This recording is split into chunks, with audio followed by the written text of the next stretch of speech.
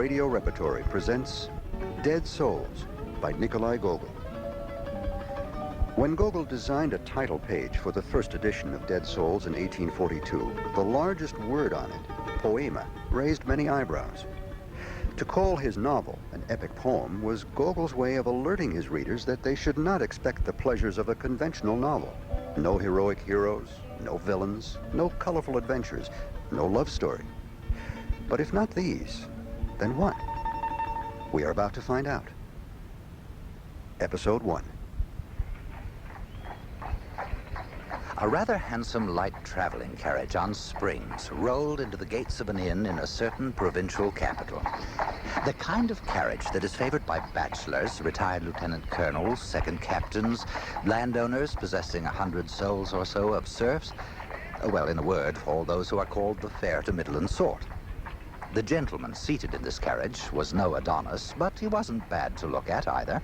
He was neither too stout nor too slim. You couldn't say that he was old, but still he wasn't what you might call any too young either.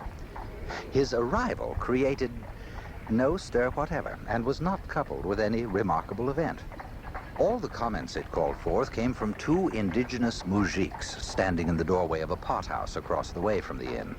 Comments which, however, had more to do with the carriage itself than with the man sitting in it. Look at that, will you? What a wheel. What do you think? Would that wheel make it to Moscow if need be, or wouldn't it? It would. But it wouldn't make it to Kazan, I'm thinking. Or would it? Not to Kazan, it wouldn't. And with that, the discussion ended. Also, as the carriage drove up to the inn, it encountered a young man in white dimity trousers, quite narrow and short, and a swallow-tailed coat that made a brave attempt at being fashionable, revealing a dickey fastened with a brummagem stick-pin of bronze in the shape of a pistol.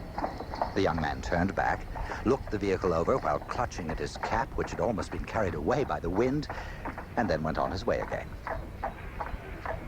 As the carriage drove into the yard, its occupant was met by one of the tavern help, a fellow so lively and quick that it was downright impossible to make out what sort of face he had.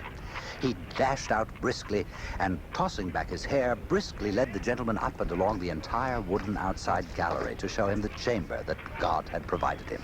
This way, sir. Just a bit further, sir. And here we are.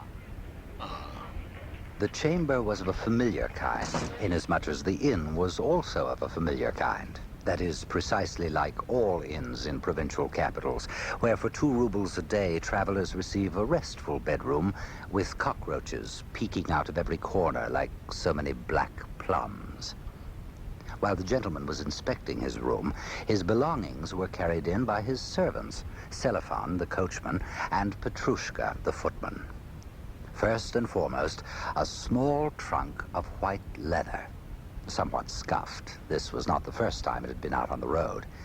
Next, a small mahogany casket, 2 shoe trees, and a roasted chicken wrapped in blue paper.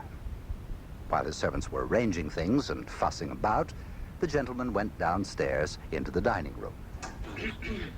What these rooms are like, every traveler knows well. Always the same calcinated walls, darkened above from the chimney smoke and glossy below from the backs of sundry transients. The same sooty ceiling, the same hanging chandelier, dingy from smoke, the same oil paintings on the walls, with the exception of one featuring a nymph with such enormous breasts as none of us in all likelihood has ever beheld. The gentleman threw off his cap, sat down at table, and unwound from around his neck a woolen, tri-cornered neckerchief of all the hues of the rainbow, the sort that is folded for married men by their wives. Who performs that office for bachelors, I cannot with any certainty say, never having worn such neckerchiefs myself. Once this operation was completed, the gentleman turned to ordering his dinner. Bring on your cabbage soup. Lots of dumplings. Then brain with peas, if you've got any. Best in the province, sir. I can also recommend our sausages and sauerkraut, roast pullet, and the dill pickles. Fine, fine. And to finish, the poppy seed pastry. It's mouth-watering, sir. Precious. Eat it myself by the pound. Do you? You're busy today, I see. We're busy most days, Your Excellency. Well, your master must make a pretty profit, I suppose. Indeed he does. Though the help don't see much of it, sir. Bit of a scoundrel, is he? Oh, he's a great hand at a swindle, sir. While all these dishes were being served to him, the gentleman continued to ply the waiter with questions, not all of which were idle ones. He inquired, with the utmost particularity, about the officials and bureaucrats of the town, about all the prominent landowners, how many souls of serfs each one owned, how far they lived from the town, what their temperament and characters might be. And the gentleman showed an especial interest in the state of health in the region. Plagues? No, not as you would say so. Oh, But epidemic fevers. fevers? Oh, the fevers we've had hereabouts. Deadly agues, smallpox, things of that sort. Oh, what a pity. It's a wonder there are any of us left to tell of it. Terrible, terrible. Like flies, sir. Like flies. Oh, I've been forgetting my duty. Would you mind, sir, filling out a slip of paper with your rank and name? I'll have it sent down straight away to register you with the police department. Of course. The gentleman, after working his way through the supper, retired to his room for a long nap. As he drifted off, the waiter downstairs was studying the slip of paper. Collegiate Counselor Pavel Ivanovich Chichikov. Landowner. Traveling on private business. Chichikov. Huh. What sort of a name? Waiter! Waiter! Yes, sir. I'm coming, sir.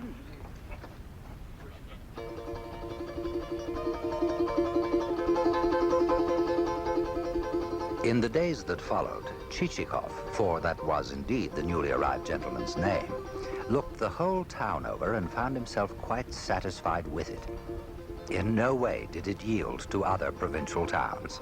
The paint on the stone houses was the usual yellow, while the paint on the wooden houses was the usual gray. Quite unexceptional. In some places, these houses seemed lost in the midst of a street as wide as a field. In others, they were all in a huddle. He came across signboards, all but bleached clean by the weather, one showing pretzels, another boots, and yet another blue breeches above the name of a tailor from Arras and Arsall.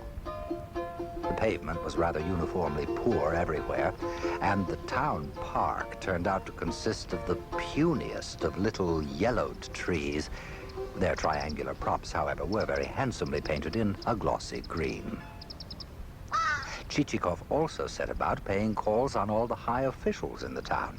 He paid his respects at the office of the governor. And when one enters your bustling metropolis, one might be entering into paradise itself. Your roads are like velvet. Truly, governments which appoint such wise and diligent dignitaries as your excellency are deserving of the highest praise. Chichikov paid his respects to the vice-governor and the chairman of the administrative offices, who, though they were still only state councillors, he persisted in addressing erroneously as Your Excellency, an error which did him much credit in their eyes. No, no. Your excellency is too kind. I am but an insignificant worm, unworthy of your excellency's concern, though I will not deny that I have endured much while in the service of my country, and in consequence have made enemies. There have even been attempts on my life. Finally, Chichikov paid his respects to the public prosecutor, the superintendent of the government manufactories, and the chief of police. So that now I seek only peace and quiet. Surcease, a shady nook, a place to settle down at last. And once I happened on this choice corner of our homeland, I recognized a duty to call upon its foremost dignitaries. Thus, in his conversations with these potentates, was he most artfully able to flatter each one. Once the high officials of the town had begun singing his praises in chorus and in solo, Chichikov decided to begin calling on the outlying landowners. He was resolved to start with a certain Manilov, who had cordially and repeatedly insisted that he visit. Enough dawdling, Cellophane. Get on with it. Hang on, then! The carriage thundered out of the gates of the inn and into the street. A priest who was passing by doffed his hat. Several street urchins in mud-caked shirts, calling themselves orphans, held out their hands. Cellophane, noticing that one of them showed a real adroitness in hitching on behind, tickled him with his whip. With that, the carriage bounced towards open country. Velvet! Ha! Hardly had they left the town when there began to unroll on both sides of the road vistas of a wild preposterousness. Hummocks, fir groves, small, squat, sparse undergrowths of young pines, charred stumps of old ones, wild heather and such like nonsense. One came upon villages all strung out in a single line, with huts that looked like weather-beaten piles of wood covered over with gray roofs. Country wives looked out of the upper windows. Out of the lower, calves would peer and sows poke their unseeing snouts. In short, the sights were of a thoroughly familiar nature. Pavel Ivanovich, you do our humble house honor. Welcome, welcome. The landowner Manilov descended from his porch and heartily embraced Chichikov. His eyes, sweet as sugar, puckered up as he burbled with pleasure, leading his guest inside. This way, this way. Oh, pardon the state of things. One is always, you know, making improvements to this and that, launching, how shall we say, refinements. It's never done. Perfection is always round the corner, beckoning. After you. No, I shall follow you in. No, Pavel Ivanovich, no, you are my guest. Now, don't put yourself out. Please, I beg of you, do go in. No, really, you must excuse me. I could never allow such a cultured guest to go in after me. Oh, you have too high an opinion of my culture. Please, go in. Well, now, do be kind enough to go first. Finally, the two of them sidled through the door together, crowding each other somewhat. Allow me to present you to my wife, my pet. This is Pavel Ivanovich. Madame Manilov rose from the divan on which she had been sitting, and it was not without pleasure that Chichikov approached to kiss her tiny hand. Though 8 years married, the Manilovs were, as the saying goes, happy. Indeed, they were still in the habit of bringing each other a slice of apple or a bonbon or a nut, and of saying in the tenderest of voices, Open your mouth wide, dearest, and let me put this tidbit in it. And there were also times when suddenly, for no reason whatever, they would impress so languishing and prolonged a kiss upon each other's lips that you could, while it lasted, smoke a small cheroot down to the end.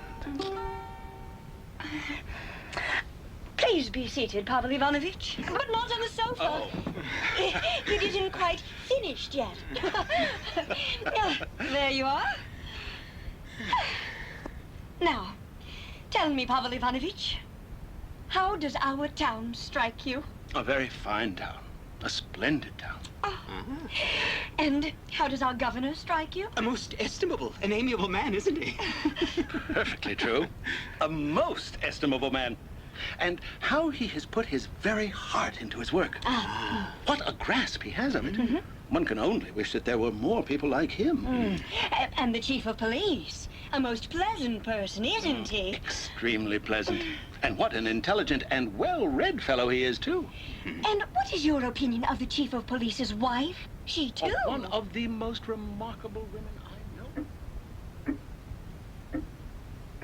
We spend most of our time here in the village, but occasionally we drive into town for the sole purpose of seeing some cultured people. If only one had neighbors, someone to discuss the higher things in life with. A friend. Yes, quite so. And as a certain sage has said, do not treasure money, treasure the company of good men. Pavel Ivanovich, you cannot know what a rare, exemplary happiness it is to speak with you and enjoy your learned conversation. Like a day in May, a birthday of the heart. Oh, come, what do I have? No distinguished name, no renown, no learning. You have everything. Everything, and a bit more. I would give half my property to have 1/20th of your good qualities. Really, my friend, Dinner is served, master. There now. Pray, go in, Pavel Ivanovich. You must excuse us if our dinner isn't what you're used to in the capital. Here we do things in the simple Russian way. Nothing but cabbage soup, yet offered, if I may say so, with an overflowing heart. I'm sure it is. In the dining room, Chichikov found waiting for them Manilov's 2 young sons, napkins tied about their necks. What darling little children. And how old are they? Themistocles is 8. Alcides just 6. Themistocles, tell me, which is the finest city in France? Paris? Now then, what is our finest city? St. Petersburg. And one more. Moscow.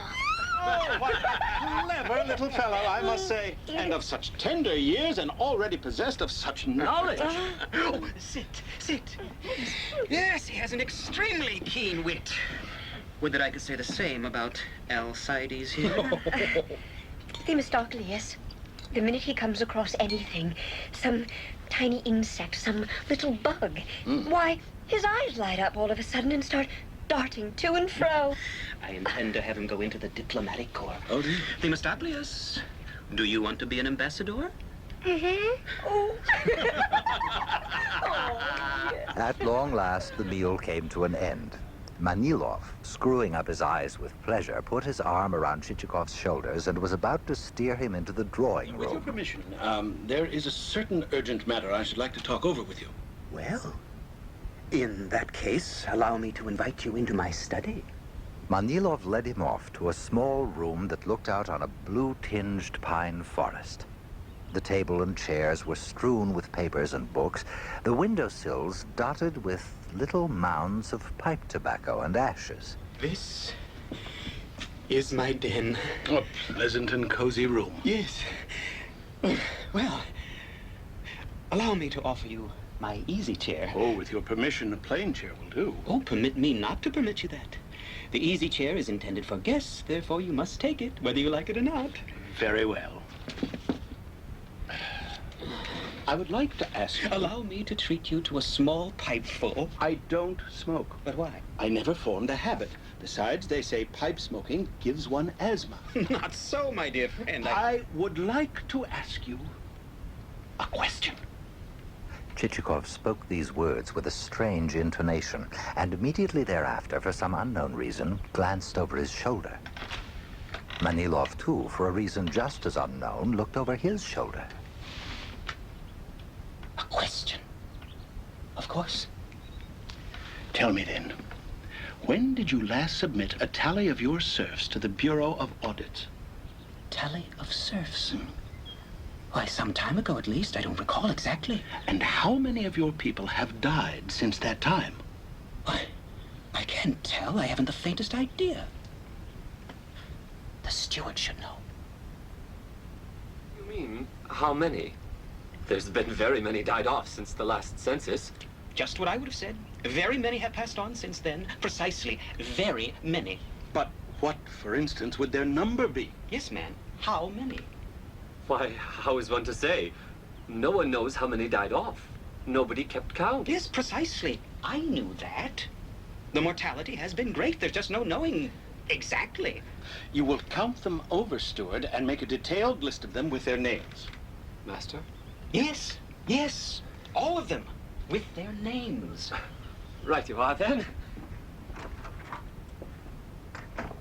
And if I may be so bold, for what reason do you require this, information?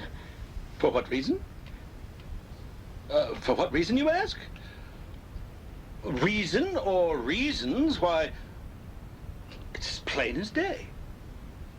That is, I should like to buy some serfs. Oh, my good friend, why didn't you say so?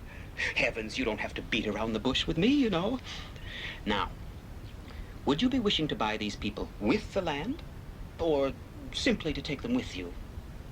Without the land, that is. No, it isn't the actual peasants I am after.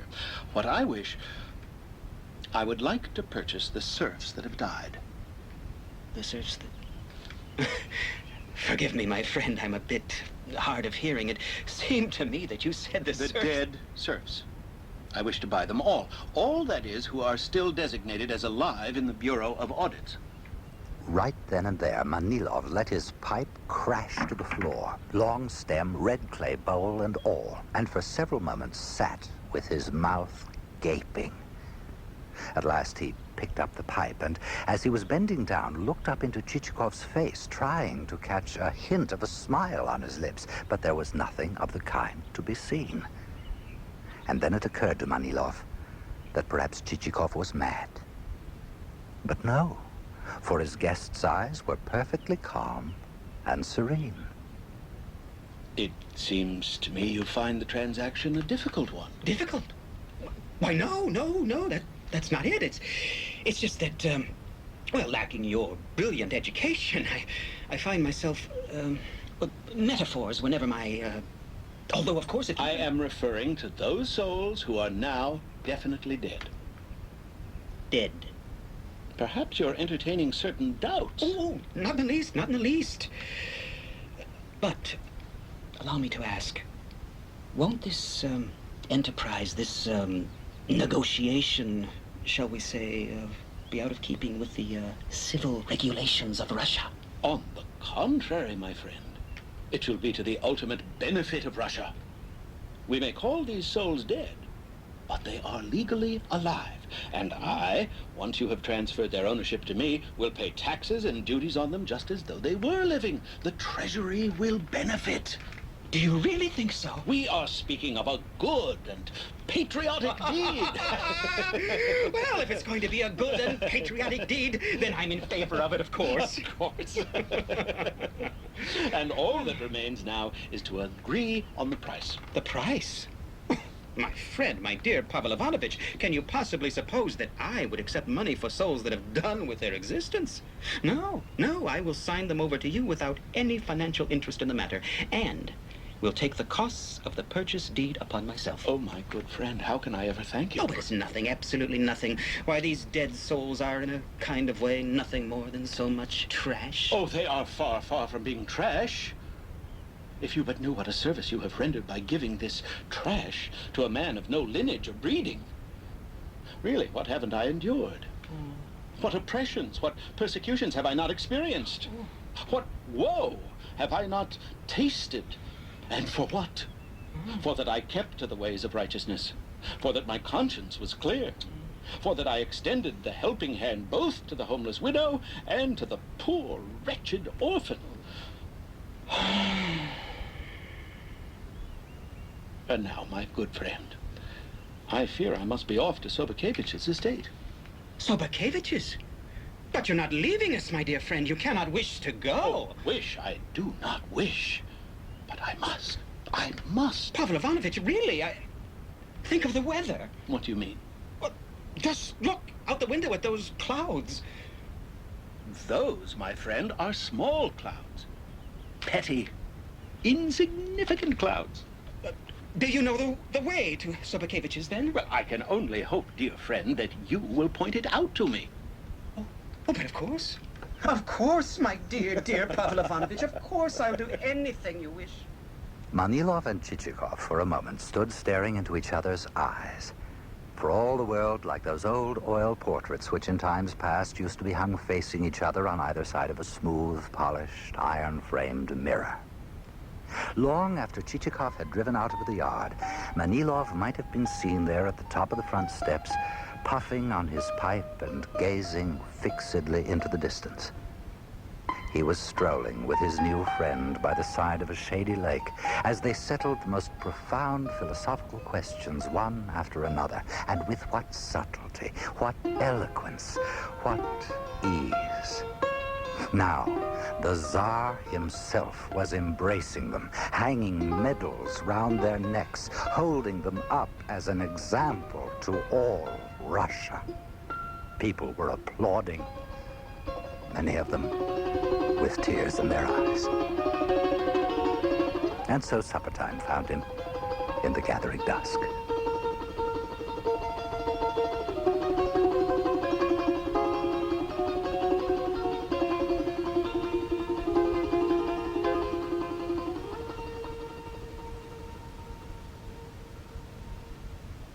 Professor Donald Fanger, Harvard University. Dead Souls is Russia's greatest and strangest comic novel. It appeared in 1842, the masterwork of a 33-year-old writer whose publications in a great variety of forms already included one perfect stage comedy, The Government Inspector, and a handful of perfect stories, chief among them The Overcoat, Diary of a Madman, and The Nose, which was a favorite of Kafka's. The world Gogol creates resembles our real world, but oddly. Trivial matters bulk large there in ways usually reserved for important ones. Apparent irrelevancies are everywhere. One looks in vain for normal proportions and normal relations. In their absence, things, often the most insignificant, seethe with an intense life of their own. Gogol is like his contemporary Dickens in this respect, while people, equally insignificant, often to the point of imbecility, show a marked incompleteness in the way they're constituted. They're not all there, or there only in the manner of speaking. They don't aspire, let alone achieve, and their lives are made up, like Gogol's own, of what he called non-events. And yet, they manage somehow to be not only recognizably human, but unforgettable. All these features of the Gogol world existed already when he began Dead Souls at the age of 26.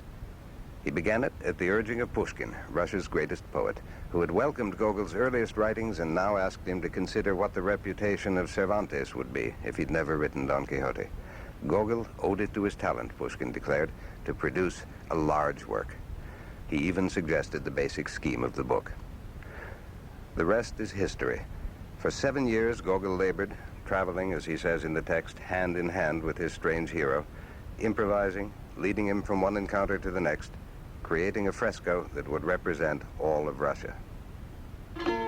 Dead Souls is a Globe Radio Repertory production. Included in the cast are John Gilbert as the narrator, Ted Darms as Chichikov, David Mong as Selifan, Jerry Mack Johnston as the first mujik and the peasant, James Monitor as the second mujik and the waiter, Alan Naws as Manilov, Tina Marie Goff as Madame Manilov, Jeremy Blacklow as Themistocleus, and Stephen Tague as the steward. The program was directed by Gene Sherrard and adapted for radio by John Sisko and Gene Sherrard. Sound design, engineering, and mixing, Jerry Thompson. The music was composed and performed by Alexander Ilyich Epler. Scholarly advisors, Professors Donald Fanger and Willis Koenig. Your announcer, Paul Herlinger. Dead Souls was funded in part by the National Endowment for the Humanities, the National Endowment for the Arts, and the Seattle Arts Commission.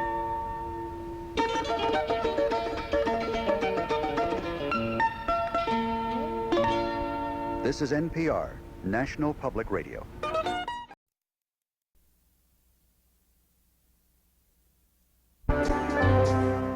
Good evening and welcome to the Tuesday evening edition of KCRW Playhouse. Radio drama Monday through Friday at 3 and 7 p.m. Tonight we continue with Dead Souls by Nikolai Gogol in Episode 2. Partial funding for this program is provided by the National Endowment for the Humanities. Additional support comes from the NPR Arts and Performance Fund. Contributors include the John D. and Catherine T. MacArthur Foundation and the Chrysler Corporation Foundation.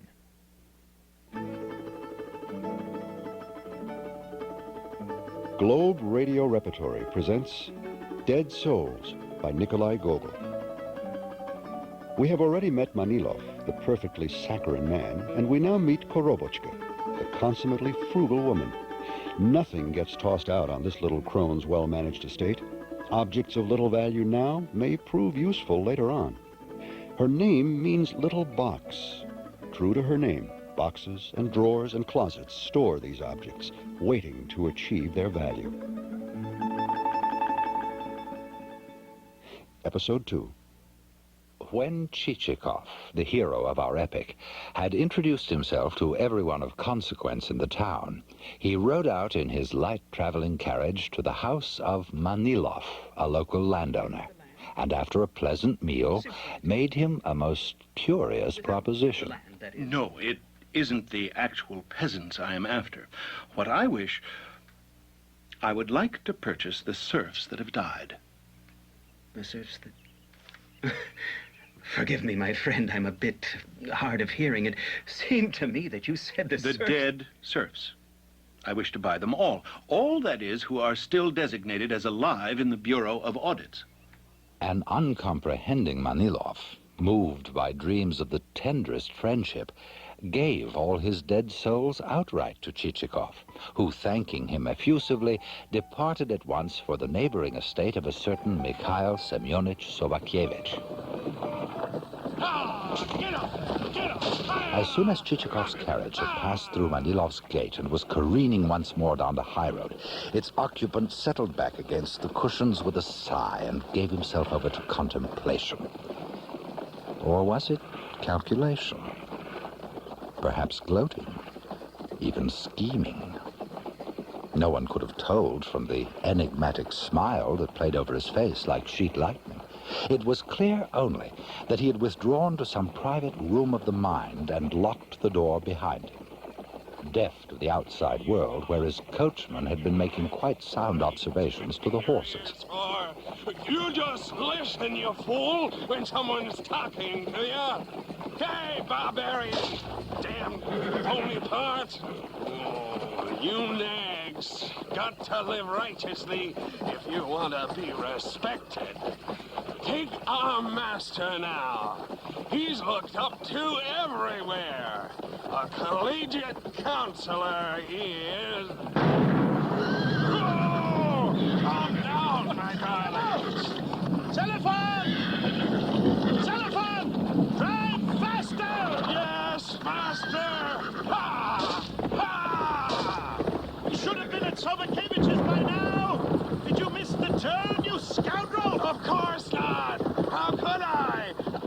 Wait! Here it is now. Gently, my darlings, gently. Master! Look around now. Can you see the village? Not quite, master, not quite. Not yet. The village. I wish I could see the road. Soon, Chichikov noticed that the carriage was swaying and jouncing every which way as if it were straggling over a freshly plowed field. You idiot! What kind of road is this? You'll know after a bit, master. Don't worry. What? Doing now? Slow down! Hold her! Hold her! You'll turn the carriage over! Master, no! Why would I want to do a thing like that? Hold her! What is...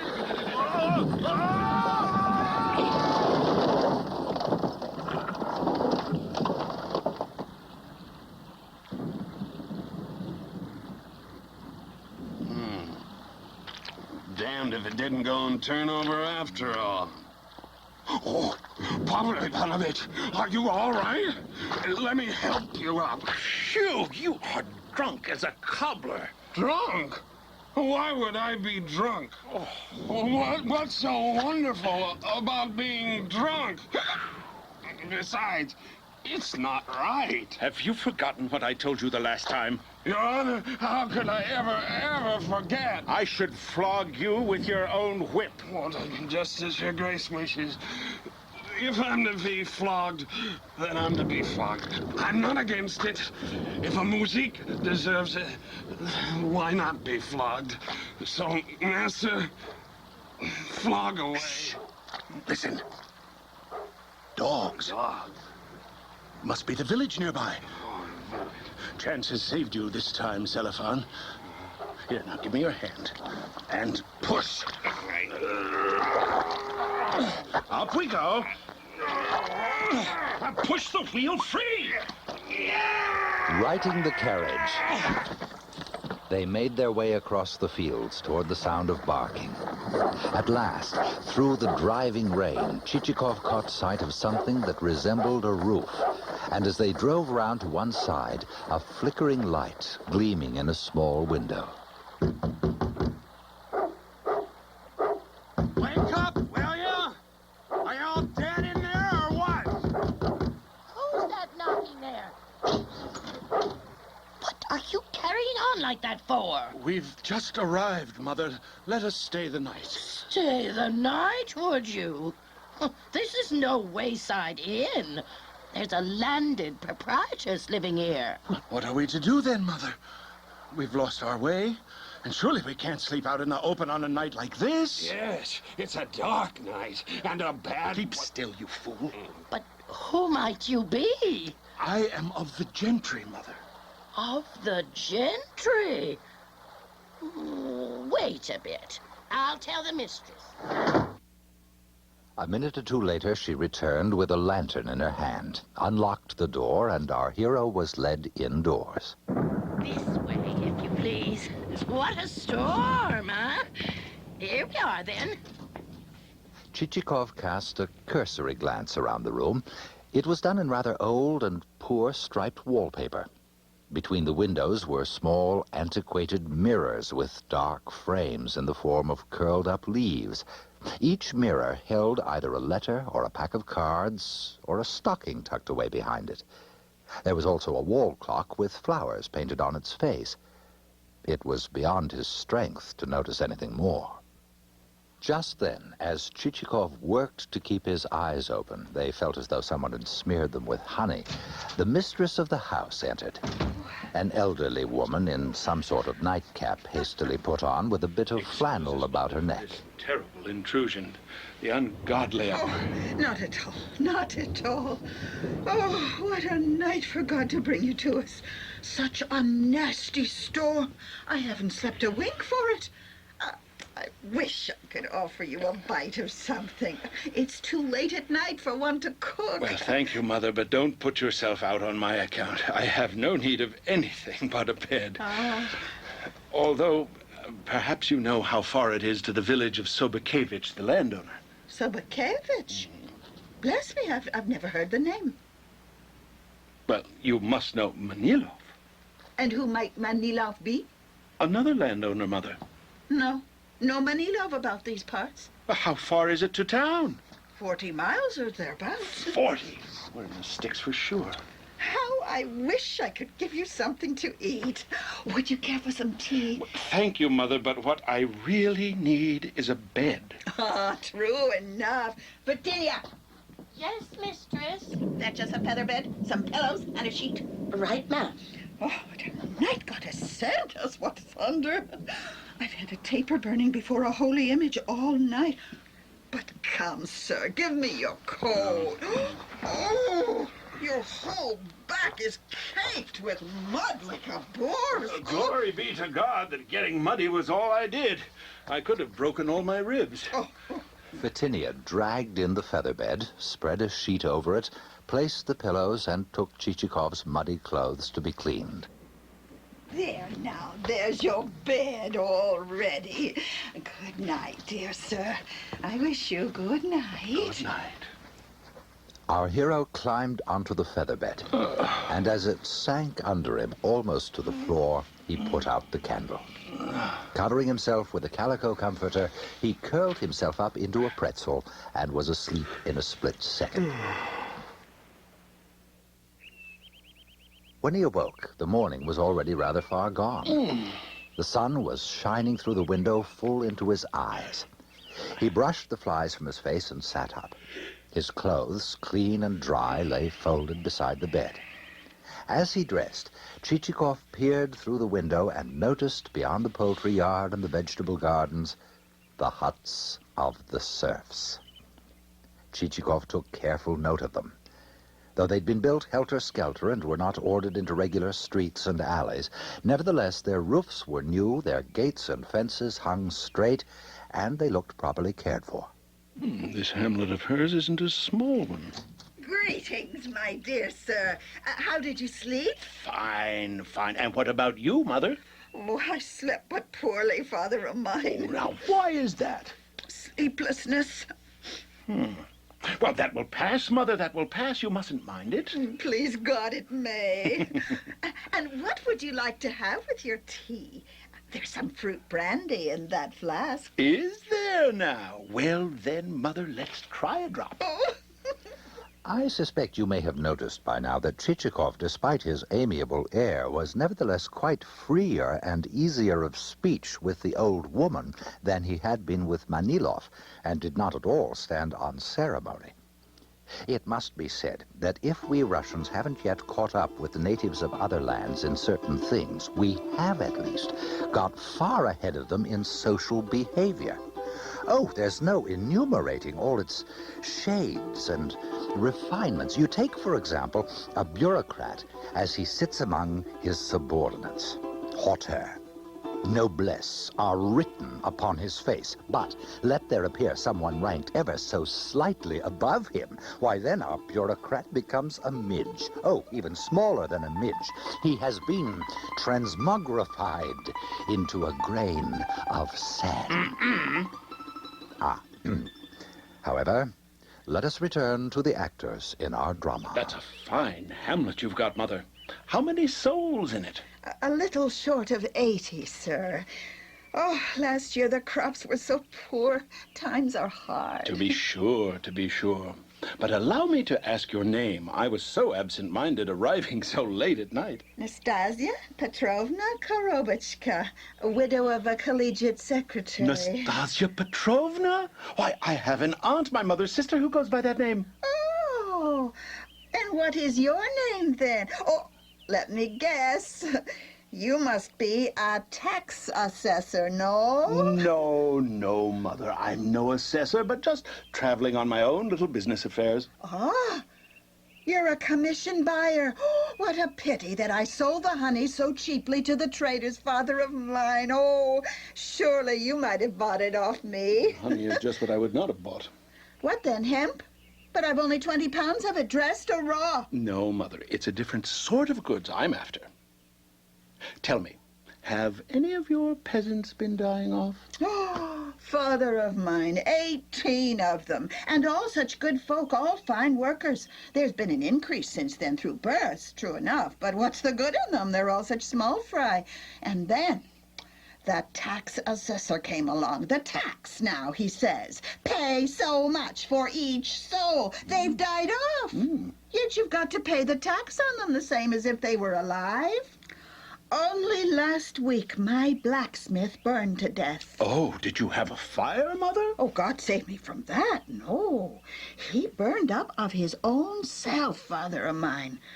Something caught fire within him somehow. He'd been drinking overmuch. There was just a small blue flame coming out of him. He kept on smoldering and smoldering all over, and then turned all black, like charcoal. And now there's no one to shoe the horses. Oh, God's will in all things, Mother. Let me have them, Nastasia Petrovna. Who's that, father of mine? Why, all these souls that have died off. But how could I let you have them? Why, just like that. Or, if you like, sell them to me. I'll give you cold cash for them. How can one... Really? I can't make heads or tails of this. Is it that you want to be digging them up out of the ground? Oh, no, Mother. The transfer or purchase would be only a paper transaction, and the souls would be listed as living.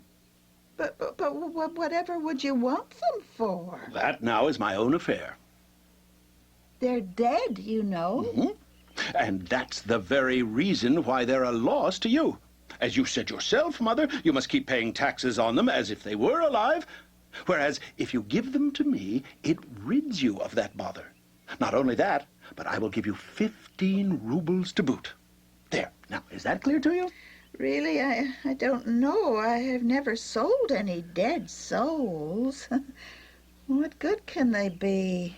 That's it. No good at all. You're ruining yourself paying taxes on them. Oh, father of mine, don't even talk of it.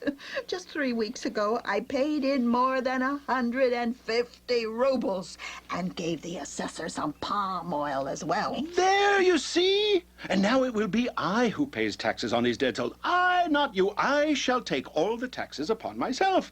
I shall even draw up the purchase deed at my own expense. Do you understand that? Now, what will it be, Mother? Shall we shake hands on the bargain? Oh, really, I've never yet had occasion to be selling dead folk. I did sell some live souls to Protopopov 3 years back. 100 rubles apiece they were. Yes, but it isn't live souls we're talking about, God be with them. It's dead ones I'm after. really am afraid maybe I'll be taking a loss somehow. Maybe you're fooling me, and they're worth more. See here, Mother. How can you be like this? Now, what can they be worth? I mean, look at it this way. They're nothing but dust. Do you understand? Dust. And what use is dust? True enough. But on the other hand... Mother, I am giving you 15 rubles in good hard cash. Lovely blue government notes. Do you understand? Now, you won't pick that up in a gutter? Really, now, mine is but a poor widow woman's lot.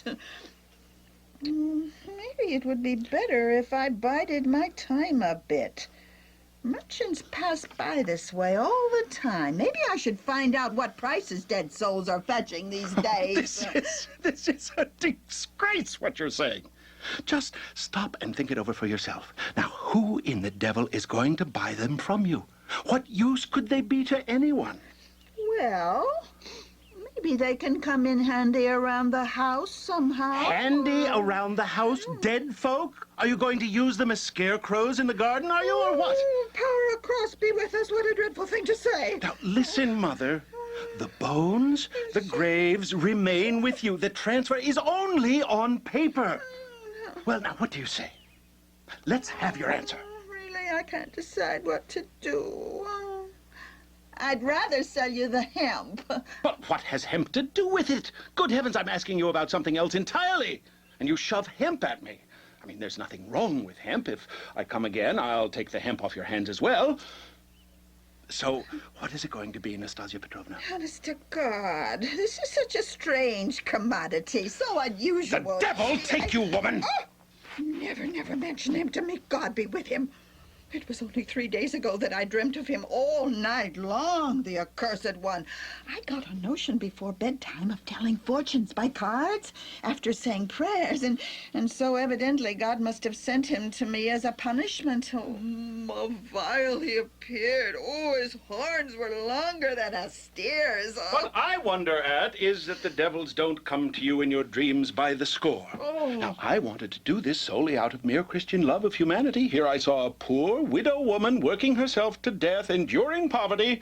Why, may you drop dead and fall through the ground, you and your whole confounded village. Oh, what dreadful curses you bring down on a body. Why, one can't find words bad enough for you.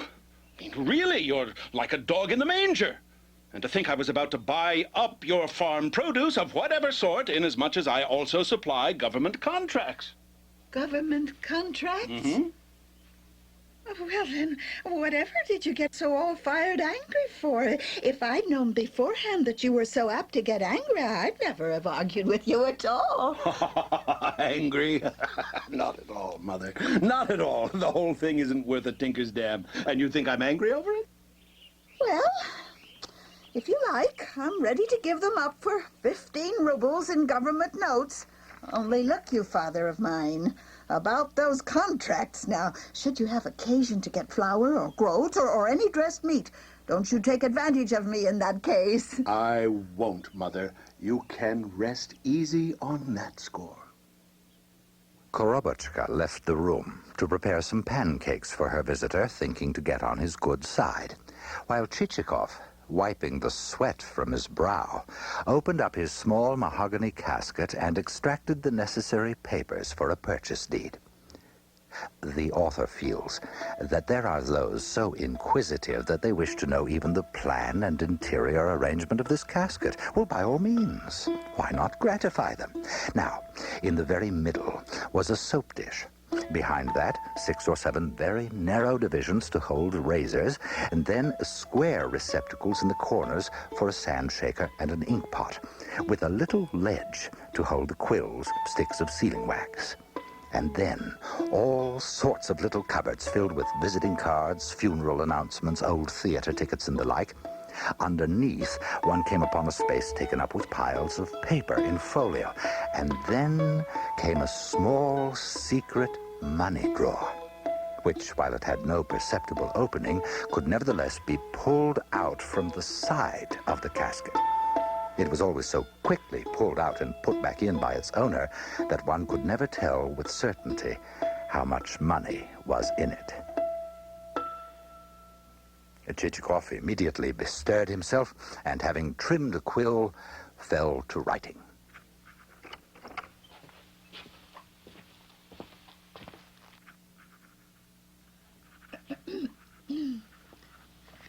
That's a fine chest you've got there, father of mine. Oh, bought it in Moscow, I suppose. Yes, yes, in Moscow. I just knew it. Everything there is made well. 3 years back, my sister brought me a... Oh, my goodness. What a heap of stamped paper you've got there. You might make me a present of just one teeny sheet, huh? For that's the very thing I lack. I might have to petition one of our courts and have nothing to write it on. Now, see here, Mother, this paper is not that sort. It's intended for purchase deeds, not petitions. But, if it pleases you, here, take one. What's that I smell, Mother? I thought you might be wanting a bite. Chichikov looked around him and beheld, already on the table, mushrooms, patties, scones, tarts, pancakes, and wafers with baked chopped onions, baked poppy seed, baked clotted cream. Heaven knows what else. This is an unleavened turnover with eggs. Thank you, Mother. Delicious. Now, if you'll tell me the names of the serfs, I'll write them down as I eat. This is mighty tasty, Mother. They make them well in my kitchen, though the crop was poor and the flour not what it might have been. Yes, yes, I'm sure. Now, the names, please. Ivan the Wheel, Mikhail Cowdung, Peter No Respect for the Pig Trough. In rapid order, Chichikov not only wrote down each and every name, but completely polished off the breakfast set before him. He then packed up his case, gave Korobotchka her money, and stood up, hat in hand. Why are you in such a hurry? Your carriage isn't harnessed yet. Oh, they'll harness it, Mother. They'll harness it. They harness it fast when I'm around. Well, then, if you'll be so kind, don't forget me when it comes to filling those contracts you spoke of. I won't. And now, Mother, I must be off. Will you by chance be buying any lard? Certainly. Why not? I do buy lard, but later. Around Christmas holidays, say. Around the Christmas holidays, we'll be buying everything, and lard, too. Telephone! Yes, Master? Hurry up with those horses. Get a move on, you blockhead. Maybe you'll be wanting feathers, too. Feathers? Fine. Orders ready, Pavel Ivanovich. Yes, and high time, too. I have plenty of feathers. Come St. Philip's fast. Will you now? Splendid. Excellent. Feathers. Well, since everything's set, now careful with that case, Cellophane. Yes. Since everything's set, goodbye, Mother. Goodbye.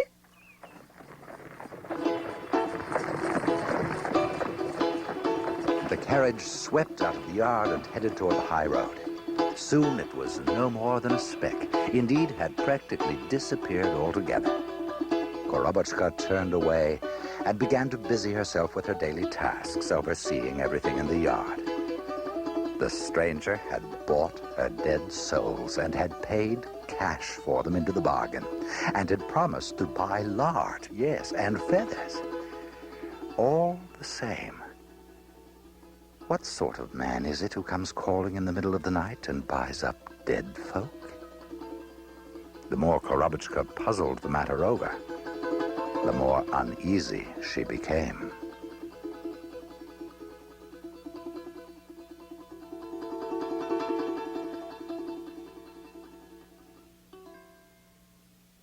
Professor Willis Koenig, University of Washington.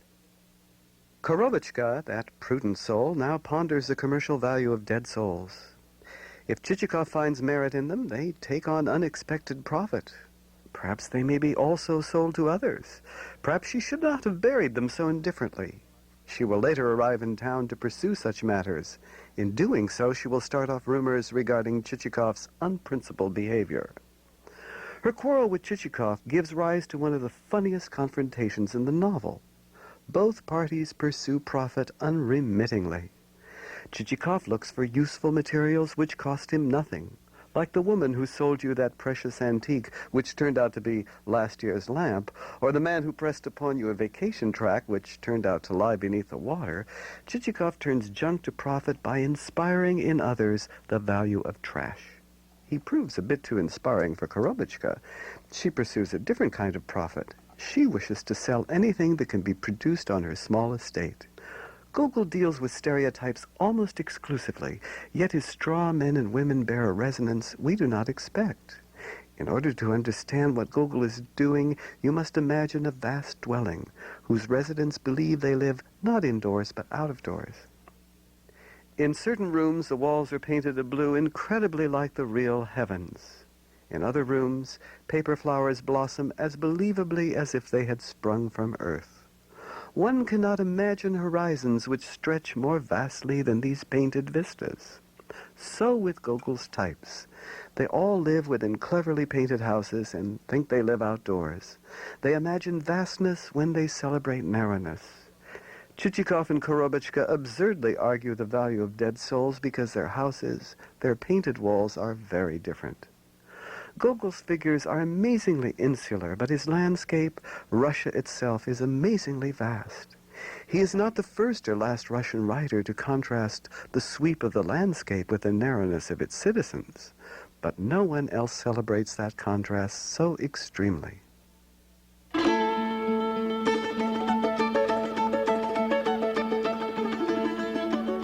Dead Souls is a Globe Radio Repertory production.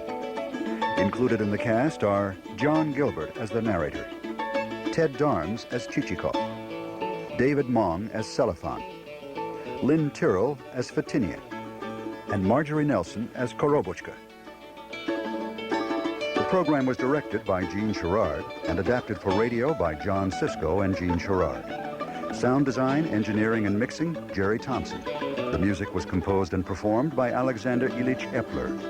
Scholarly advisors, Professors Donald Fanger and Willis Koenig. Your announcer, Paul Herlinger. Dead Souls was funded in part by the National Endowment for the Humanities, the National Endowment for the Arts, and the Seattle Arts Commission.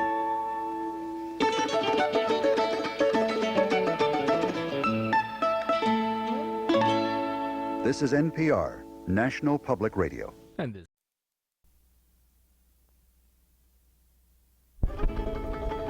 We are about to encounter Nosliov, another in Gogol's gallery of landowners. His name derives from the Russian word for nostrils. As you listen to him, you must imagine his large nostrils, his booming voice, his barrel chest. The fastidious Chichikov is no match for Nosliov. The latter pushes him into games of chance, at which point he begins to bully and cheat. Where does Nosliov's sense of profit lie? In the creation of chaos all about him. Episode 3.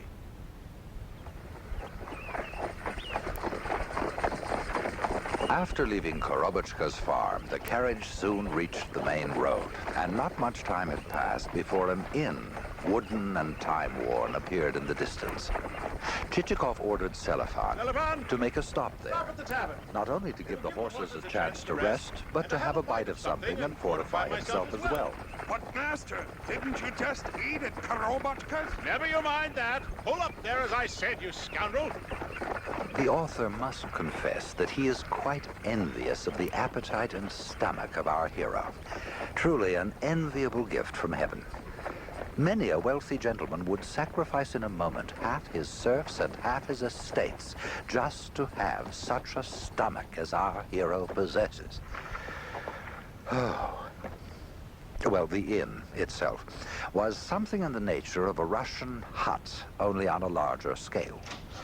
This way, if you please. Its main room contained all the old friends that one meets with in such inns, to wit, a samovar covered with a hoarfrost patina, walls of smooth pine, a three-cornered cupboard with teapots and teacups in one of the corners, small porcelain eggs hung up on blue and red bits of ribbon before the holy images, a cat that had recently had kittens, and a mirror that reflected, instead of 2 eyes, twice that number, and instead of the face, some sort of wafer.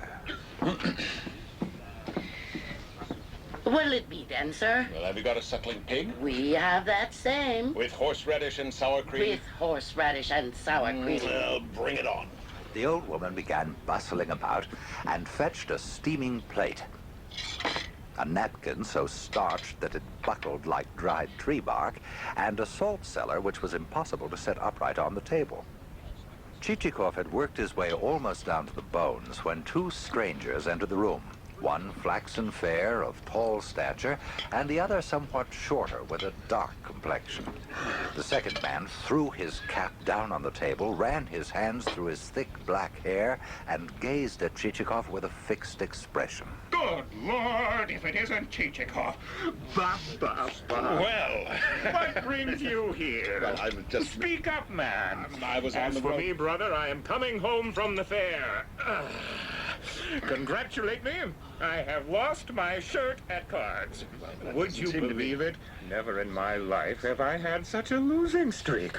Oh, by the way, this here's my brother-in-law, Mishuyev. Mishuyev, Chichikov, Mishuyev. Chichikov and I dined together at the public prosecutor's house no more than 2 weeks ago. Isn't that so, Pavel Ivanovich? Nozdrev, isn't it? Yeah, didn't I tell the truth? Oh, but what a pity you weren't at the fair, Chichikov. Oh, yeah. High time we had, all in all. The devil take it. What wines Panorama let us have. The champagne was such that we simply floated in the Empyrean. It wasn't Clico, but some sort of Clico Matradura. Oh, Matradura. That means double Clico. Yes, I know. And would you believe it? I alone drank up 17 bottles of champagne in one sitting. 17? Well, now, you could never drink 17 bottles. Of course I can. I'm saying you can. Not even 10. You want to wager on it? Well, why bet on a thing like that? There, you stake the gun you bought in town. Oh, I don't want to. Well, just stake it, see what comes of it. I don't even want to try. Why, you'd be shy at gun just as sure as you're standing there. Brother Chichikov, you're a swine for not having been there, you cattle breeder, you. By God, I'm fond of you. Where are you bound to now? Well, I'm off to see a certain party. Oh, what does that certain party matter? Drop him. Let's go to my place. No, can't. There's a certain business I must attend to. So now it's business, is it? I can just imagine what sort of business you're mixed up well, in. really, it is a... Nikolai Ivanovich. It is a business matter, and an urgent one at that, I'm afraid. 10 to 1, you're lying. Cough it up. Who is it you're going to see? Well, if you must know, it's Sobakevich. Nozdrev burst into that ringing laughter which only a vigorous, healthy male peals forth who can show every tooth in his head, each one as white as refined sugar. Well, what is so amusing about that? I can't stand it. Oh, you'll be sorry you were ever born when you come to his place. That fellow can milk a billy goat into a sieve. Listen to me, brother of mine. You just send that Sobakevich packing to the devil. Let's you and me go to my place. What wine, what sturgeon I've got there. And besides, there's something I want to show you. You'll pester the life out of me once you see it, but I won't give it up to you. Not for 10,000, I won't. Porfiry! Porfiry! Yes, master. There you are. Fetch that pup. What a pup, brother of mine. It's a steal. Its owner would rather have given up his own life than give up that pup. Wouldn't you like to have a bite of something, sir? Nothing for me. On second thought, let me have a glass of vodka. What sort have you got? Anise? All right, let's have the anise. What about you, Mishuyev? The anise as well. Chichikov, you should have been at the fair. There was an actress, lovely little thing, sang like a nightingale. Porfiry, there you are. I've told you 1,000 times, you don't cradle them in your arms. You carry them by the scruff of the neck. Let's have them. Come here. Don't. Now there's a pug for you, Chichikov. A regular pug. Take a look and... Why haven't you done what I told you to do, you rascal? You didn't comb him out, did you? I did. Why has he got fleas, then? Well, how should I know? Could be they crawled onto him out of the carriage, maybe. You liar! You gave him some of your own, I'll wager. There, now take a look, Chichikov. What ears he has. Just run a hand over them. Well, what for? I mean, I can see he's of a good breed. Oh, no, take him. Just feel those ears. Yes, he'll turn out and a the good nose now. Do you feel how cold it is? Go on, touch it. Yes, he has a keen scent. Ow. Oh, what's wrong? Fleas. A real pug. I must confess I've been hankering for a pug for a long time. All right, Porphyry, take him away, take him away. Yes, master. Ah, and here's the vodka. High time, too. Prosit? Prosit. Prosit. Ah, that's better. Listen, Chichikov, come over to my place right now. It's only 3.5 miles away.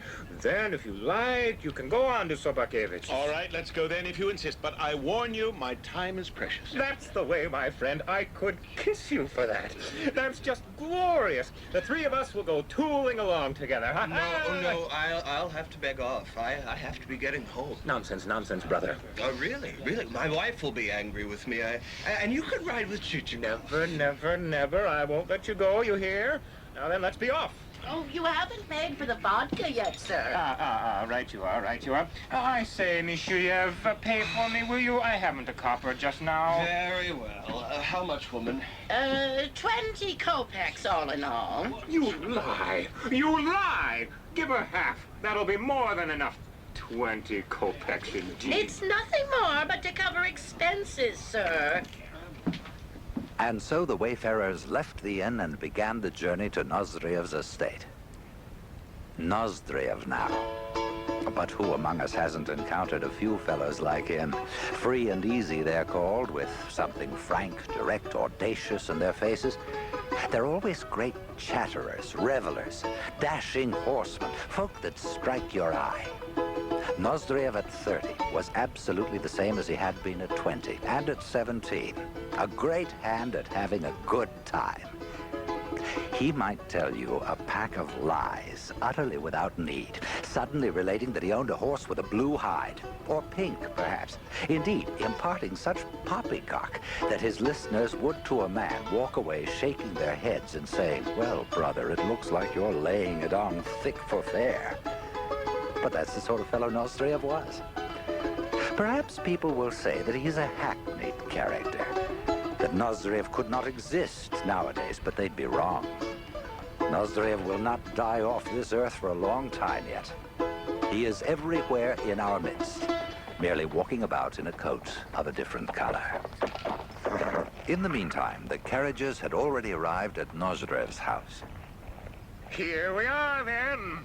Now, Pavel Ivanovich, and you mustn't say no.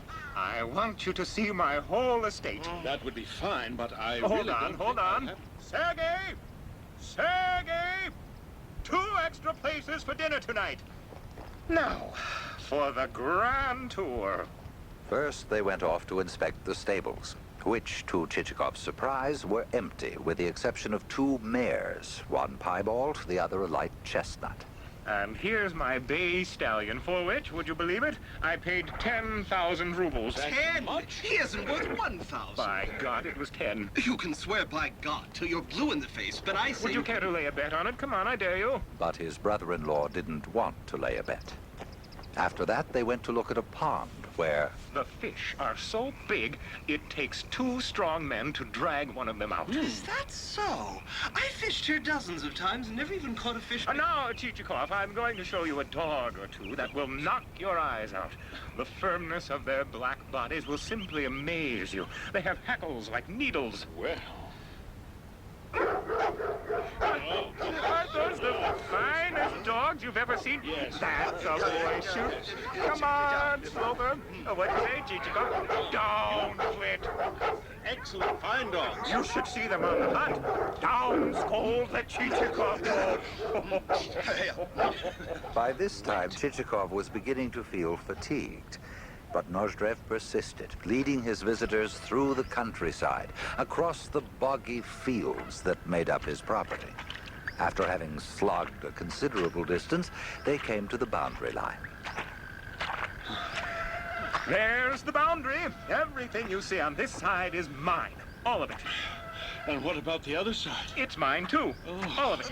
Whatever did that forest become yours? It didn't used to be. Why, I bought it 3 days ago, and damn it, for a high price, too. But you were away at the fair 3 days ago. Of course I was at the fair, you idiot. Can't one attend the fair and buy land? My steward bought it for me. They trudged back home, and at last sat down to table. Chichikov felt tempted to broach the subject of dead souls with Nozdrev, but he refrained from doing so in the presence of Mijuev. The dinner table evidently did not constitute for Nozdrev the main thing in life. Some dishes were actually burnt, others only half-cooked. It was evident the cook was guided for the most part by some weird inspiration and would pop into the pot the first thing that came to his hand. But to make up for all that, Nozdrev leaned heavily on the wine, favoring a vintage that was, as he explained, both a bourguignon and a champignon rolled into one. All fine well. but now I really must be going. You can't. I won't let you. Listen, my wife is going to be very angry with me. Really, I've got to go, brother. Really, she'll be waiting. No, don't you be pulling me back. Oh, come on. I know her. You make it sound as if the two of you were going to do something mighty important together. Don't say that, brother. Don't say that. She's a good woman in her way.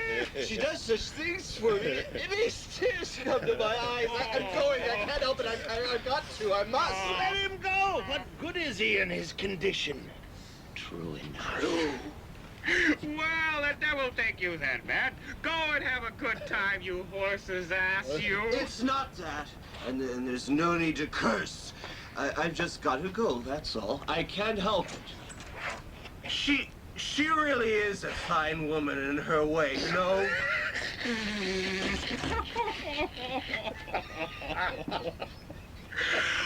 What trash. Well, friend, what do you say to a game of cards? Oh, perhaps. But before it slips my mind, I have a favor to ask you. Favor? Now, first, promise me you'll do it. On your honor. But what is it? Well, first, give me your word. Why not? What's the favor? Oh, it's a trifle. Now, you must have, I surmise, a large number of dead serfs who haven't yet been taken off the census rolls in the Bureau of Audits. I do. What of it? Transfer them to me. Let them stand in my name. And what would you be wanting with them? Oh, I just happen to need them. But what for? Come on, what have you cooked up? Oh, nothing. It's just a minor matter. You can trust me. What do you want them for? You're an inquisitive fellow, you are. Well, I just want them. Now, call it a whim if you like. Very well, then. Until you tell me why, I'm not going through with it. Oh, is that how it is? You give your word and then you start backing out? Nevertheless. Well, the fact is, and please don't let it out to anybody, I've decided to get married. But my bride's mother and father are the most ambitious folk. I'm sorry I ever became mixed up with them. They want their daughter's bridegroom to have no less than 300 serfs. And since I have little more than half that number... Yeah, you're lying. You're lying. I'll stake my head on it. You have no call to be insulting to me. Oh, come now, I know you. You're a great swindler, you are. If I were your superior official, I would hang you from the nearest tree. I'm telling you this not to offend you, but as a friend. All right. If you won't make me a present of them, then perhaps you'll sell them to me. Sell them, you scoundrel? What kind of fair price would I get from the likes of you? No. Tell you what. Buy the stallion off me and I'll throw the souls in free. Good heavens, what would I do with this stallion? What do you mean? I paid $10,000 for him, yet I'm letting you have him for $4. Yes, but what would I do with him? I'm not running a stud farm. All right. $3,000, and the other $1,000 you can pay me later. Yes, but I don't need a stallion, God be with him. All right, then buy the chestnut mare. I don't need a mare either. You might take some of the dogs, then. I'll sell you such a pair. And what would I be doing with dogs? I don't hunt. Well, if you don't want the dogs, then buy this hurdy-gurdy from me. A marvelous hurdy-gurdy. Hurdy-gurdy? Lovely, isn't It plays all the favorites. Malbrook to the wars has gone. It cost me 1,500. I'll give it to you for 900. What would I be doing with a hurdy-gurdy? I'm no German to be lugging it up and down the roads begging for coppers. That's not the point. It's solid mahogany, one of a kind. Can't you see I don't want a hurdy-gurdy? I don't care for hurdy-gurdies. You don't? No! What do you care for, then? You don't care for horses, you don't care for dogs, and it would seem you have no appreciation for fine music. What a rascally, two-faced creature you are, to be sure. Well, look here. How about that game of cards? I'll stake all the dead ones on one hand, and the hurdy-gurdy, too. Well, no. Why no? And to decide it by cards means to be subjected to the unknown. There's nothing unknown about it. It's luck, that's what it is. Here, take a card. An ace, luck. One for me. A 3, your luck again. What luck? What luck? It fairly runs after you. Here, have some more wine. No, thank you. You really are a rubbishy fellow. Oh, I am the way God made me. You're a horse's ass, that's what you are. This is intolerable. Is it my fault because I don't play cards? Now sell me the souls by themselves. That's all I ask. Tell you what, we'll have a game of checkers. If you win, the dead souls are all yours. Checkers isn't like cards. Suppose I do sit down and play him a game of checkers. I used to play checkers not so badly. And as for tricks, it would be hard for him to try any in this game. Give me a handicap. Well, so be it then. If you like, I'll play you a game of checkers. Excellent.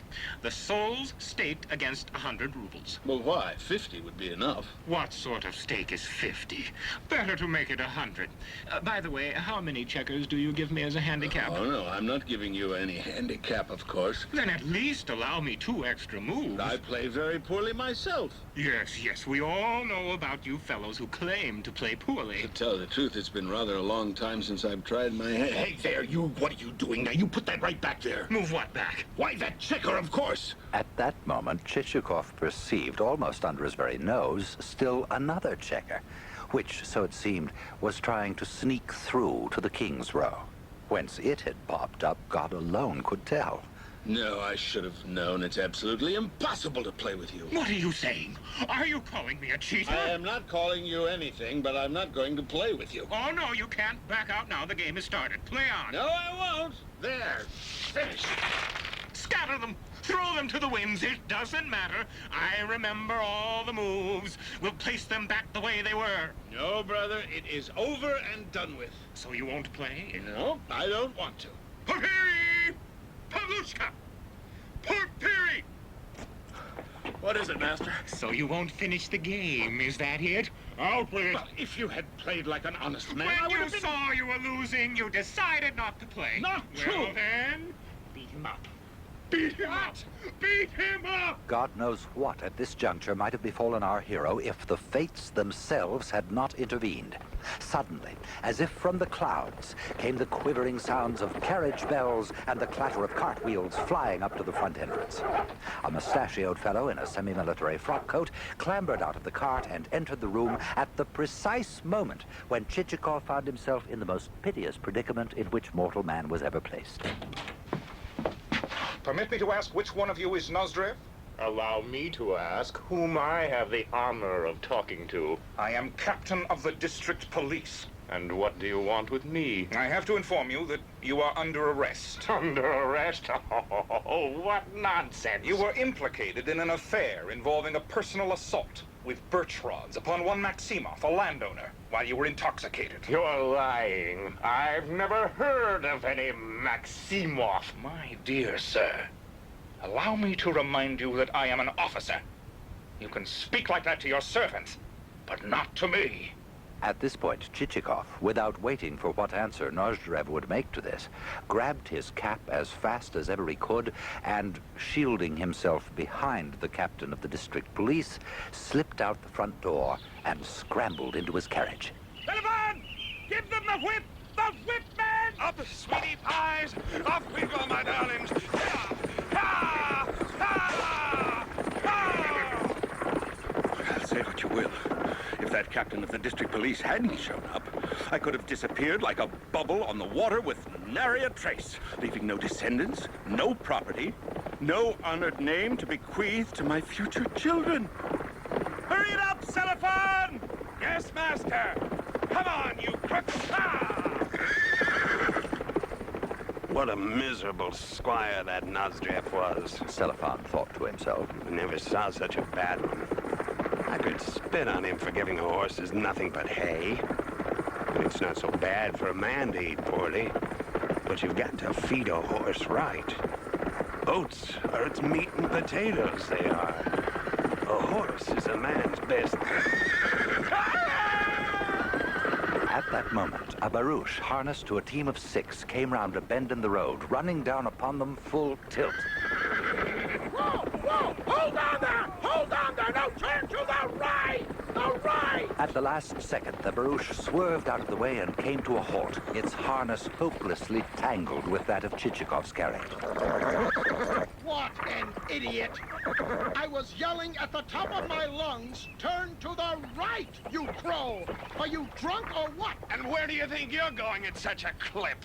Did you leave your eyes in hock at the pothouse, or what? Back As Cellophane backed the carriage up in order to get free of the other's harness, Chichikov, glancing into the barouche, caught a glimpse of its passengers. Oh. One was an old woman, the other a young thing of 16.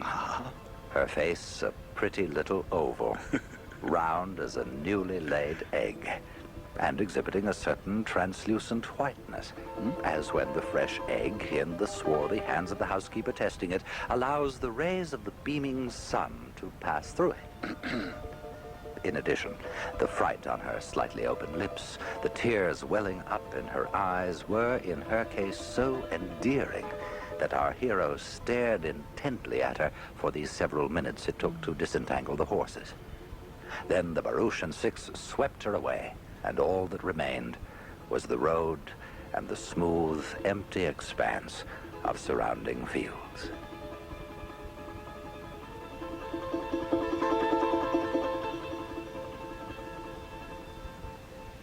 Professor Willis Koenig, University of Washington.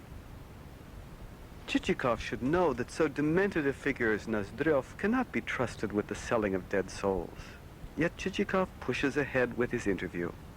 If Nozdrev turns out to be compulsive liar, compulsive gambler, compulsive shopper, Chichikov appears to be compulsive purchaser of corpses. He is certainly not as shrewd as we expect a profiteer to be. Here, in his interview with Nozdrev, he slams wildly off course, barely finds his way back to the road and to the next landowner. Gogol is not a psychological writer of the Dostoevsky sort, yet he too wishes to thrust to the depths of human motive. In doing so, he passes by love or jealousy or faith in God or common greed, motives familiar to us, and becomes a prober of compulsion, a poet of addiction. Gogol, the author, speaks eloquently at the conclusion of the novel upon the evils of acquisition. He speaks not merely of one's fondness for the suit or dress which hangs invitingly in the store window. Here he considers acquisition in its most extreme form. The urge to collect becomes, for Gogol, the deepest human urge. Once tasted, the need to increase one's private accumulation of cars or women or fashionable pens or chocolate candy bars grows obsessive. One cannot stop. Such addiction turns stock virtues into vice. In Manilov, dreaminess, idealism becomes tedium, depression. In Korobichka, thrift becomes a mindless search for profit. In Nozdrev, manful boldness becomes rape. In Sobakevich, whom you will shortly meet, wise choice becomes an idiotic faith in the sturdy, the well-hewn, including peasants who were once alive but who are now dead. In Plyushkin, the last landowner, wise management of one's estate slips off course and passes into putrefaction. Dead Souls is a Globe Radio Repertory production. Included in the cast are John Gilbert as the narrator, Ted Darms as Chichikov, David Mong as Selifan, Mark Drush as Nozdriev, Lynn Tyrrell as the serving woman, Greg Regal as Mijuev, and John Billingsley as Porphyry. The program was directed by Gene Sherrard and adapted for radio by John Sisko and Gene Sherrard. Sound design, engineering, and mixing, Jerry Thompson. The music was composed and performed by Alexander Ilyich Epler. Scholarly advisors, Professors Donald Fanger and Willis Koenig. Your announcer, Paul Herlinger. Dead Souls was funded in part by the National Endowment for the Humanities, the National Endowment for the Arts, and the Seattle Arts Commission.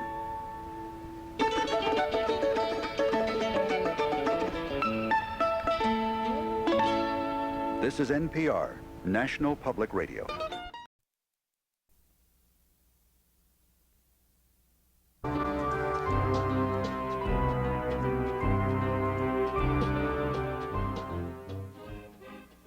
This program is provided by the National Endowment for the Humanities. Additional support comes from the NPR Arts and Performance Fund. Contributors include the John D. and Catherine T. MacArthur Foundation and the Chrysler Corporation Foundation. Globe Radio Repertory presents Dead Souls by Nikolai Gogol. Chichikov, intent on buying all the dead serfs or souls that have died since the last tax census, has had a chance encounter on the road with a beautiful young girl. As we are about to hear, this all too brief meeting has set him to musing, and set the narrator of our epic to musing as well. Episode 4.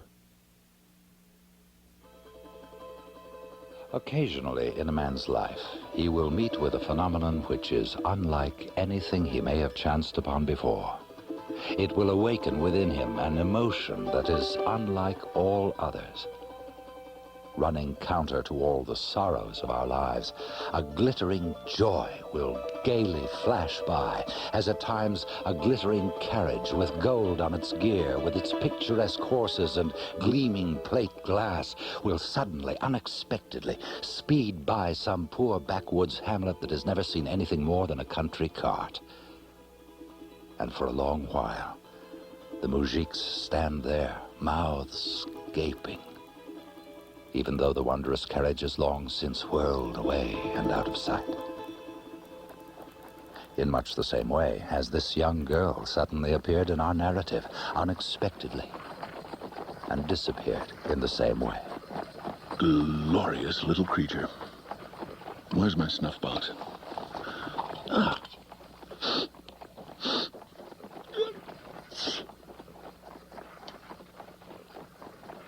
But then again, what chiefly is so good about her? Let me see. Well, it's good that she's only just now, evidently, finished some boarding school, and that as yet there isn't anything womanish about her. She's still a child. Everything about her is simple and unformed. She will say whatever may come into her mind, will laugh outright, wherever, whenever she feels. One could fashion anything out of her. Oh, she could be a miracle. But give them a year, 1 year, and they'll pump her so full of all sorts of womanishness that her own father won't recognize her. She will turn out, like all the others, to be so much trash. Oh, my darlings. Here we are then, Master. Drive on around. When they reached the front entrance, Chichikov noticed two faces peering out of the windows of a gray wooden house. One feminine in a house cap, narrow and long as a cucumber, and the other masculine, round, broad, like the Moldavian gourds, called calabashes, out of which they make in Russia balalaikas. Light, two-stringed balalaikas, the pride and joy of a nimble young rustic just out of his teens, a great one at whistling through his teeth and winking his eye at the snowy-breasted, snowy-necked maidens who cluster around to listen to his soft strumming. Having peered out, both faces hid at the same moment. A flunky in a gray jacket with a stiff blue collar came out on the steps and led Chichikov into the entry, where Sobakevich himself came to meet him. If you please. It seemed to Chichikov, glancing at his host out of the corner of his eye, that Sobakevich closely resembled a middle-sized bear. His frock coat was absolutely the color of a bear's pelt, and as he led Chichikov inside, he lumbered along, stepping wherever he pleased, without regard for the feet of others. A bear. An absolute bear. Mm-hmm. Here was a face upon which nature had not expended much thought or ingenuity, a face untouched by small, delicate tools such as fine files, fine gimlets, and so on, but simply hacked away with a full swing of the arm. One swipe of the axe, and there's the nose for you. Another swipe, and there are the lips. With a great auger, she gouged out the eyes, and without wasting any time on trimming and finishing, she let her handiwork out into the world, saying, "Well, it lives." When they entered the drawing room, Sobakevich indicated an easy chair. If you please.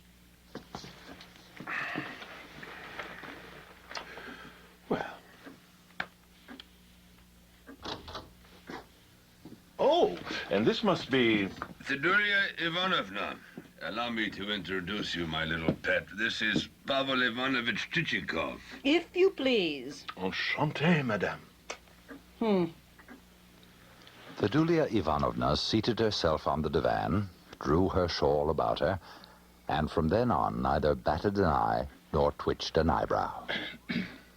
For nearly 5 minutes, the three of them sat in silence, during which time Chichikov glanced about the room. Everything was solid, unwieldy in the highest degree, bearing some sort of strange resemblance to the master of the house. The table, the bureau, the chairs, every object seemed to be saying, "I, too, am Sobakevich." Or, "I, too, look very much like Sobakevich."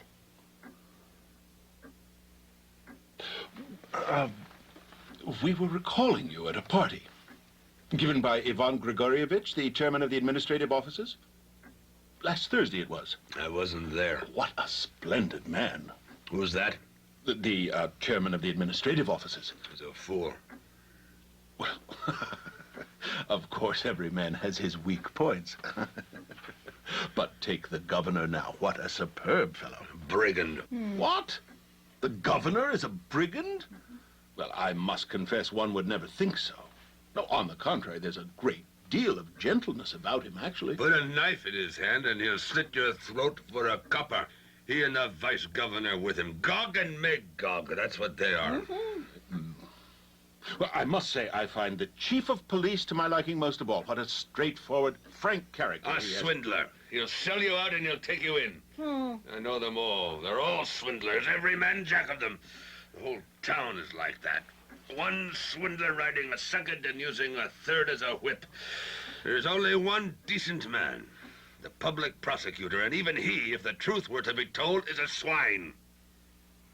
Well, now, pet, let's go in to dinner. If you please.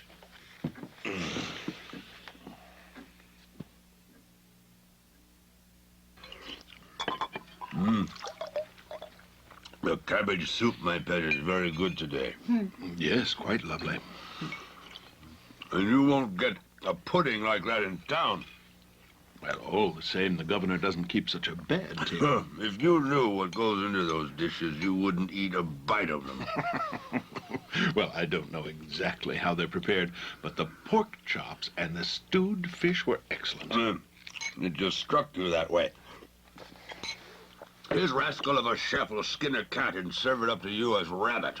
Ooh, what a disgusting thing to say. Well, isn't it so, my little pet? The sort of stuff our Akulka throws into the cesspool pops up in their soup. Into the soup. That's the place for it. Charles, why do you always come out with something like that at table? It's not me, it's the French cooks. Oh. They're undermining Russia. And the German doctors. If I had my way, I'd string up the lot of them. They've thought up dieting, the hunger cure. Since theirs is a thin-boned German constitution, they imagine they'll make the thing work with a Russian stomach. Well, it's all wrong. It's all pure invention. They're forever talking about enlightenment, but all this enlightenment is a crock. I would prefer to use another word, only it would be impolite at table. Thank you. If it's pork I order the whole swine to be served at table. If it's mutton, drag in the whole ram. If goose, the whole goose. Nah, I don't run things like a Plyushkin who owns 800 souls but lives and eats like a beggar. Who is this Plyushkin? A swindler. Such a miser as you can't imagine. He starves all his people to death. Literally? You mean his people are actually dying off from hunger in great numbers? No, like flies. Dying off like flies? Well, can such things really be? Permit me to ask, does he live in the vicinity? A little over 3 miles from here. Ah. And when one drives out of your gates, would his place be to the right or to the left? Take my advice. Stay clear of such a swindler. Of course. I wonder now if I might sound you on a certain small question. Have some preserves. Radish, cooked in honey. Well, we'll tackle them later, my pet. You go to your room now. Pavel Ivanovich and I will shuck our coats and rest a bit in the drawing room. Good, please. As concerning those serfs of yours who have ended their earthly course, yet on whom until the next census you must continue to pay taxes, I myself, purely out of my feelings for you, stand ready to relieve you of this burdensome obligation. And so? You need dead souls. Yes. Those that are not actually in existence. I'm ready to sell them, if you like. The devil take it. This fellow is already selling them before I've let out a peep. Careful. Careful. Sell?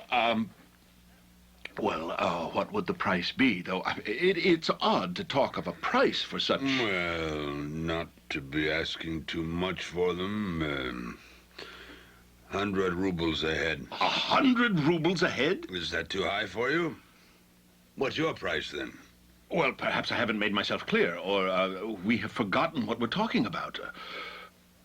80 kopecks a soul. That is my top price. What do you think I'm selling? Bedroom slippers? Well, just the same. I mean, you must agree, these aren't what you might call people.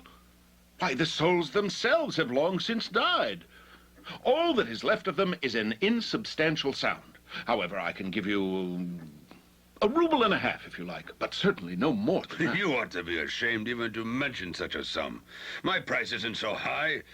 Another swindler will sell you trash and not souls, whereas mine are all as sound as a nut and all hand-picked. But you... No, you just have a look at my records here.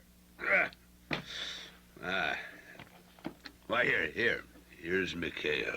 Oh, what a coachmaker.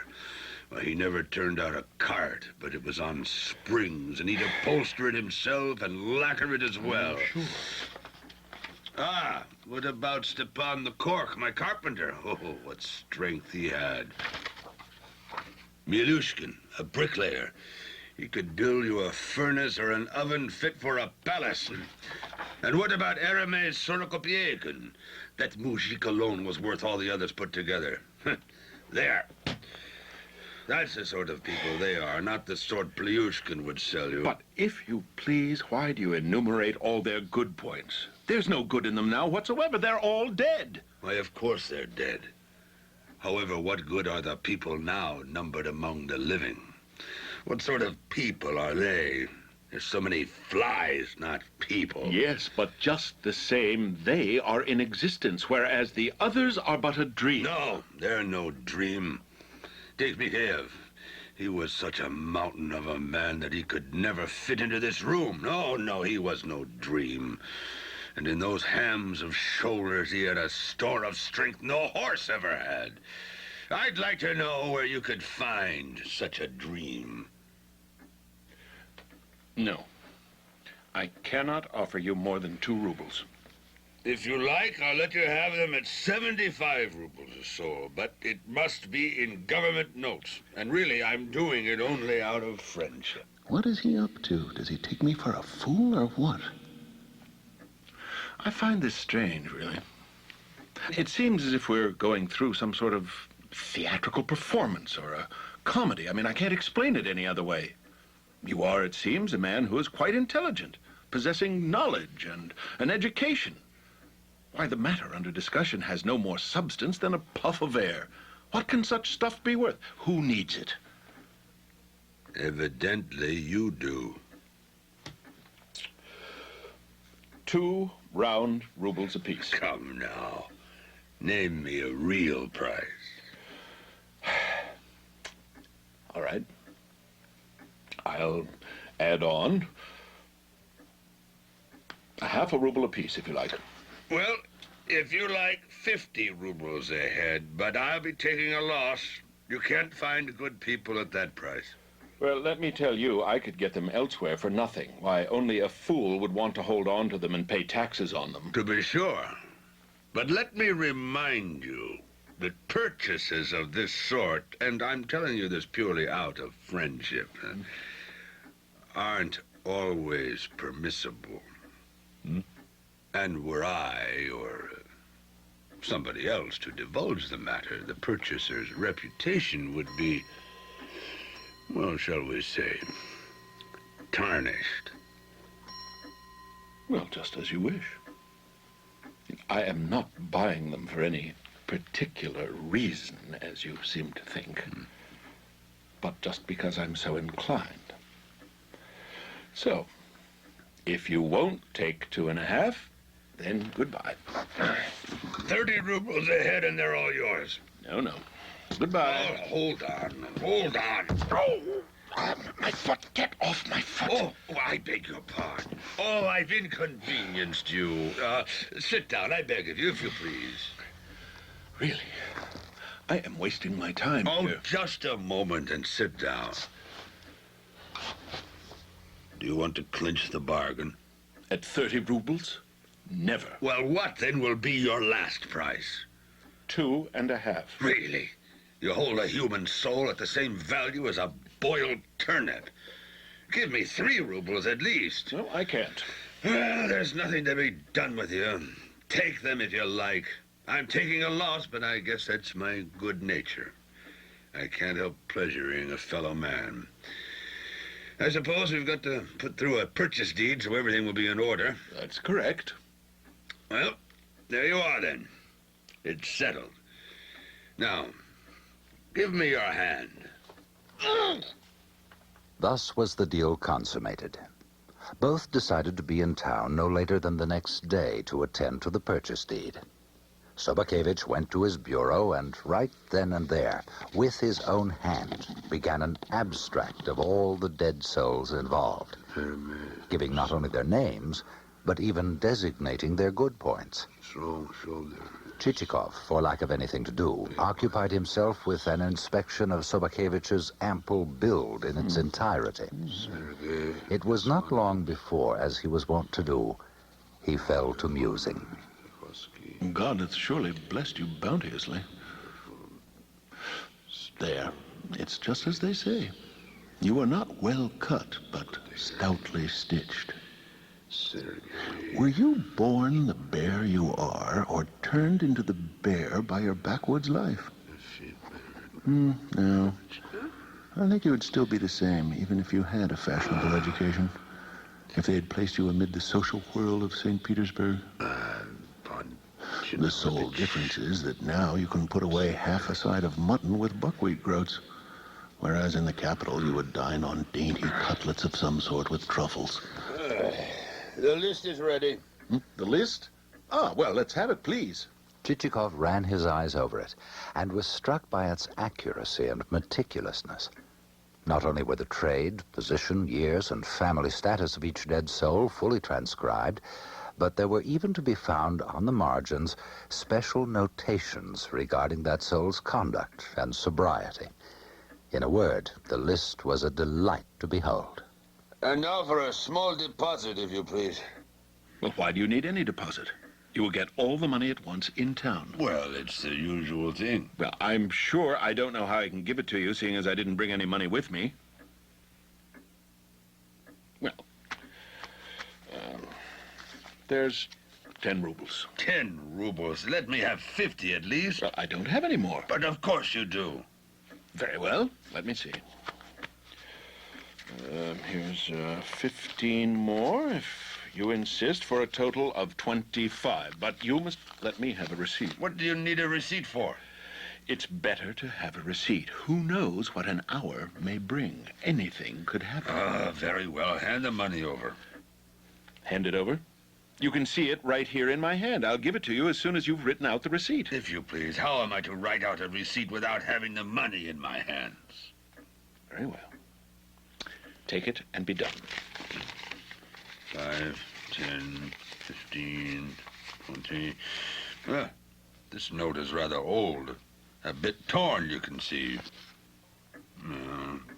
But among friends. 25. And there is your receipt. Thank you. Before you go off, would you care for any souls of the female sex? No. I wouldn't take much for them. For friendship's sake, a ruble a head. No, I don't need any females. Well, if you don't need any, there's no use even talking about it. One man's meat is another man's poison, as the proverb has it. There's one more thing I wanted to ask you, and that is to have this deal remain in confidence between us. Oh, well, that goes without saying. Good. A little understanding between friends, so to speak. Exactly. No use dragging third parties into it, eh? And by the way, in the future, if you ever have an hour to spare, drive up to dinner. Spend a little time. Perhaps we can be of service to each other again. Perhaps we can be of service to each other again. Not after skinning me 2.5 rubles for dead souls, you damn kulak.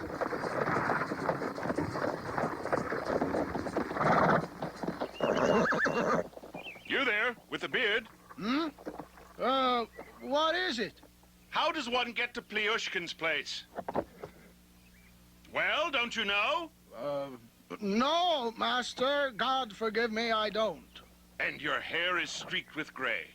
Haven't you lived here all your long life? Oh, that I have, master. And you don't know Plyushkin? The miser, the fellow who starves his people half to death? The fellow who starved... Oh, yes. You mean the patch... Tacked on to the word patched was a noun which, though an apt one, cannot be used in polite conversation, and for that reason we will let it pass. The Russian people have a powerful way of expressing themselves, and if they bestow a nickname upon any man, it will follow him into his lineage and into his posterity. He will drag it along with him wherever he serves and into his retirement, even to St. Petersburg, even to the ends of the earth. Such is the power of a truly Russian word, one that has come out of the very national essence. There's no washing it off or rooting it out, though you should take an axe to it. Other nations have their virtues, of course. The Englishman's weighty word is resonant with dignity and knowledge of the human heart. The Frenchman's, admirably agile and adroit, is, alas, somewhat airy. The price of its polish is impermanent, quite unlike that of the German, remarkable for rendering the idea with all the appropriate intellectual intrication. But there is never a word which can be so sweeping, so boisterous, which can burst out so and quiver and pulse so much like a living being as an aptly uttered Russian word. Drive on, Cellophane, no more dawdling. We have business to attend to. Fire!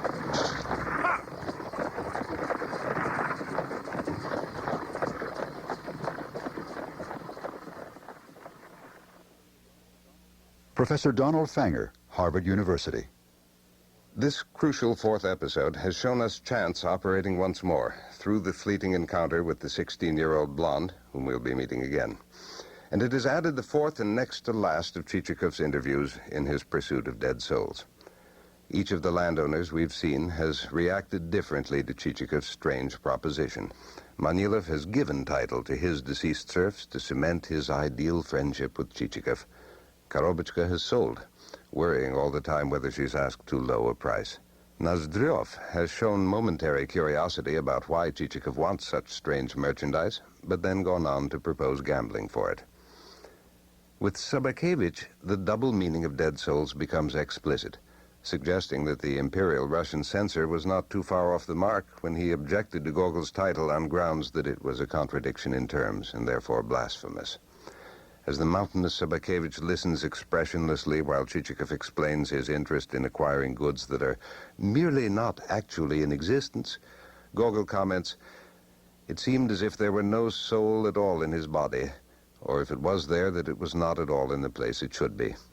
And Sobakevich bears this out when, with unintended irony, he justifies his praise for the talents of his dead serfs by contrasting them with the people that are now numbered among the living, so many flies and not people. Really, he reproaches Chichikov, "You hold a human soul at the same value as a boiled turnip." But he undoes the force of the reproach by adding, "Give me 3 rubles at least."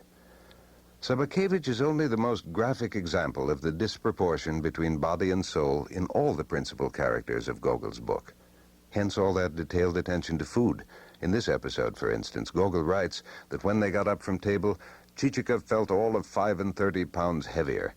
And he goes on to describe Sobakevich, who, lying back in an easy chair, could only grunt occasionally after such a filling dinner and emit some indistinct sounds from his mouth, making the sign of the cross and putting his hand over it every minute or so.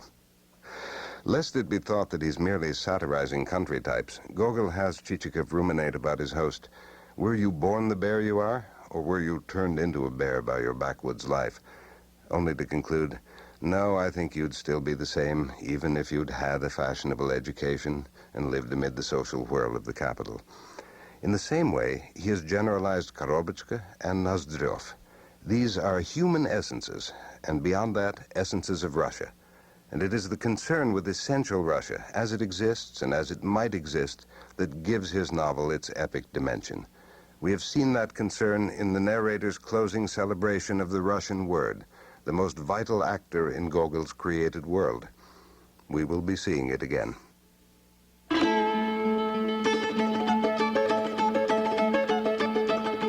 Dead Souls is a Globe Radio Repertory production. Included in the cast are John Gilbert as the narrator, Ted Darms as Chichikov, David Mong as Selifan, Alan Galley as the coachman and the peasant, John Aylward as Sobakevich, and Anne Ludlam as Theodulia. The program was directed by Gene Sherrard and adapted for radio by John Sisko and Gene Sherrard. Sound design, engineering, and mixing, Jerry Thompson. The music was composed and performed by Alexander Ilyich Epler. Scholarly advisors, Professors Donald Fanger and Willis Koenig. Your announcer, Paul Herlinger. Dead Souls was funded in part by the National Endowment for the Humanities, the National Endowment for the Arts, and the Washington State Arts Commission.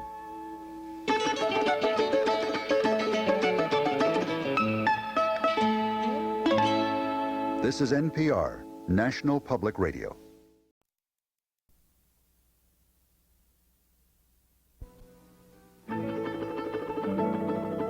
Globe Radio Repertory presents Dead Souls by Nikolai Gogol. Dead Souls is at one and the same time a book about Chichikov and about Russia and about the process of its own writing. The narrative voice that presents it and comments on the presentation is elusive but individual to the point of idiosyncrasy. Usually ironic, sometimes straight, it can rise on occasion to a passionate and deeply personal lyricism. We are at midpoint now, and the occasions are about to become more frequent. Episode 5.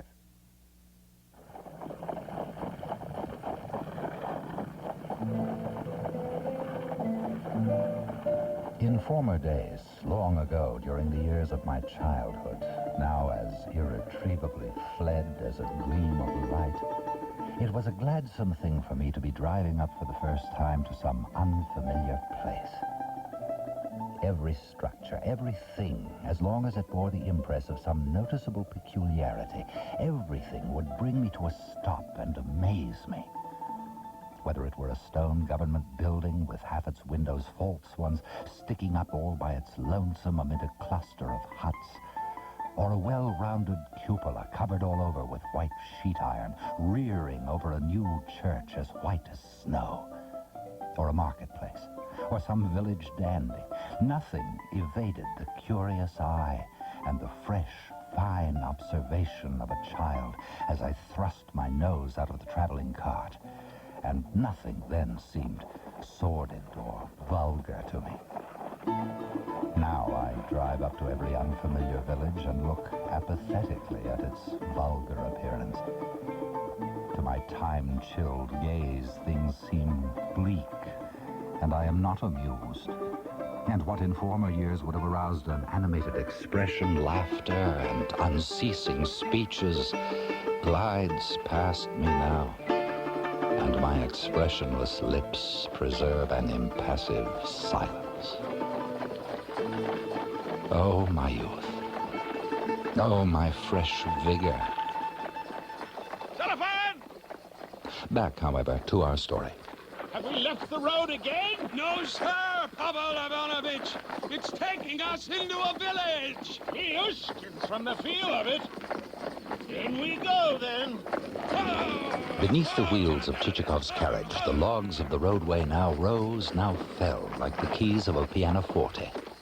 All the huts of Plyushkin's village, for that indeed is where they were, had a tumble-down air about them, with holes in their roofs, windows stuffed with rags, and tiny railed balconies all askew and weather-beaten.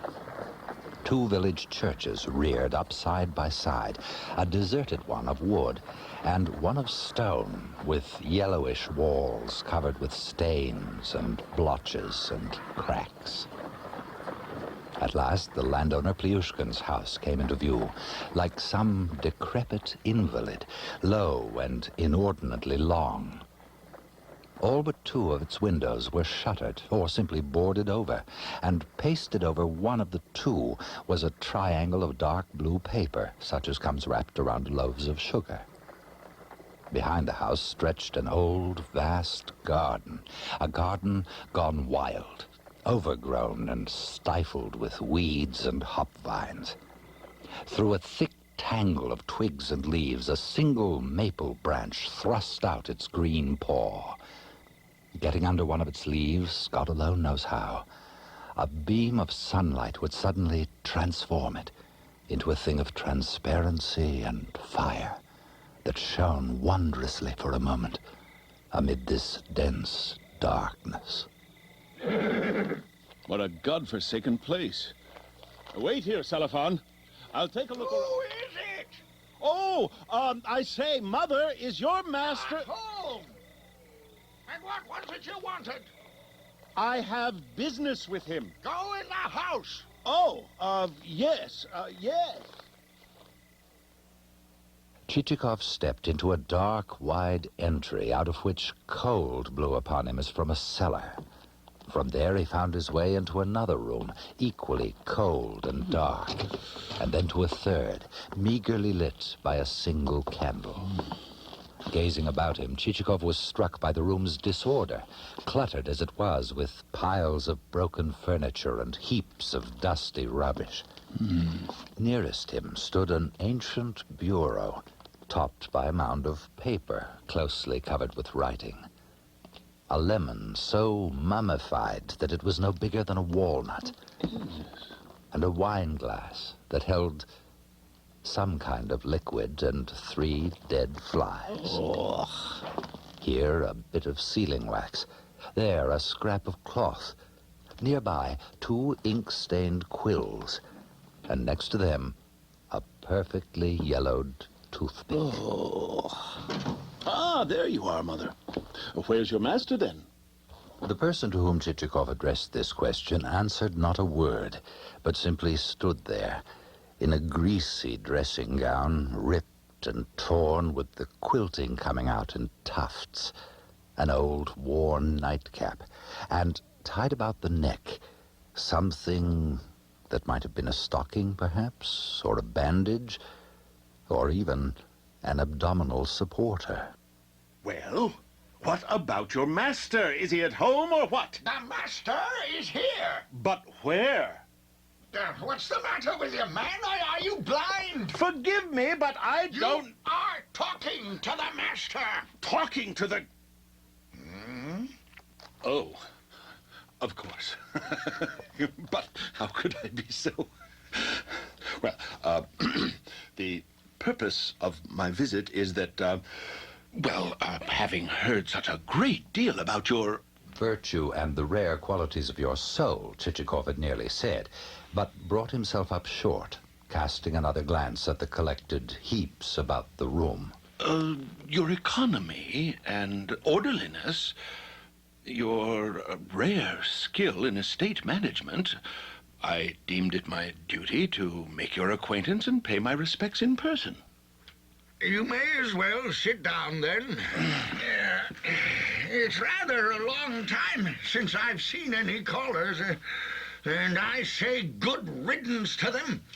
They go gadding about from house to house, gadding about. And besides, you have to entertain them and feed their horses hay. Mind you, I've had my dinner already, and sorry to say there's not a wisp of hay to be had here. Oh, so little land. The moujiks are lazy, over fond of drink. Like as not, I'll end up begging along the roads. Yes, begging. And at my age... However, forgive me, but I'm told that you have over 1,000 souls. 1,000 souls? Who was it told you that? Father of mine, you should spit in the eye of whoever told you such a tale. 1,000 souls? You just go and count them. These last 3 years, the fever has carried off no end of my moujiks. You don't say. And permit me to ask, what is the number of the deceased? 80 head? No. I'm not going to lie about it, Father of mine. Well, allow me to ask, are you counting these souls from the day when you submitted the last census to the Bureau of Audit? Oh, in that case, they would add up to more than 120. Really? 120? That is a terrible loss.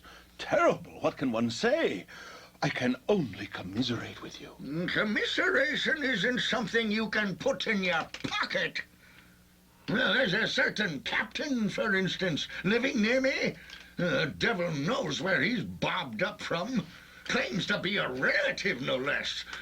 Dear uncle, he says to me, and he slobbers all over my hand. Well, when he starts in commiserating, he'll set up such a howl that you'd better watch out for your ears. His face is all ruddy, and he must be hanging on to strong brandy for dear life, I guess. Probably squandered every copper he made as an officer, so now he's taken to commiserating. But see here, look, my commiseration is not at all of the same sort as this captain. Well, I see you don't believe it. Well, I am ready to prove myself not in empty words, but in deeds. For example, purely out of humane feeling, out of sympathy for your plight, I am willing to take these unfortunately deceased souls off your hands. That is to say, I will assume the obligation of paying taxes on all of them in your stead. But how can you do such a thing as this? Why, it would mean a loss to you, wouldn't it? My dear friend, to afford you pleasure, I am ready even to face a loss. Father of mine, my benefactor! Yeah, How you have comforted an old man, my lord. Oh, ye saints! But tell me, if you'll be so kind, just how will you undertake to do this? That is, will you pay the money directly to me or to the state treasury? Here's how we'll work it.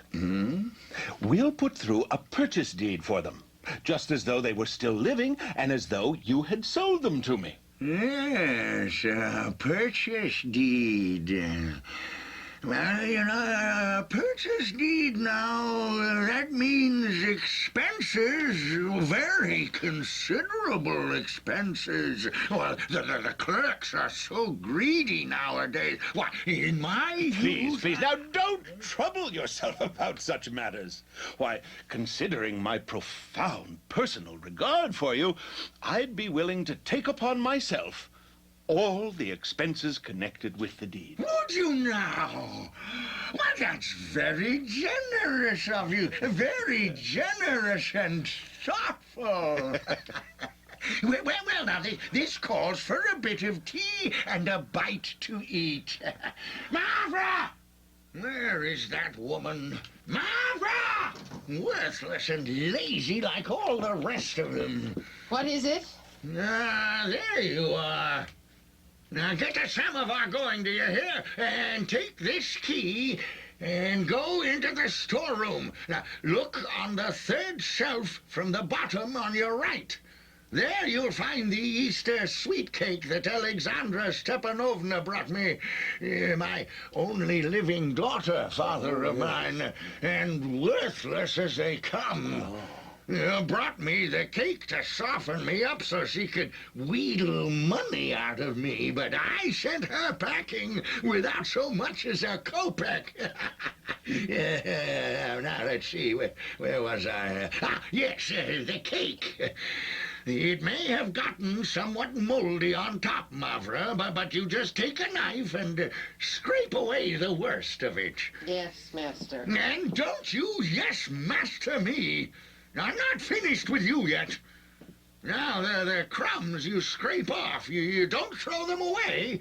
You take them to the hen house for feed. And one more thing. Don't you go snooping around the storeroom, or you'll live to regret it. I'll be off with you. As you wish, master.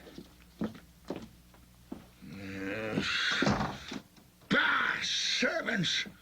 They're all the same, they are. You can't trust them in a single thing. No. Yeah, now, let's say we celebrate, eh?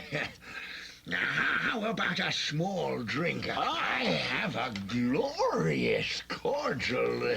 But where is it? I can't find it. If only it hasn't been drunk up. My people are such thieves. But wait. Isn't this it? It goes back to my late wife. Oh, she made it herself, you know. Oh. My scoundrelly housekeeper had overlooked it altogether. Didn't even cork it up, the creature. Little bugs and all sorts of trash managed to get into it, but I got all the rubbish out, and now it's clear as can be. Let me pour out a little glass for you. Thank you. No. Oh, but I insist. No. The fact is, I've already dined and wined. Have you now? All that I require is a list of the departed souls. What's that you said? You need a list of those drones? Oh, by all means, by all means. I wrote all their names down myself on a good sheet of paper, too. Let's see now. It was right here on this table. Mavra! Mavra! Now, where is she off to now? Mavra! What is it, master? Now, wherever did you hide that paper, you she-robber? What paper? What paper? What paper? You know perfectly well what paper. Honest to God, Master, I've never laid eyes on any paper. Unless you mean that scrap you used to cover your wine glass with. There, I can tell by your eyes that you sneaked off with it. And why would I be sneaking off with it? Why, I have no use for it at all. I don't know how to read or write. You lie! You carried it off to that little sexton. He's forever scribbling away, and so you carried it off to him. If the sexton wants to, he can get his own. He never laid eyes on your scrap of paper. Oh, you just wait. On the dread day of judgment, the devils will make it hot for you with their iron pitchforks. You'll see how hot they'll make it for you. Why should they? I never laid a finger on that. Hot. Yeah, they'll say, take that, you conniver, for the way you fooled your master. And I'll say you got no call to do it. As God is my witness, I didn't take it. Why, there it is. There's your precious paper, sitting on the table right under your nose. Oh, well, then. Well, so what if it is? That's no cause for you to go flying off the handle, is it? What a touchy creature. You say one little word to her and she flies back at you with 10. On the paper, the names of the peasants were as closely clustered as midges. There were all sorts of names on it, Paramons and Pimens and Pantaleimons, and there even popped up a certain Grigori try to get there, but you won't. There were actually more than 120 of them. Perhaps you have a friend who might have need of runaway souls? Oh, why have you got runaways too? Well, as a matter of fact, I do. And how many might you have? As many as 70 all told. No. But it's so, by God. I might consider making some sort of offer myself. Out of sympathy, you understand. Well, how much would you pay? Well, I'd give you 25 kopecks per soul. And what would your terms be? Spot cash? Oh, yes. You would get the money at once. Only, father of mine, for the sake of my poverty, you ought to make it 40 kopecks each, really. My most esteemed friend, by rights it should be not merely 40 kopecks a soul. I would, if I could, pay you 500 rubles apiece. I would do it with pleasure. But I haven't the wherewithal. I am ready, if you like, to pay you 30 kopecks apiece. Well, father of mine, you might tack on another 2 kopecks apiece. Done. Now, you said 70 souls? 78. 78 at 32 kopecks apiece. That'll come to 24 rubles and 96 kopecks. Our hero was strong in arithmetic. Right then and there, he made Plyushkin write out a receipt and handed the money over to him. Plyushkin, cupping the notes and coins in both hands as if they were something fluid, rushed over to his bureau and tucked them safely away in a secret drawer. Well,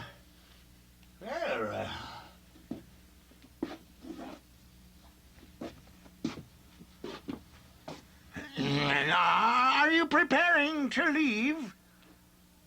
Yes. It's time for me to be going. Well, what about a cup of tea? Some other time. But I've ordered a samovar. Now, I'm no great lover of tea. I'll tell you, it's an expensive beverage. And the price of sugar has gone up unmercifully. Mavra! Mavra! What is it? Well, take away the samovar. And put the Easter cake back in the same place it was. No, give it here. I'll carry it back myself. Goodbye, father of mine, and may God bless you. May The shriveled little dotard escorted Chichikov out of the house and locked the gates behind him. Off you go, father of mine, and a good journey to you. This peculiar character then was Plyushkin. And yet, once there was a time when he had a loving wife, 2 pretty daughters, and a young son. All the windows of the house were open then. The neighbors would drop by for dinner, listen to his advice, and learn the art of husbandry and wise thriftiness. But the good lady of the house died, and Plyushkin grieved. He became restless, suspicious, more and more miserly. His elder daughter, Alexandra Stepanovna, ran off with the second captain of cavalry, and his son, having been sent to the provincial capital to find a post in the administration, joined the army instead.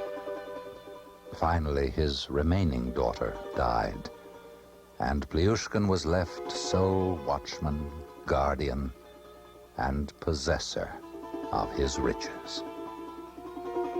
With every year, the house grew shabbier.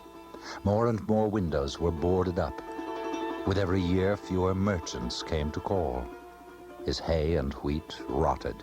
The flour in his cellars turned to stone. His clothes, his linens, his homespuns, they turned to dust under your fingers. All that the estate produced was dumped into storerooms, and all turned to rot and rubbish, while Plyushkin himself turned into a tear in the cloak of humanity. But could a man change so much, become so insignificant, so petty, so vile? And does this have any verisimilitude? Oh, yes, it does. Beware. All this and more can befall a man.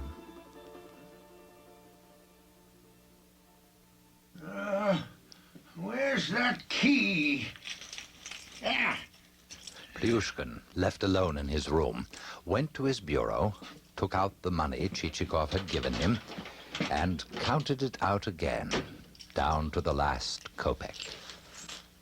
Yes, 22, 23, 24, and 96 kopecks. Then he returned it to its hiding place. Sitting there, Plyushkin began to reflect on the kindness Chichikov had shown him. He recalled the days of his youth, when acts of kindness were not so uncommon as they are now. For the first time in years, the shadowy faces of friends long forgotten passed before him. A warm ray glided over his wooden features. There appeared, for an instant, an expression of, no, not of emotion, but the shadow of an emotion. I'll make Chichikov a present. Yes, that's what I'll do. Just by way of showing my gratitude. Yes, I know. My watch. I'll give him my pocket watch. Where did I put it? Here it is. After all, it's a good watch of silver. Not just ordinary pinchbeck or bronze, eh? What's that? It doesn't work. Well, what matter if it's a trifle out of order? He can get it repaired himself. After all, he's still a young man. He'll need a watch to impress his fiancée. Well, but then he has no immediate pressing need. Better not to give it to him just yet. After all, I might have need of it myself. No, best to leave it to him after my death. In my will. Is to remember me by. Yes, that's the best thing. But our hero, even without the watch, was in the most cheerful spirits. He had come away with not only the dead souls alone, but all the runaways as well. Oh, what a day, what a day! Oh, I had a premonition I would gain something or other, but this, a veritable windfall. More than 200 souls, and every one of them Mine, all mine. Master! What is it? Did you say something, Master? No, drive on, my good fellow. Drive on, brave Celephant. Onward!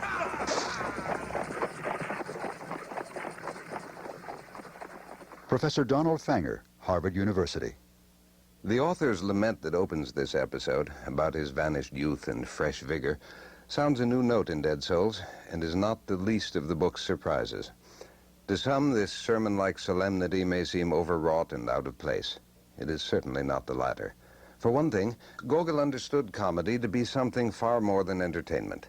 Laughter, he thought, could open eyes, minds, and hearts. It could serve the beautiful and the noble, enhance the moral life. In the last analysis, it was for him a serious business. So his comic effects are always precarious, forever vulnerable to the double take that can undo them. Commenting earlier on Korobotchka as a type to be found in high society, too, he cuts short his disquisition by observing that the amusing can turn into the sad in the twinkling of an eye if we but stand and contemplate it overlong, and then God only knows what strange notions may not swim into your head. A clear hint of the serious view that always underlies the ironic playfulness of his book. It merely breaks the surface here. What is genuinely new in the encounter with Plyushkin is something else, something already signaled in the author's lyrical digression at the opening.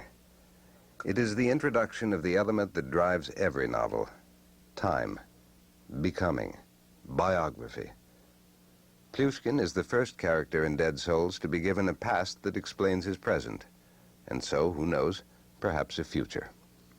Gogol's weird epic begins at this point to give signs of turning into a regular novel, as he meant it to do fully in the second part, which he was ultimately, 10 years later, to burn instead of publishing.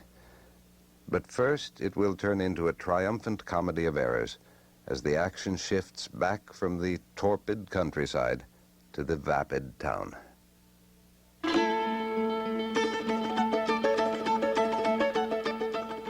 Dead Souls is a Globe Radio Repertory production. Included in the cast are John Gilbert as the narrator, Ted Darms as Chichikov, David Mong as Celephant, Glenn Mason as Plyushkin, Lois Foraker as Mavra, Mary Ewald as the woman, James Monitor as the waiter, and Daniel Renner as Petrushka. The program was directed by Gene Sherrard and adapted for radio by John Sisko and Gene Sherrard. Sound design, engineering, and mixing, Jerry Thompson. The music was composed and performed by Alexander Ilyich Epler. Scholarly advisors, Professors Donald Fanger and Willis Koenig. Your announcer, Paul Herlinger. Dead Souls was funded in part by the National Endowment for the Humanities, the National Endowment for the Arts, and the Washington State Arts Commission.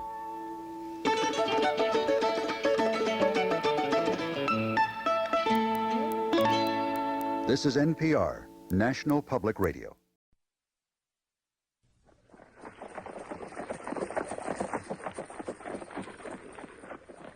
Fortunate is the wayfarer who, after a long, tedious journey with its cold spells, slush, mire, jangle of bells, lack of sleep, and all the scoundrels whom one meets along the road, beholds at last a familiar roof with its lights that seem rushing forward to meet him. Happy the family man that hath such a retreat. But woe to the bachelor. And happy the writer, who after passing by characters that are tedious, repulsive, overwhelming in their sad actuality, is nearing characters that manifest the high dignity of mankind. Happy the writer who has picked out only the few exceptions from the great slew of images swirling about him day after day, the writer who, without touching the common earth, has devoted himself wholly to images and forms, concealing the seamy side of life and presenting man, the glory of creation. He dwells within these images and forms as if in the midst of his own family. And in the meantime his fame is trumpeted far and wide and loudly. The cheering crowds hasten after him and run headlong at the tail of his triumphal chariot. At the very mention of his name, young, ardent hearts will be overcome with awe and trembling, responsive. Tears will glisten in all eyes. There is none that is his equal in power. He is a god.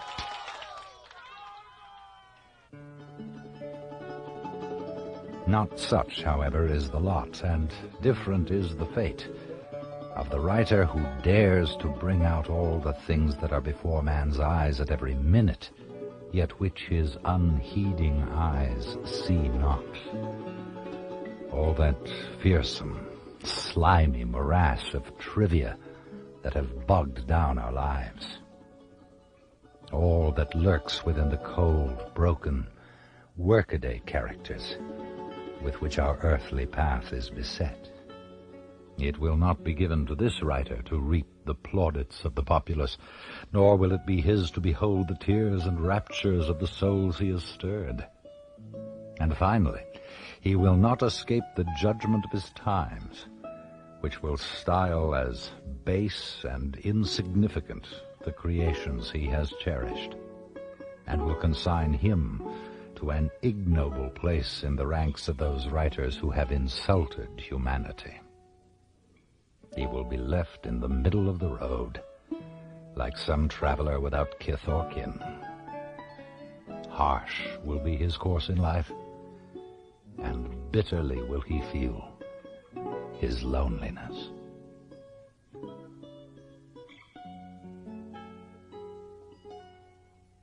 But let us be getting on. On. Away with the frown that has overcast the brow, away with gloom and shadow. Let us plunge suddenly and head first into life, with all its mindless blather and jingle bells, and see what Chichikov is up to. More than 200 souls, and every one of them mine, all mine. Master, what is it? Did you say something, Master? No, drive on, my good fellow. Drive on, brave Selephant. Onward!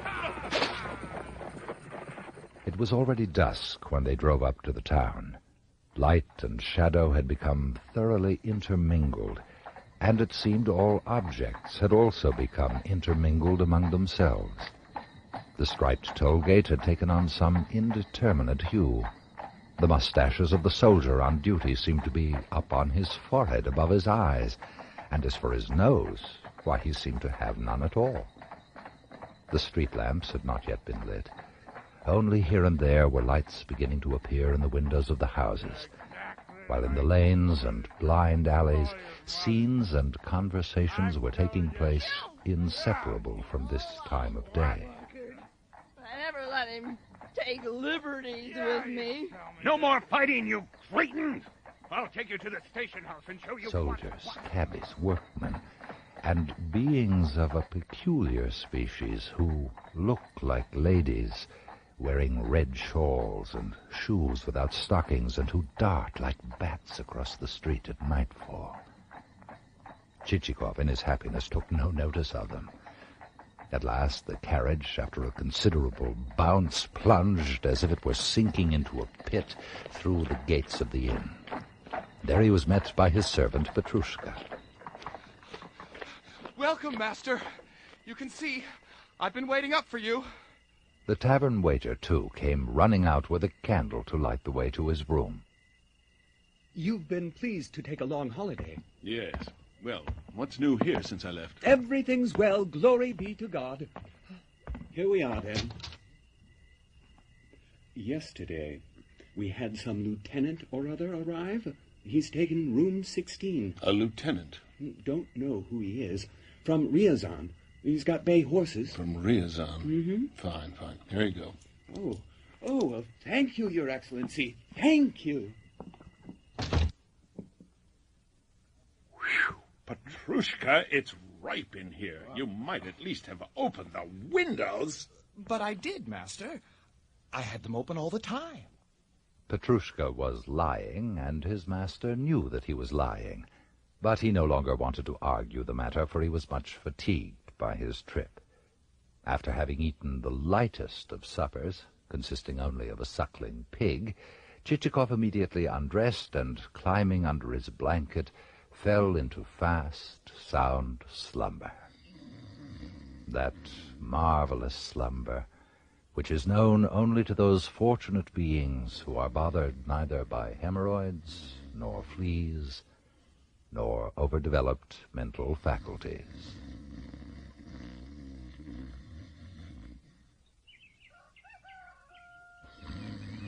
Chichikov awoke. Chichikov awoke, stretched his arms and legs, and felt that he had had a good sleep. After lying for a while on his back, he snapped his fingers and recalled that he was now owner of nearly 400 souls. Right then and there, he leapt out of bed, and, forgetting all about his dignity and his discreet middle age, he covered the room in 2 leaps, each time slapping his behind quite deftly with his heels. Then, in an instant, he got down to business. All right. Here we are. In the year 1000... He had decided to write out the title deeds himself, so as to avoid paying anything to the pettifogging quill drivers. Fueled by his morning tea, with sweet pretzels and rich cream, it took him but 2 hours to complete his task. Finished. Now, let's have a look at you. Chichikov glanced over the papers, at these fantastic souls, at these moujiks, who once upon a time had ploughed, gotten drunk, driven horses, and fooled their masters, or, it may be, had simply been good moujiks. And some strange feeling that he himself could not comprehend took hold of him. Peter Savelyev. Peter, no respect for the pig trough. You take up the whole line, don't you? Were you a master craftsman or just a moujik? What sort of death carried you off? Was it in some pothouse, or were you run over by a cart as you lay sleeping off your drink in the middle of the road? Oh, there he is, Stepan the Cork, carpenter, of exemplary sobriety. And where did death overtake you, you giant of a man? Did you clamber up a scaffold under the very cupola of a church, and, slipping off a plank, smash yourself against the ground? Oh, wait a minute. Who is this? Elizabeth the Sparrow? Hell and damnation, a wench! Now, how did you get shuffled in? That Sobakevich is a scoundrel. Out with you, then. Oh, Grigory, try to get there, but you won't. Try to get there, but you won't. Was it on the road that you surrendered your soul to God? Or did your own friends do away with you over some sly-eyed soldier's wife? Or did you, perhaps, lying in your bunk, get to thinking, and to thinking, and then, heading for the pothouse, dive right into a hole in the ice and vanish out of sight? And what about you, runaways, Even if you're in prison right now, my friends, or out robbing travelers in the woods, you're as good as dead. Popov, a domestic, probably had book learning. He wouldn't take a knife to anyone, but would rob them in more refined ways. Habakkuk Firov, what are you up to, brother? Where are you? What regions are you knocking about in? Has fate carried you off to the Volga? Have you fallen in love with a free life and joined the brotherhood of barge haulers? At this point, Chichikov fell into a reverie, as every Russian does, no matter what his years, rank, and estate, when he thinks of the free and easy life. And truly, where was Firov now? Why, he was having a noisy and merry time on the grain wharf after coming to terms with the traders. Hey, I'll take no less than 3 rubles 40 a bushel, you thieves! You're a hard man, Habakkuk. Done! With flowers and ribbons in their hats, the whole band of haulers is making merry, saying goodbye to their sweethearts. They dance in a ring, they sing songs, the whole square is seething. Why, it's 12 o'clock already. Now, what am I fussing around like this for? First I start spouting nonsense, and before you know it, I'm floating off in a dream. Oh, what a fool I am, really. Picking up his warm cap and grabbing all of his papers, he was off at once. He had hardly come into the streets when at the first corner he ran into another gentleman dressed with as much elegance as himself. Pavel Ivanovich, over here! It was Manilov. Such was his joy at encountering Chichikov that only his nose and lips remained on his face. His eyes had vanished entirely. I was just on my way to see you. Why, I have them right here with me. Here they are. Well, what is this? My little moujiks. Oh, that's splendid. Splendid. The handwriting, why, it's so clear. Oh. There is even a border around it. Whoever made that border so artfully? Oh, you noticed? You? My wife. Really, I feel conscience-stricken over having put you to so much trouble. There's no such thing as trouble where Pavel Ivanovich is concerned. But tell me, where are you off to in such a hurry, my friend? Well, as it happens, I was just on my way to the administrative offices to execute the title deeds. What a coincidence. Oh, but you must let me accompany you. Oh, no. I wouldn't want to put you No, out. I insist. It would be a pleasure, my dear friend. The administrative offices were housed in a great 3-story building of stone, all as white as chalk, at one end of a barren, or as would be described by our writing brethren, a beautiful square. Once inside, our heroes saw a great deal of paper, the sort for rough drafts, and also that of the finest white for final copies. They saw heads bent over their work, broad napes of necks, and many frock coats and dress coats of a provincial cut. Great was the scratching of quills, and the sound thereof was as if several carts laden with brushwood were driving through a forest carpeted with dead leaves a yard deep. Chichikov and Manilov approached the first desk, behind which sat 2 young clerks. Where are the purchase deeds attended to, if you please? If you please, where are the purchase deeds attended to? Exactly what is it you want? Why, I have to submit an application.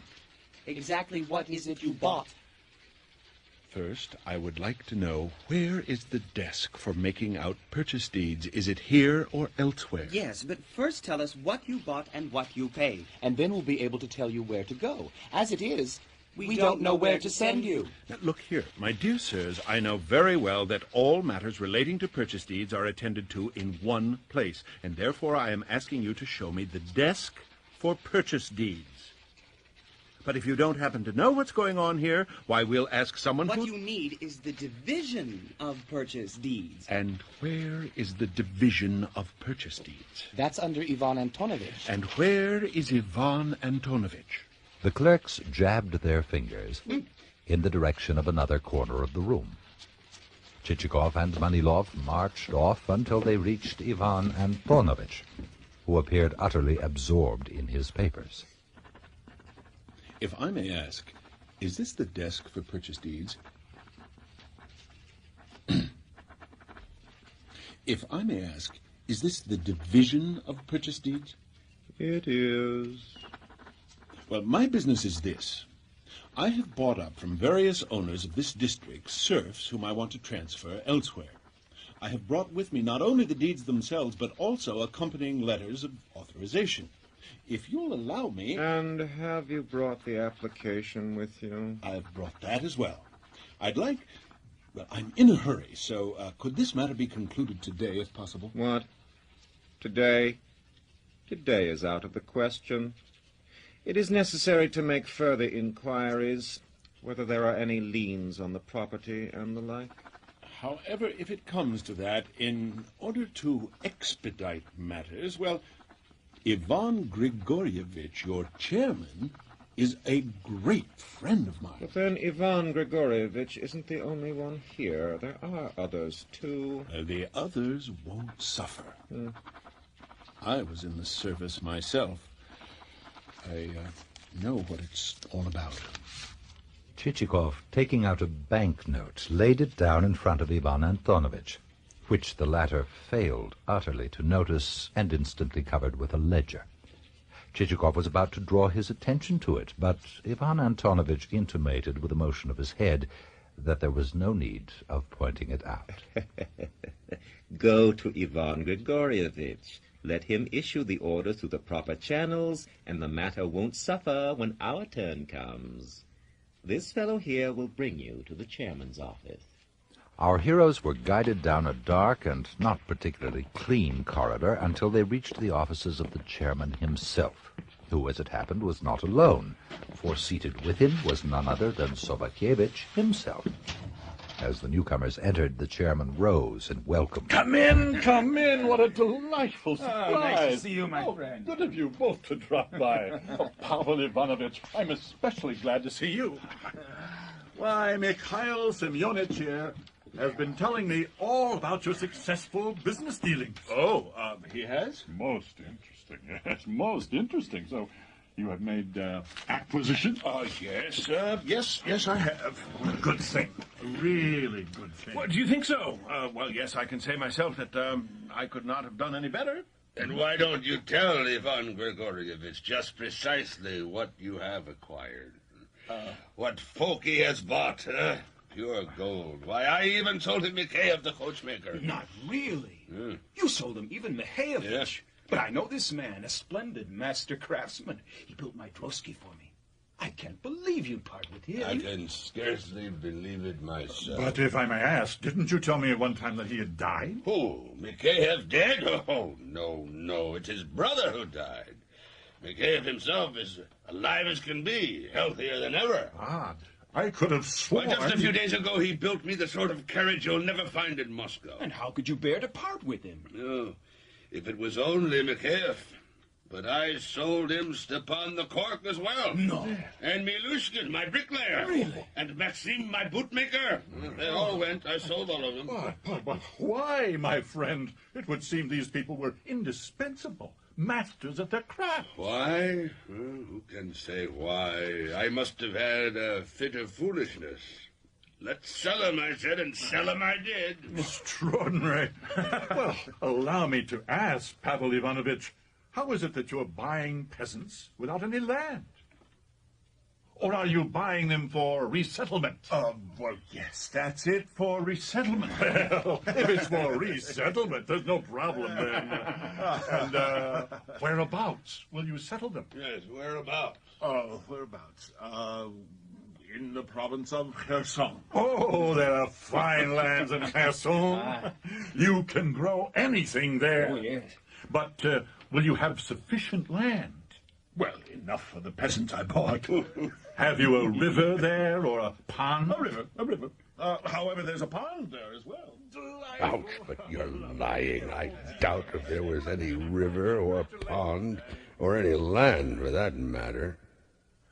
As there were no further obstacles, Ivan Antonovich was summoned, the witnesses affixed their signatures, and the purchase deeds were recorded, marked, and entered into the proper ledger. So, all that is left now is to wet the bargain. Of course. And it would be a sin on my part to refuse to open 2 or 3 bottles of bubbly for such a pleasant event. No, my friend. You misunderstand me. We will provide the bubbly. You're our guest. It is for us to treat you. Yeah. Do you know what, gentlemen? Let's all head over to the home of the chief of police and make a regular party of it. Well, now, what did you pay Plyuchkin for each soul? Huh? And why did you tack the Sparrow onto the list? What Sparrow? Why, the country wife Elizaveta Sparrow. And you knew I wasn't after buying any females? No, I never tacked on any Sparrow. There, you two, you coming or not?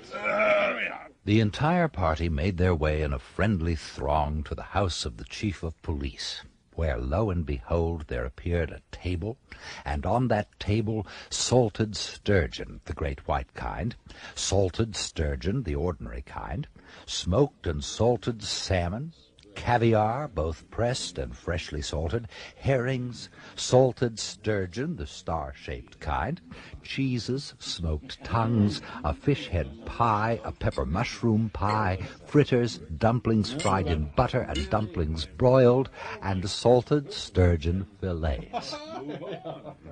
Well, stay on another 2 weeks, Pavel Ivanovich. That's all we ask. Well, would that I could, but I'm afraid... Say what you like, Pavel Ivanovich, but it's just as if you were setting your foot on the threshold and then backing out. Yes. Now you really must spend more time with us. I tell you what we'll do. We'll find you the right girl and marry you off. Isn't that so, Ivan Grigorievich? We'll marry you off. Yes, we will.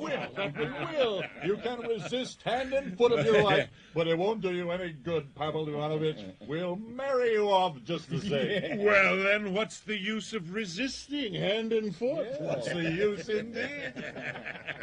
After all, that is, as long as a bride can be found. Oh, there will be a bride. How else can one marry? We'll provide everything, my friend. Well, in that case...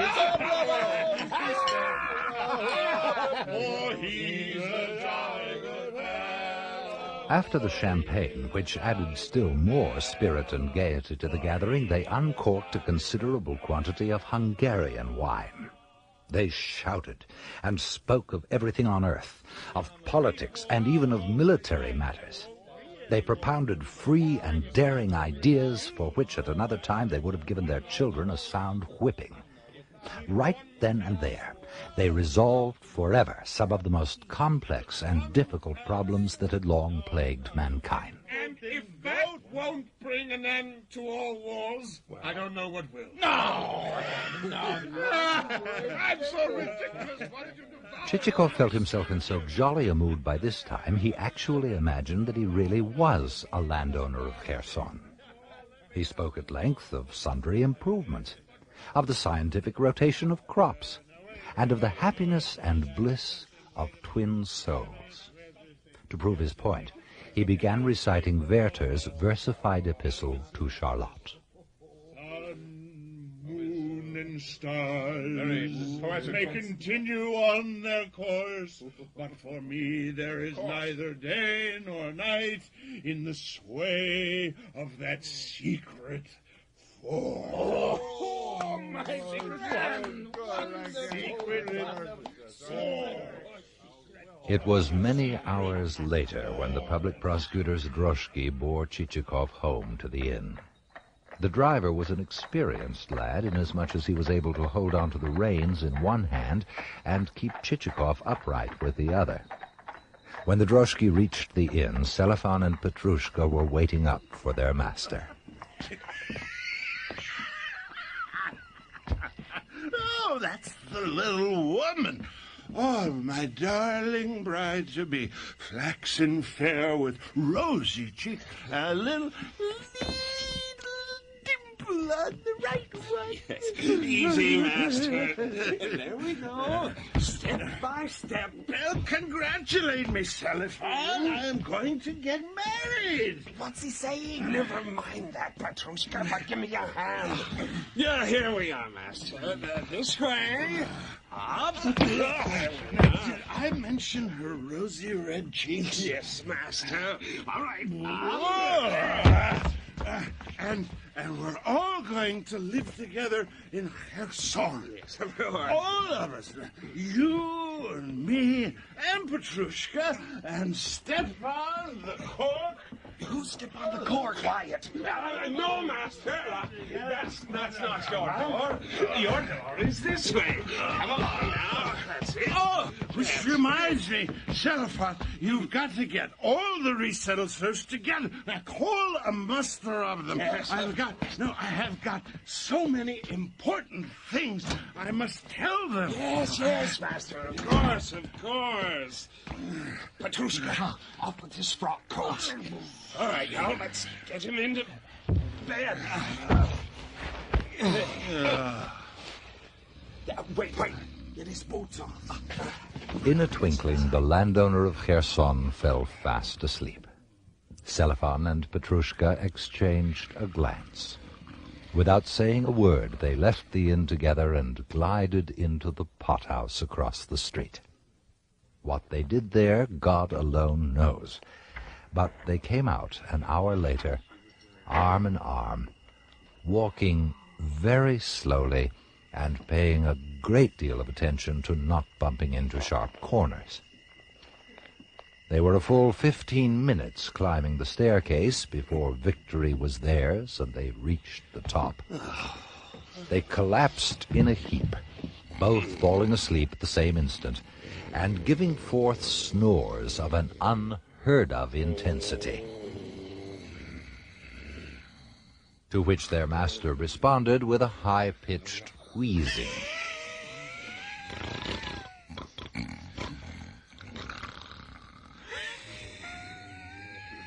At length, everything quieted down.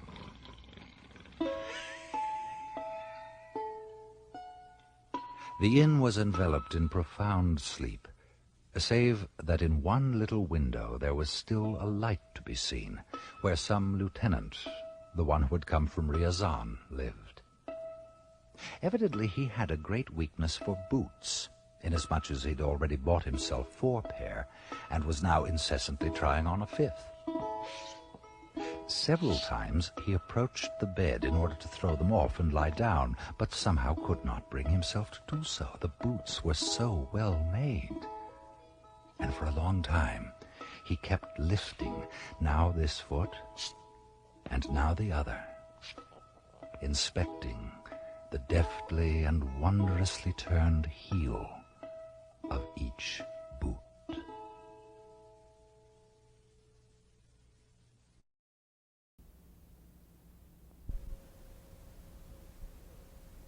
The Souls and number 7 in that series, and at 7:30.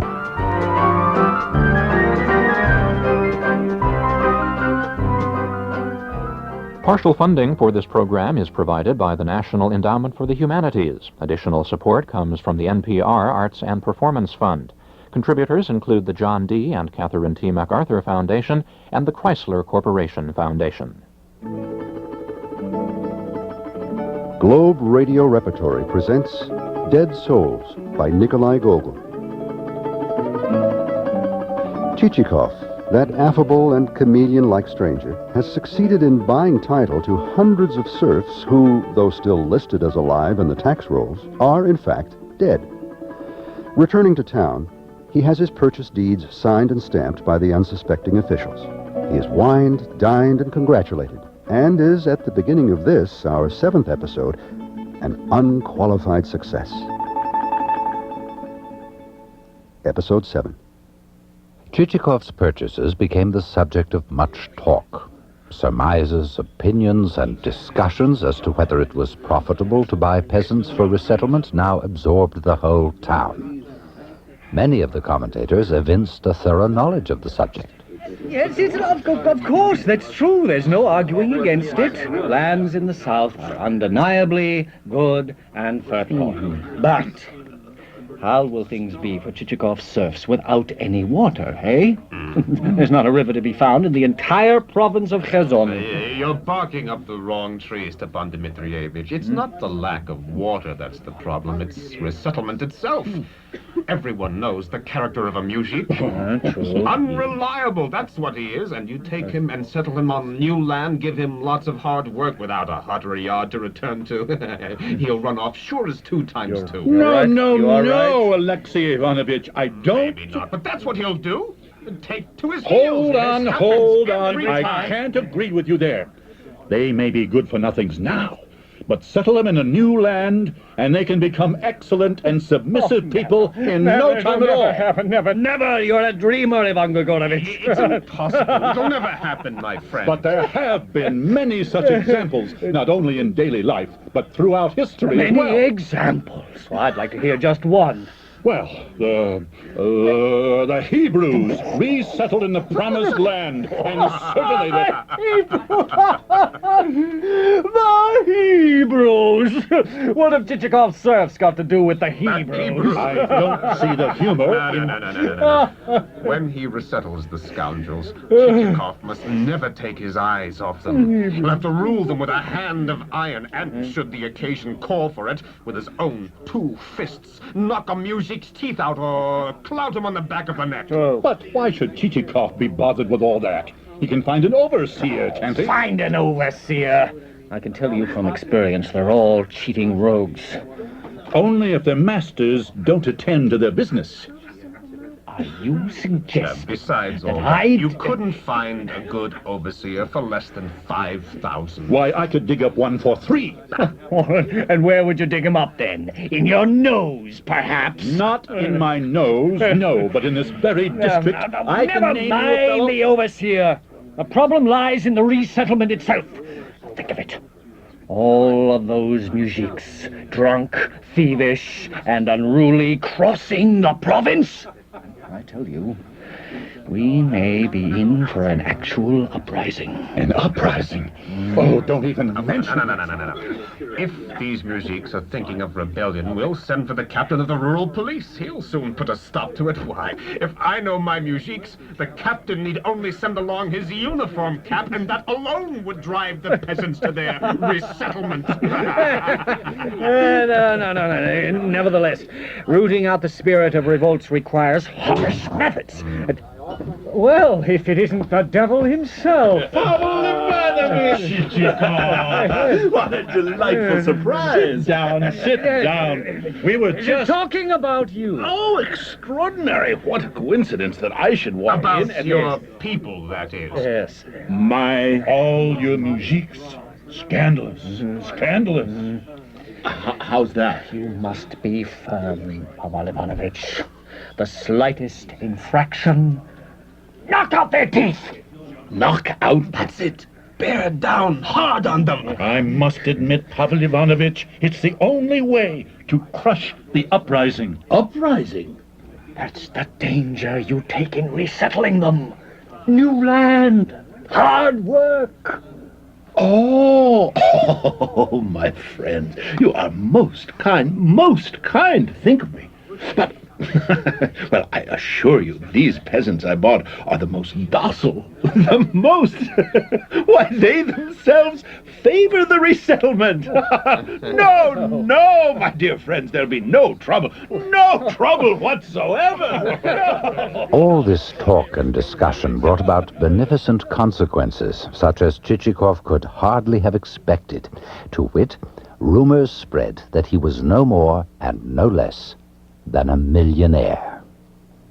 The people of the town, who had already come to love Chichikov with all their hearts, now came to love him with their hearts and souls both. But incomparably more remarkable was the impression Chichikov made on the ladies. In order to explain this, it would be necessary to say a great deal about the ladies themselves, but that is a very difficult thing for the author. On the one hand, the ladies were, while on the other hand, the ladies of the town were, no, I simply can't do it. The most remarkable thing about the ladies of the town was, how very odd. My quill absolutely refuses to move, just as though it were weighted with lead or something. Well, so be it then. We will leave the description of their characters to him whose pigments are more vivid, while confining ourselves to a few words about their appearance. The ladies of the town were what is called presentable, and in this respect they might be boldly held up as an example to all others. They dressed with great taste and drove around town in their carriages, even as the latest fashion decreed, with a footman swaying behind, all covered in gold braid. When it came to morals, the ladies of the town were strict, filled with noble indignation against vice in any form. And if what is known as a thing or two did occur among them, it occurred in secret, and propriety was entirely preserved. They were further distinguished by an unusual fastidiousness in their choice of words and expressions. Never did they say, I blew my nose. I sweated. I spat. Instead, they said, I relieved my nose. I utilized the good offices of my handkerchief. They would not under any circumstances say, This glass stinks. but rather, This glass is misbehaving. Thank you, my dear. Now, once the rumors of Chichikov being a millionaire got around, the ladies of the town began to regard our hero with a certain fixed attentiveness. Not that they were avaricious schemers. No. The fault lay in the word itself. Millionaire. The very sound of it contains something that has an effect on scoundrel and honest man alike. And as for Chichikov himself, he could not help but notice such unusual attentiveness. And as everyone knows, a female opinion approving a man's looks will buck him up considerably. Thus did Chichikov's demeanor become even more agreeable, his gestures more unconstrained. Even his collars were snowier and seemed to caress his jowls.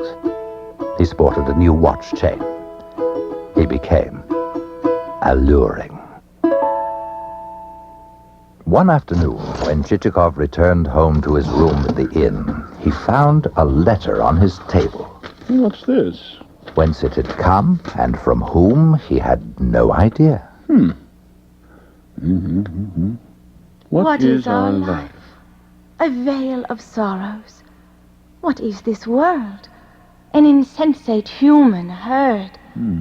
I summon you, fair sir. Fair sir, not bad. Quite so. I summon you to come out into the sweet wilderness, to forsake the city, where stifling enclosures cannot breathe the free air. If you choose otherwise, 2 turtle doves will show thee where my cold corpse lies.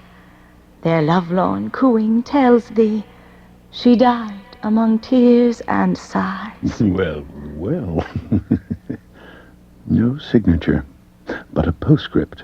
Let your heart surmise who has written these lines. I will be present this evening at the governor's ball. Well, now I would be curious to know just who wrote this very, very flowery letter. Chichikov read the letter over 3 times and tucked it carefully away in his mahogany case. The whole of the next hour was spent contemplating his face in the mirror, imparting to it any number of varying expressions, now an important and dignified one, now a deferential one with a certain slight smile, and now simply a deferential one without the smile. In short, he did all that one does when left to oneself, assured that nobody is peeking through a crack in the door, and feeling that one is not at all hard to look at. You good looker, you? It was in great good humor that our hero set about dressing himself for the governor's ball. Say what you will, but a ball is a fine thing. It may be freezing outside and the crops may have been poor, but when people come together, they forget about their troubles. There's dancing, there's cards, all is gaiety, all is bright. And then there's supper. The governor's chef is a legend. Hazel grouse with mayonnaise, cold fresh sturgeon with truffles, capers, herbs. And then we'll give the fish some chilled bubbly to swim in. Devil take it, what a lot of all sorts of things there are in this world. Oh, I love pleasant, harmless sociability.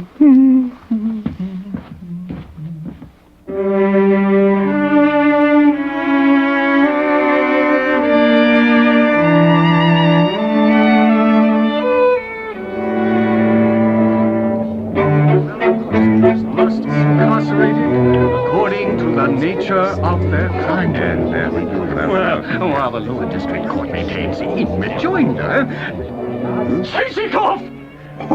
Chichikov! My most esteemed Pavel Ivanovich, let me clasp you to my bosom. Have him here. Also here you are, Pavel Ivanovich. Pavel Ivanovich, my soul, I'm going to kiss you on both cheeks. Our hero felt somehow extraordinarily adroit, bowing left and right, perfectly at his ease, so that he bewitched everybody all over again.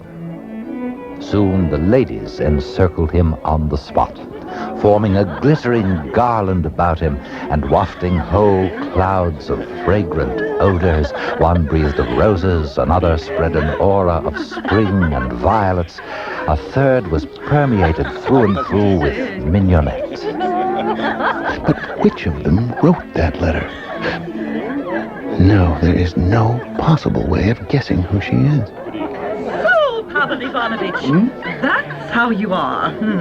Can it be possible that others have taken such possession of your heart that there is no longer any room, no, not the tiniest nook, for those whom you have so compassionlessly forgotten? It was the hostess of the ball, the governor's wife, who stood in front of him. And not only the governor's wife, but by her side was a young girl of 16, a dewy little blonde with a perfect oval of a face. In fact, it was the very same girl he had glimpsed on the road while traveling from Nozdrevsk. Chichikov became utterly confused. Quite so. That is,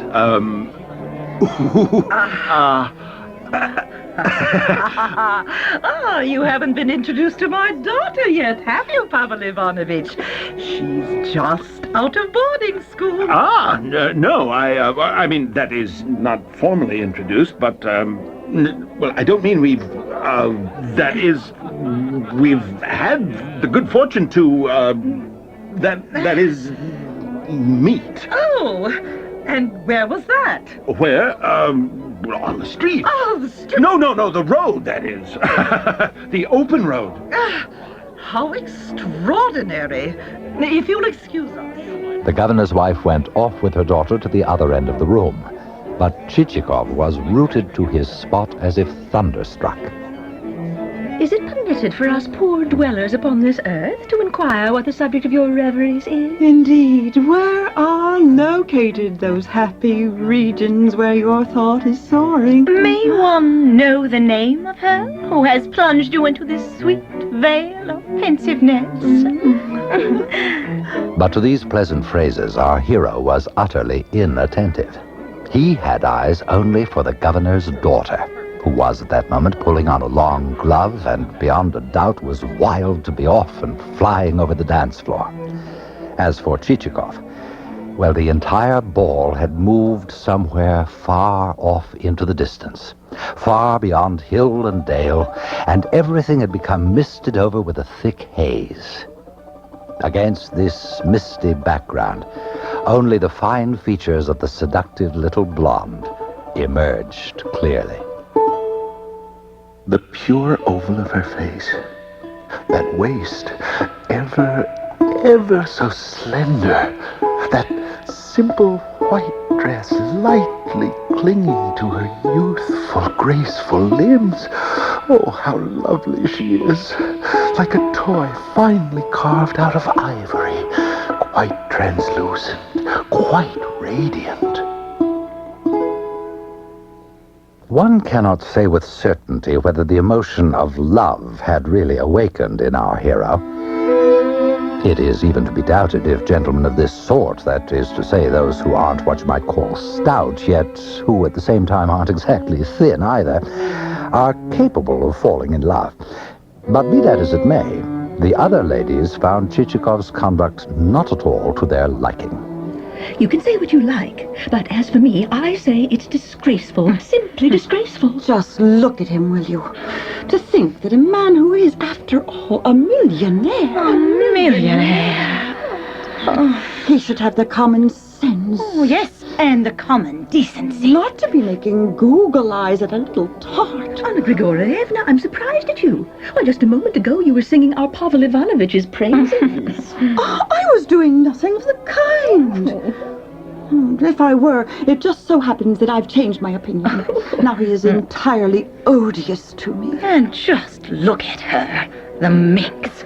Oh, how affected she is. The way she plays with that glove. God, how affected. A little boarding school miss. No, she didn't learn that at boarding school. Oh, she flirts. I wonder she dares to dress in white. She's a coquette. And that wretched face of hers, the paint on it is so thick it's peeling off in chunks. These rather pointed and malicious remarks, wreathed in the scent of violets and roses, went unheeded by our hero, whose efforts were all bent on entertaining the governor's daughter with the most circumstantial accounts of places he had been and incidents that had come to his attention. Indeed, he was just beginning a digression involving the Greek philosopher Diogenes, and the little blonde was stifling a yawn. In a tub, and in broad daylight carried about a lantern, searching for an honest man. Oh, there he is, the great landlord of Kherson. Get away from me, Nozdrev. Now, brother, how's business? I hear there's been a brisk trade in dead souls. What? Yes, dead souls. Didn't you know, Your Excellency? Where is the chairman? There you are. Didn't you know that he trades in dead souls? By God, he does. I say, Chichikov, why, you're such a fellow. I tell you this as a friend. All of us here are your friends. Why, I would string you up. By God, I would. Would you believe it, Your Excellency, when he said to me, sell me some dead souls, I simply split my sides laughing. Now, Nozdrev, that's enough of that. I come here and they tell me he's bought some 3 million's worth of serfs for resettlement. Half. What serfs? What resettlement? What? The man's drunk. Hey, say, Chichikov, why, you're a beast. By God, but you are. Let go of me. No, you, I won't let you go until I learn why you were buying up dead souls.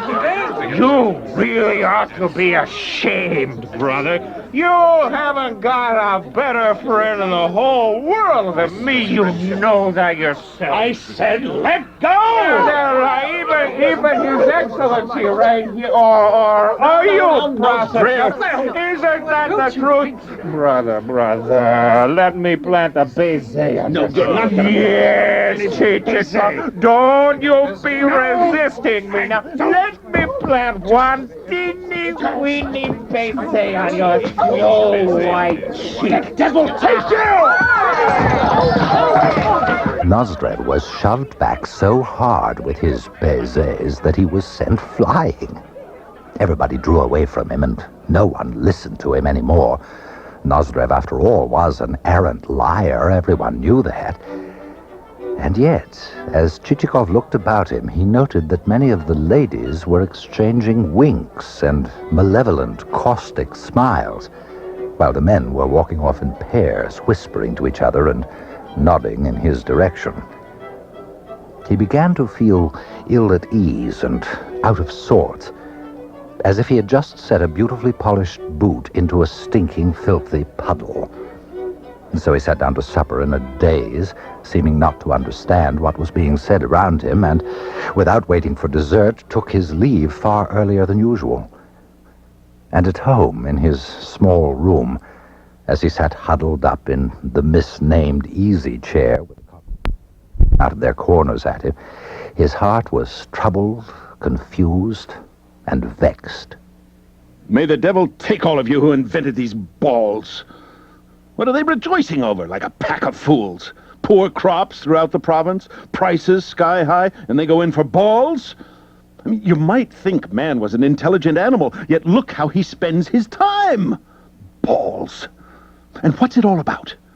Trumpery and gossip and empty talk, rubbishy, Frenchified foolishness. Women dolling themselves up in crinolines or whatever they call them, swathing themselves in 1,000 rubles worth of finery. May they all fall in a bottomless pit.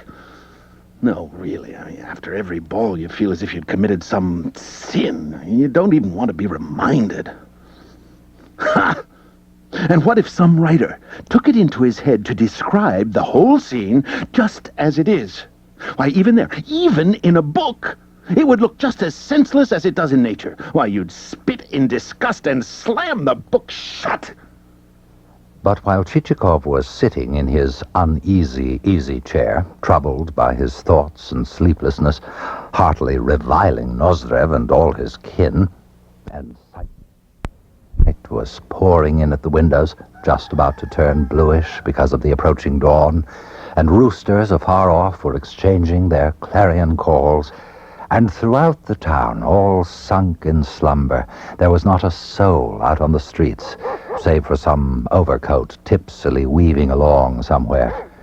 Some poor wretch, his class and rank unknown, and himself knowing only the path, all too deeply beaten and much trodden by the unruly, loose, hard-drinking Russian folk. At this time, in another quarter of an hour, an event was taking place which was about to augment the unpleasantness of our hero's position. To be precise, through the remote streets and by-lanes of the town, a vehicle, odd to the point of outlandishness, lumbered along. It resembled neither a tarantass, nor calash, nor a light-covered carriage, but looked like nothing so much as a bulging watermelon placed on wheels. Oh! Watch where you're going! You think you own the road? The noise of the vehicle, its whining iron clamps and rusty bolts, awakened at the other end of the town a sentry in his box, who, picking up his halberd, set up a shout with all his might. Who goes there? But perceiving that no one was going there, he contented himself with catching some beastie or other on his coat collar, and walking up to a street lamp, executed it summarily on his thumbnail.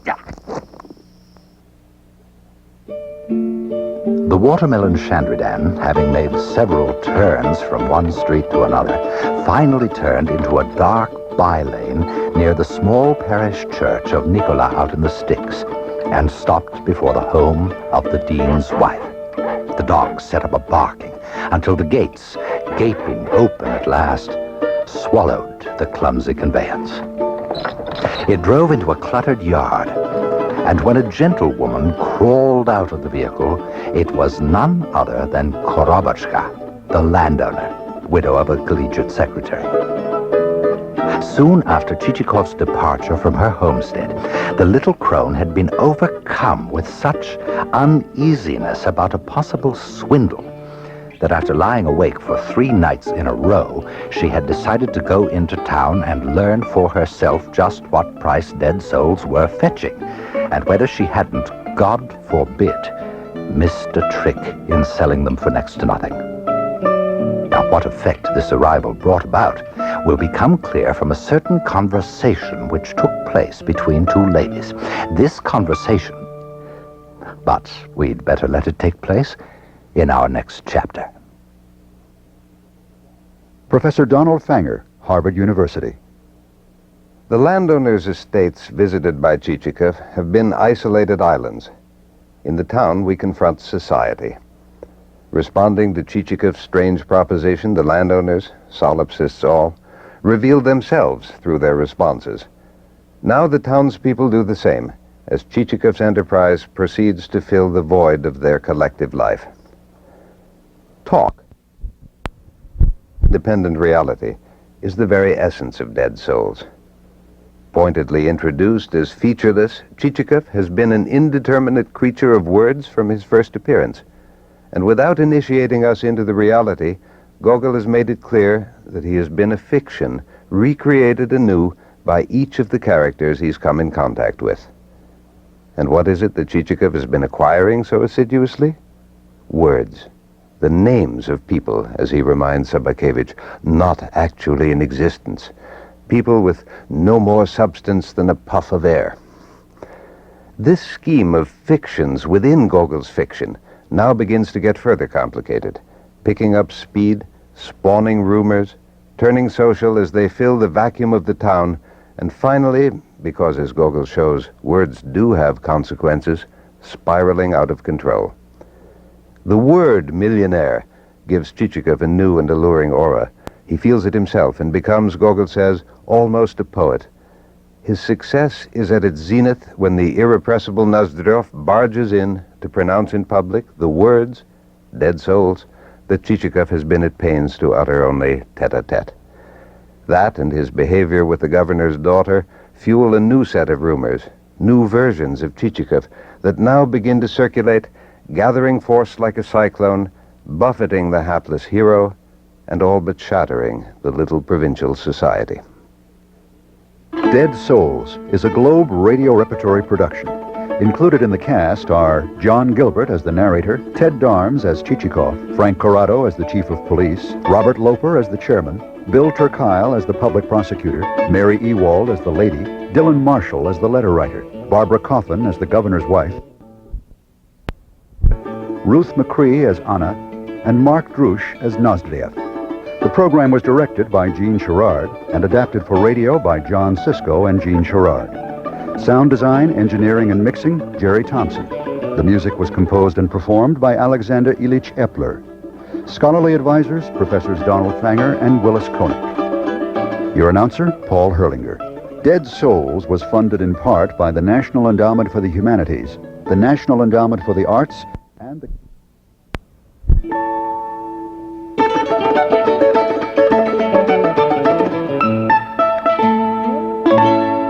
This is NPR, National Public Radio. Globe Radio Repertory presents Dead Souls by Nikolai Gogol. Like any fraudulent scheme, Chichikov's purchase of dead souls will be found out. Therefore, it is necessary for Chichikov to leave town as quickly as possible. He is an insect who should bug out. Instead of decamping, he sticks around.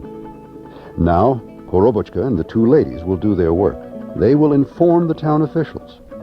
Only the incapacity of the latter to make logical connections rescues Chichikov.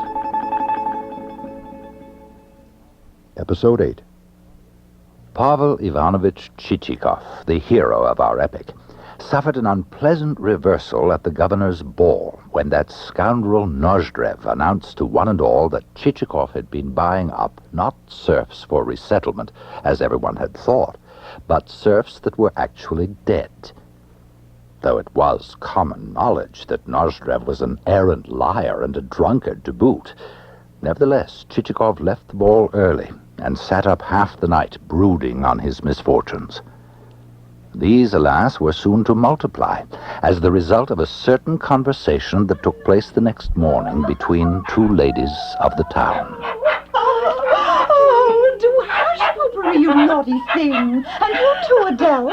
Aren't they just darling? Oh, those darling slender little legs. Aren't you just? Oh, Sofia Ivanovna. Here, sit down here, Sofia Ivanovna. In this cozy nook.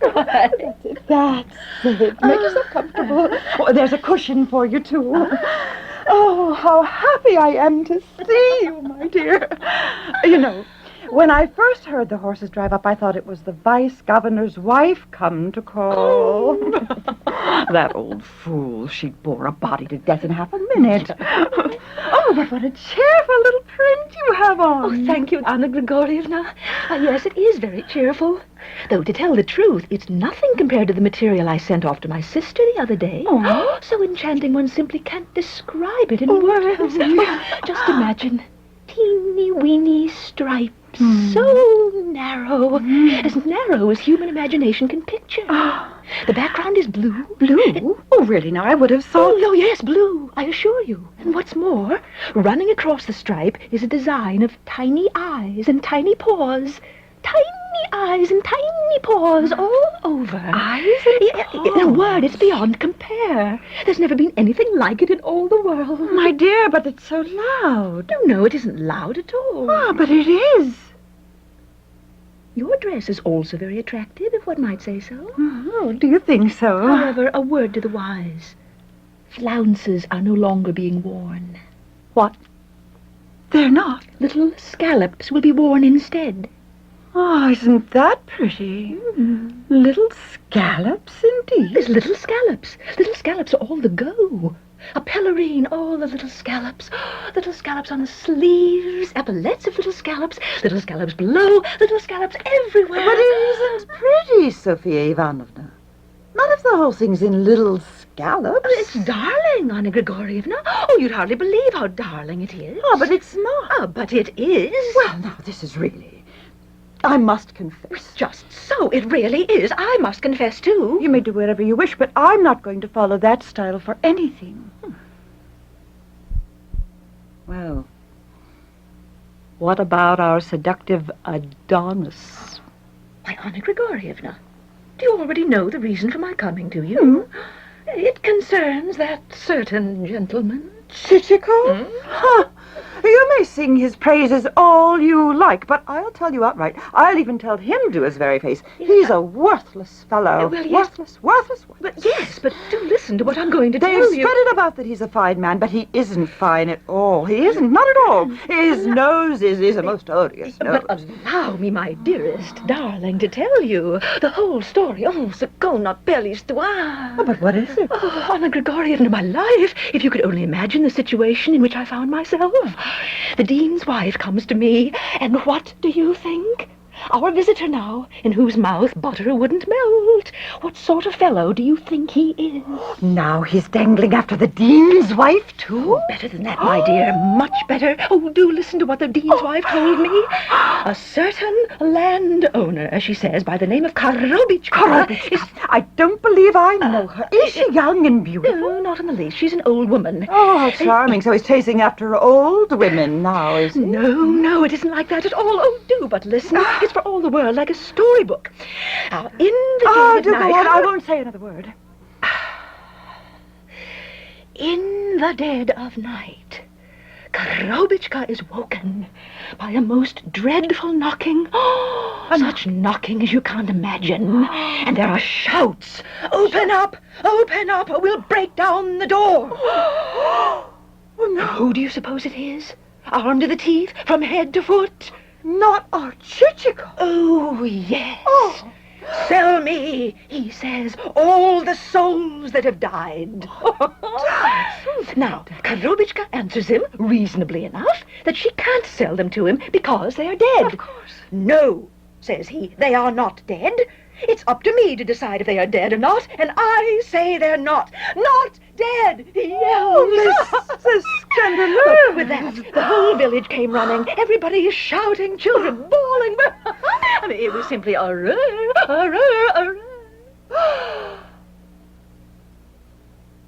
But what in the world could it all mean?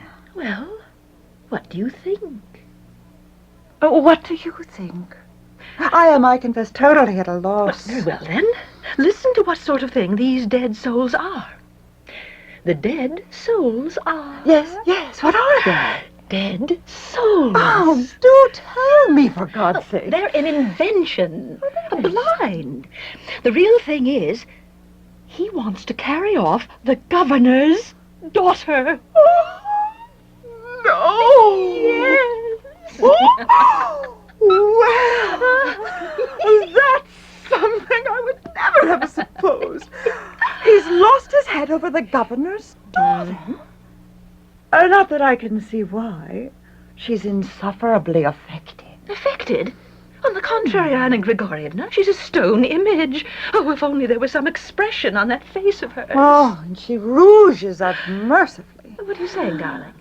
She's chalk, simply chalk. Darling, I was sitting right next to her. I ought to know. Well, I will take my oath on it.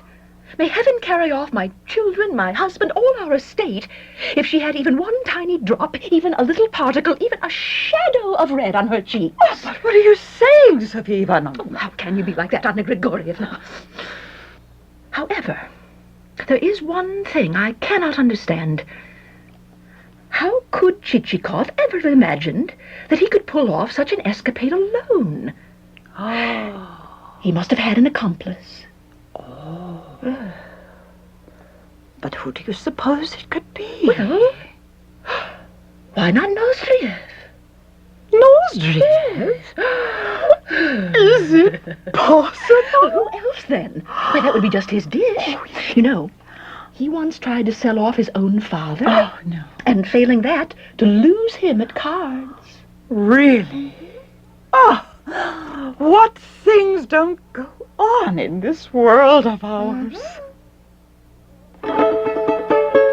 Then and there, having determined the truth of the matter, the ladies set about sharing it with the town. Soon rumors upon rumors flew on their merry way, and the whole town began talking of dead souls and the governor's daughter, of Chichikov and the dead souls, of the governor's daughter and Chichikov, and the entire mess stirred and rose. The whole town, which up to now had seemed to be dozing, swirled up like a whirlwind. All the lie-a-beds and the sit-by-the-fires who had been lolling and vegetating at home in their dressing gowns for years, well, even these came crawling out of their holes. A certain MacDonald Karlovich, whom no one had even heard of before, bobbed up on the scene.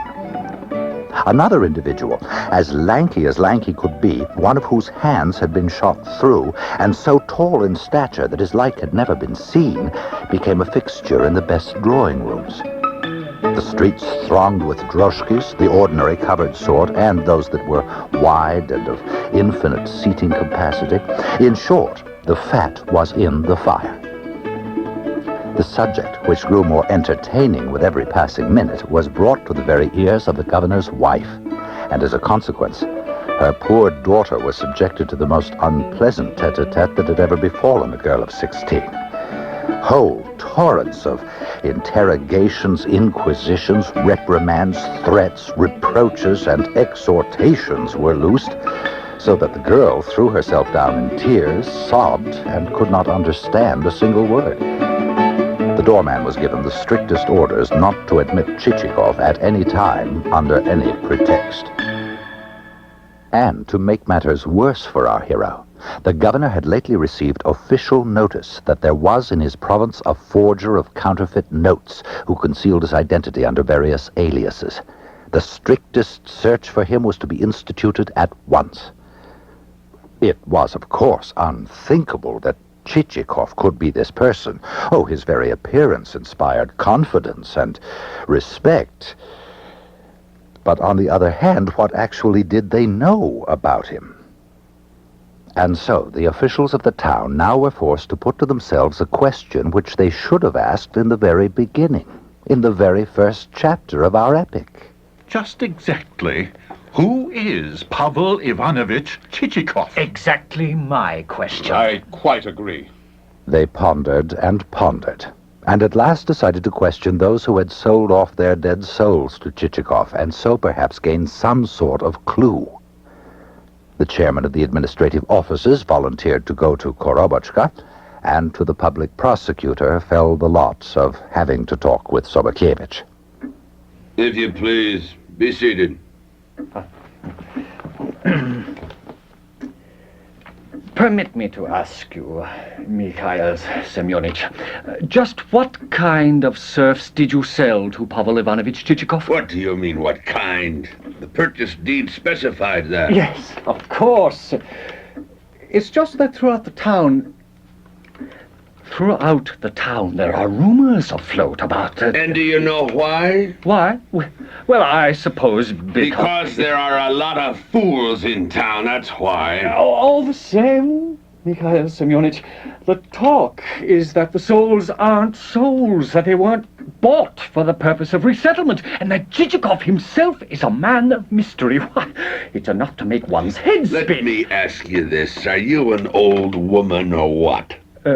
Well, that is, I never happened to ask myself. Well, you really ought to be ashamed of yourself to even come to me with such inquiries. I don't mean... Go and join those housewives who sit around evenings spinning and knitting and gabbing about witches and bugbears. Why do you bother an honest man like myself? Haven't you got anything better to do? You should attend to your work and exert yourself to serve your country and your fellow man. But do you? Never. Whichever way the fools may prod you, that's the way you start marching. And when you die, there won't be a single good thing left to remember you by. Oh, get out! Get out of here! Get out, you dog! Get! The public prosecutor took his leave. As for the chairman, he had troubles of his own. No, Mother. Just tell me what happened. Nothing more, nothing less. For example, did he threaten you in any way? Was he carrying a pistol? A pistol? Oh, God save and preserve us. I didn't see any pistol. But mine is a widow's lot, father of mine. I don't even know what price dead souls are fetching right now. What price? What are you talking about, Mother? The price of a dead soul, of course. I'm inexperienced in these matters. He gave me 15 rubles, and for all I know, maybe they're worth 50. You'll tell me, though, won't you, father of mine? Tell you? Really, Mother, I'm not taking all this in, not quite grasping it. Did he threaten you? Did he try to seduce you? Oh, good heavens, no. Oh, no, I see it. You are a commission merchant, just like him. Mother, as I've said, I am the chairman of the administrative offices here. No, say what you like, but you're after doing the same. You want to take me in yourself. No. I could sell you feathers. I'll have feathers around Christmas. What do I need feathers for? I am the chairman of the administrative... There, no, you don't need to hide it. Trading is an honest business. Let's not be taking each other in, eh? Today I sell to you, tomorrow you sell to me. But I am a chairman. Well, God knows what you are. Maybe you are a chairman. How should I know? After all, I'm only a poor widow woman. No, father of mine, I see that you yourself now are wanting to buy them. Mother, I would advise you to see about your health. My health? You've got something missing up top. Father of mine, that may be. Just as you say, after all, I'm only a poor widow woman. And thus fared the chairman of the administrative offices. These investigations having produced precisely nothing and having led absolutely nowhere, the town's officials decided that there was nothing for it. All of them would have to assemble in a body and thrash this matter out once and for all. The conference was held at the home of the chief of police, in a room where all sorts of cold snacks, as well as bottles of vodka and Madeira, suddenly appeared. The chief of police, after pouring himself a healthy tot, opened the proceedings. Now, gentlemen, I thought it would be possible to gather the information. Gentlemen. Now then, as you may have heard, a new Governor-General is about to be appointed to our province, a certain Count Nozorovsky Chementinsky.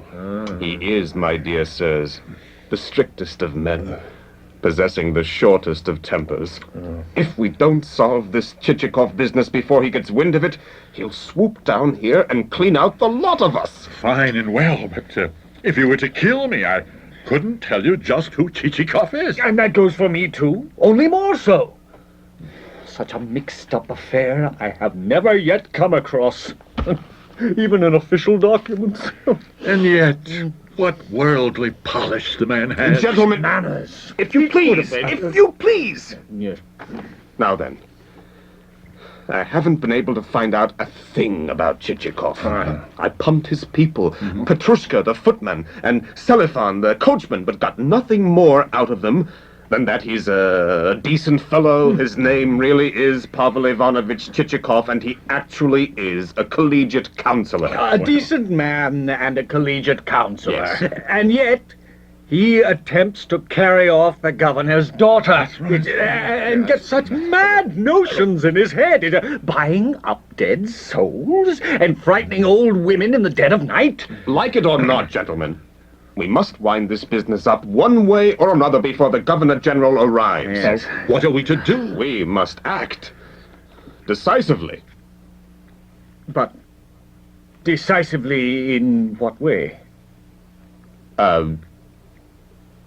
by detaining Chichikov as a suspicious person.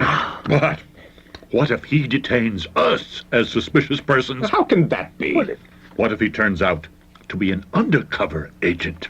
And what if he has secret instructions? Dead souls. Buying them up, apparently, but supposing it's really an investigation into all those deaths certified under cause unknown. The trouble is, gentlemen, that we still don't know who this Chichikov is. At this juncture, the postmaster, who up to now had said nary a word, being wrapped up in some sort of reverie, suddenly cried out.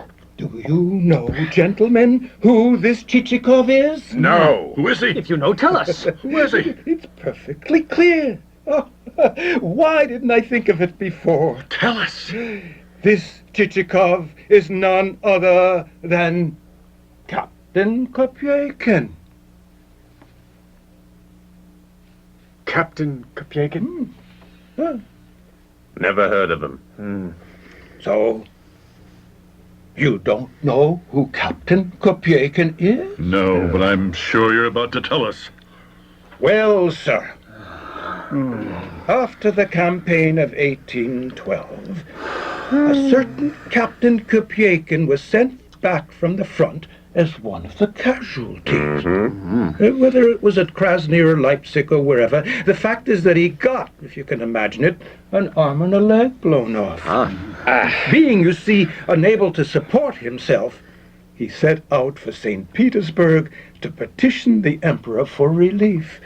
As you may imagine, he found it wasn't such a simple matter to gain an audience with the emperor. No, my friend, the world doesn't run that way anymore. Nowadays, it's all done, if it's done at all, through channels. First there's General so-and-so to see, or Count such and such, or Grandee this and that. Each one of them quite content to put you off and hem and haw, and finally get the valet to give you the boot. But our captain was a stubborn man, and after several weeks of this sort of treatment, he became sore as a boiled owl, said that he would stand his ground and not budge from the official's chamber until this official, I think he was a grandee or a prime minister, granted his request. What an interesting story. When the emperor arrives from Paris, says the prime minister, I give you my word that the imperial graciousness will not overlook you. But your high excellency, says Kopyakin, I cannot wait.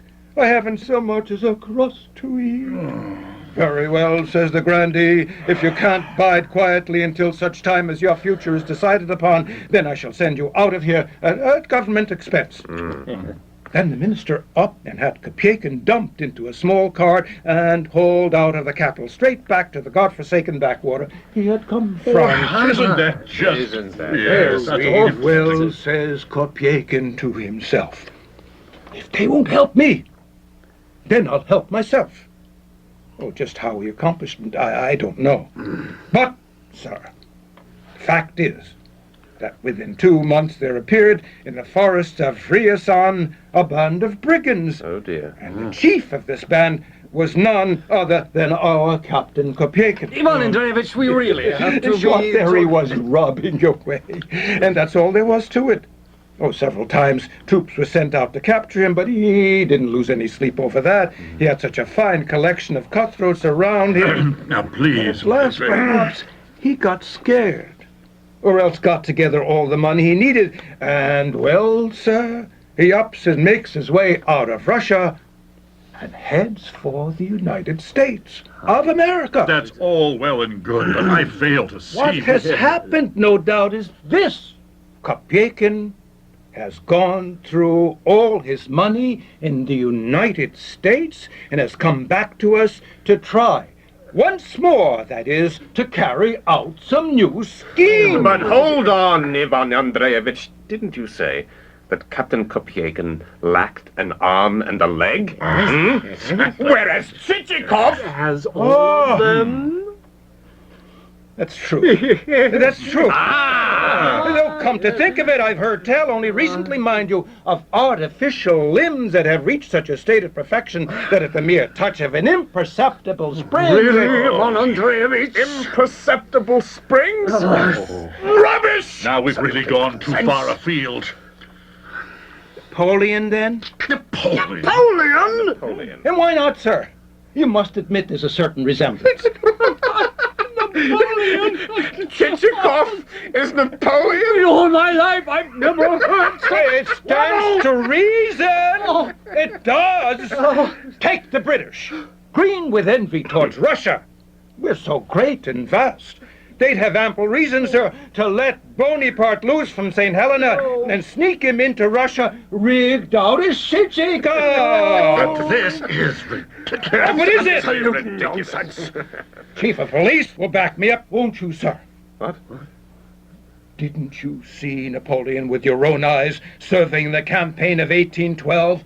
Isn't that so, sir? Well, yes, I saw him, but it was from quite a The distance. little corporal wasn't any taller than Chichikov, was he? Well, no, not that I... And like our Chichikov, Napoleon wasn't any too stout, was he?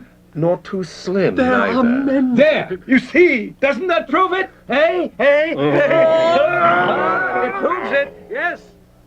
At this point in the discussion, or shortly thereafter, the public prosecutor decided he had had enough, and he left the gathering and returned to his home. All this talk, all these opinions, had for some reason affected him deeply, to such an extent, indeed, that upon getting home, without rhyme or reason, he up and died. 1 minute he was sitting in his chair, and bang, the next he was stretched out flat on the floor. He who but a little while ago had been ambulatory, who had been seen so often among the other officials, with his bushy eyebrows and his left eye always blinking, was now laid out on a table. That eye was not blinking at all now. Though one of his eyebrows was still lifted with a certain questioning air. But what the late lamented was asking about, why he had died, or why he had lived, that God alone knows.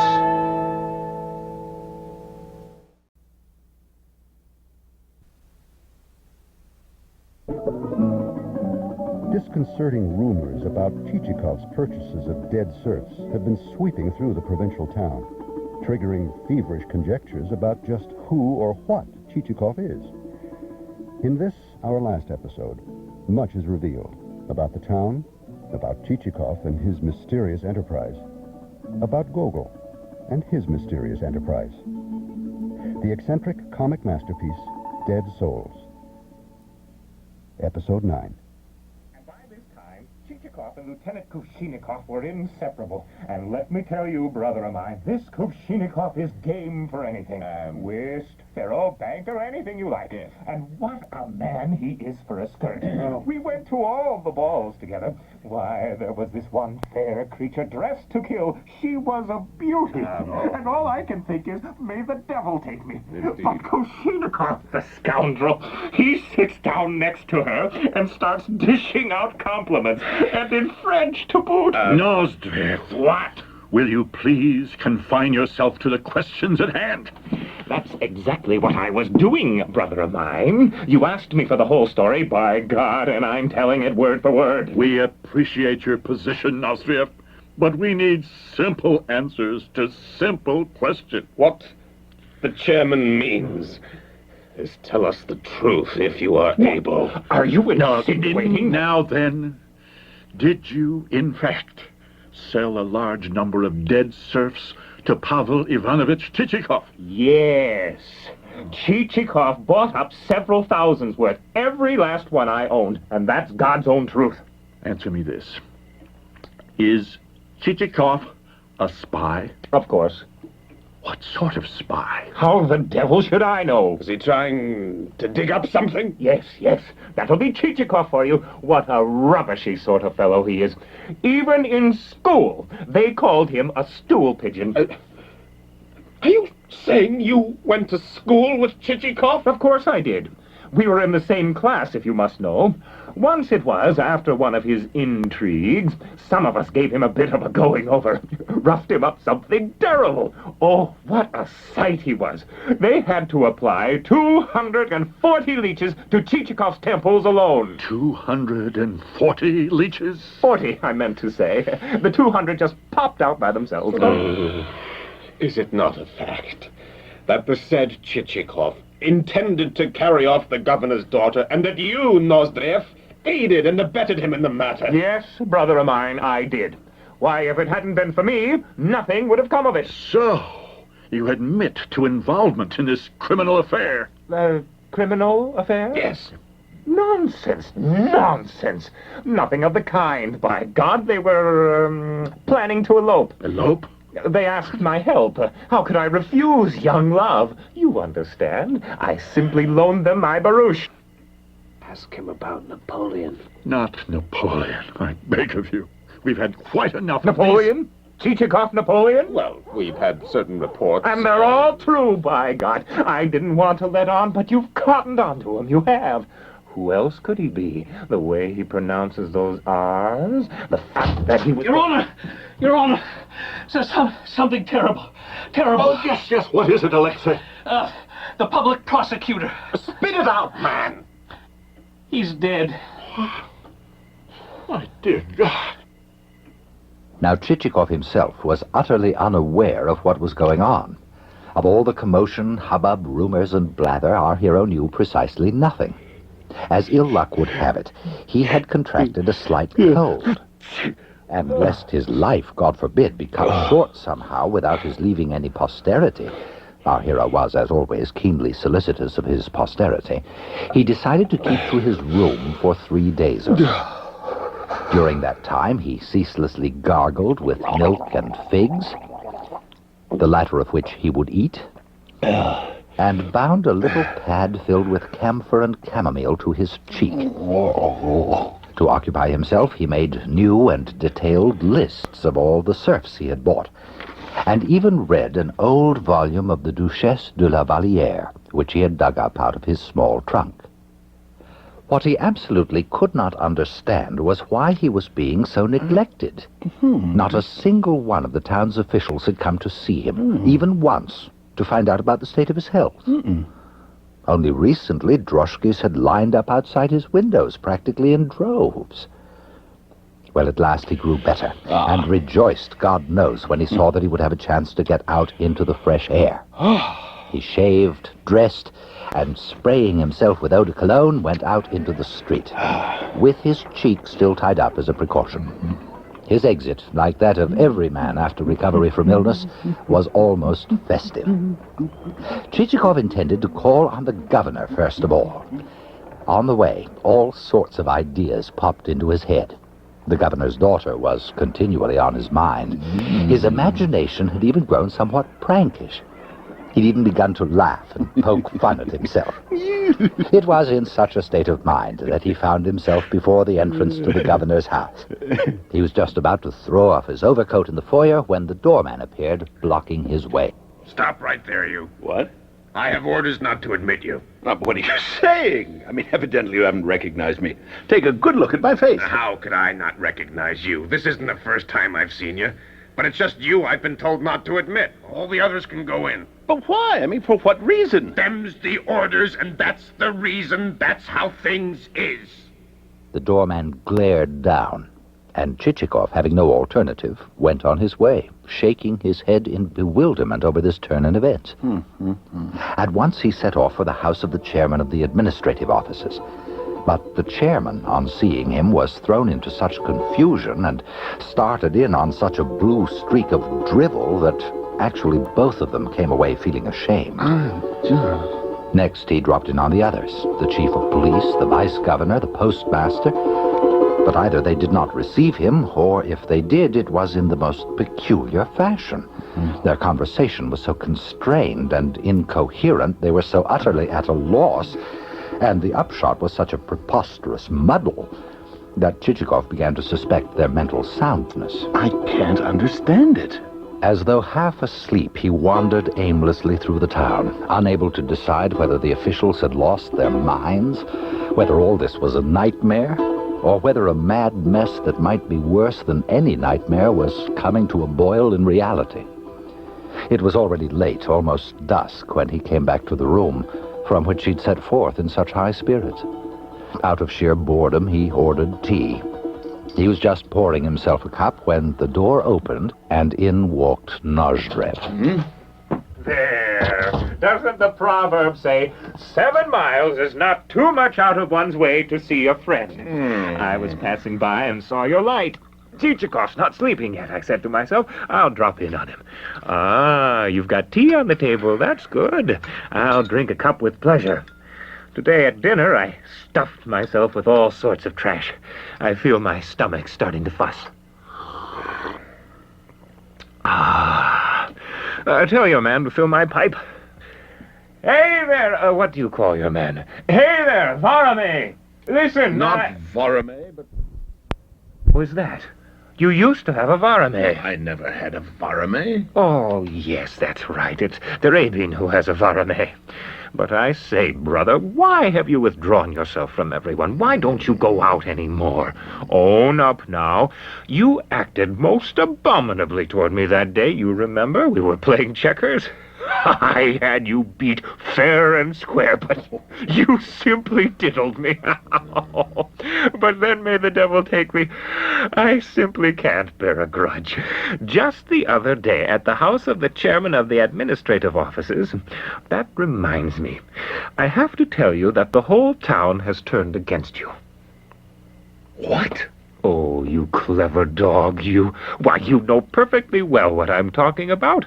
They questioned me at length. I can tell you, brother, the chief of police, the chairman... Questioned you about what? Why, about you, of course. About me? Yes, and a good thing for you they did, too, seeing as how I stood up for you against all they could throw at me. Stood up for you like a rock. Why, if it hadn't been for me, your reputation would be... As it is, you've succeeded in scaring them out of their wits. They've rigged you out as a brigand, a secret agent, a counterfeiter of notes. Me? A counterfeiter of notes? As for the public prosecutor, he cashed in out of fright. You mean he's... Defunct. Kaput. The funeral is tomorrow. Aren't you going? Oh, delicious. All the same, Chichikov, you've embarked on a risky business. What risky business? Why, the minute I saw you two together at the ball, I said to myself, well, now, Chichikov isn't wasting any time. What are you raving about? Your plan to carry off the governor's daughter, of course. Carry off?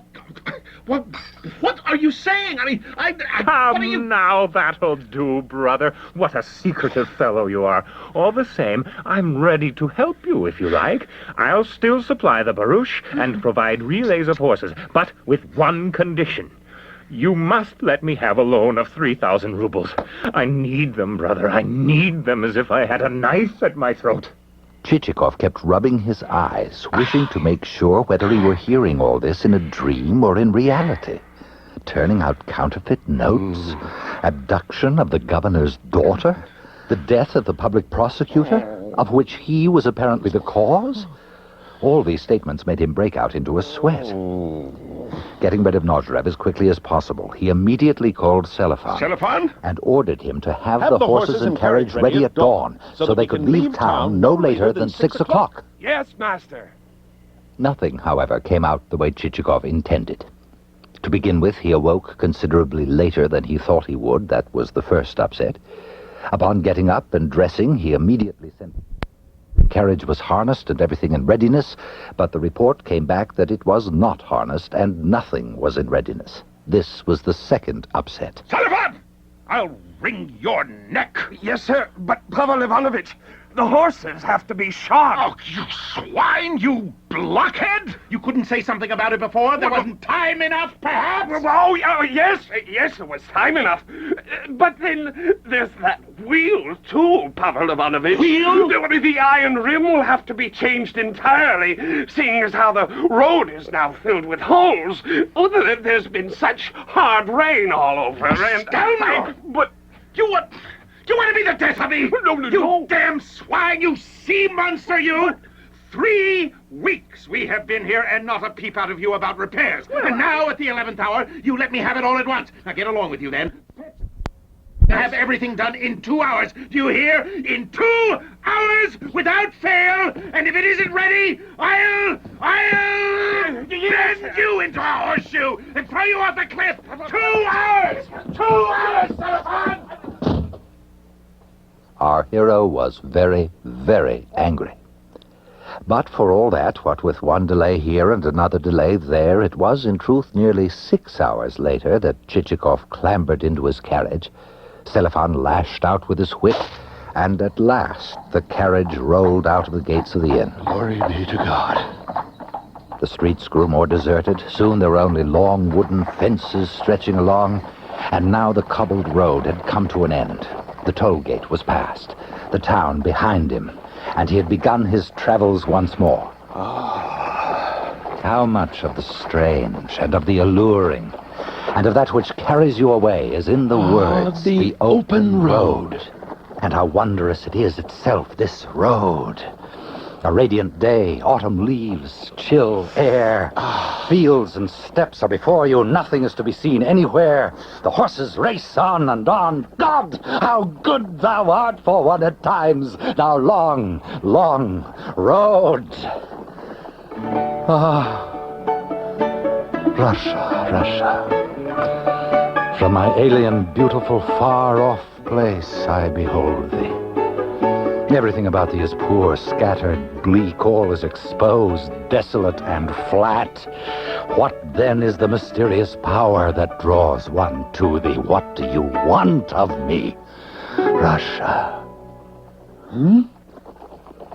At first, Chichikov kept looking back over his shoulder from time to time, but when the white spires of the town churches had sunk to the ground, he turned his attention to the road, and it was as if the town had never existed. Soon his eyes began to close, and his head to incline toward the cushion. And the author confesses that he is actually glad of this, as it finally affords him the opportunity to say something about his hero, unencumbered by all those trifles which seem trifles only when they are put into a book. Obscure and humble was his origin.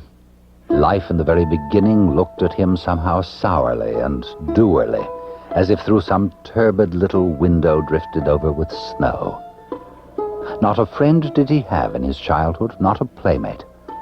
Pavlusha, everlastingly sitting, winter and summer, with a quill in his hand, ink on his fingers and even on his lips, the everlasting copybook maxims before his eyes: tell no lies, obey your elders, cherish virtue within your heart. And always in his ears, his father's admonition. Mind now, Pavlusha. Study. Don't play the fool. And don't be a worthless scamp. Above all, please your teachers. Don't be overly friendly with your schoolmates. You won't learn much good from them. And most of all, take care of every copper that comes your way. Yes, Papa. Money is the most reliable thing in this world.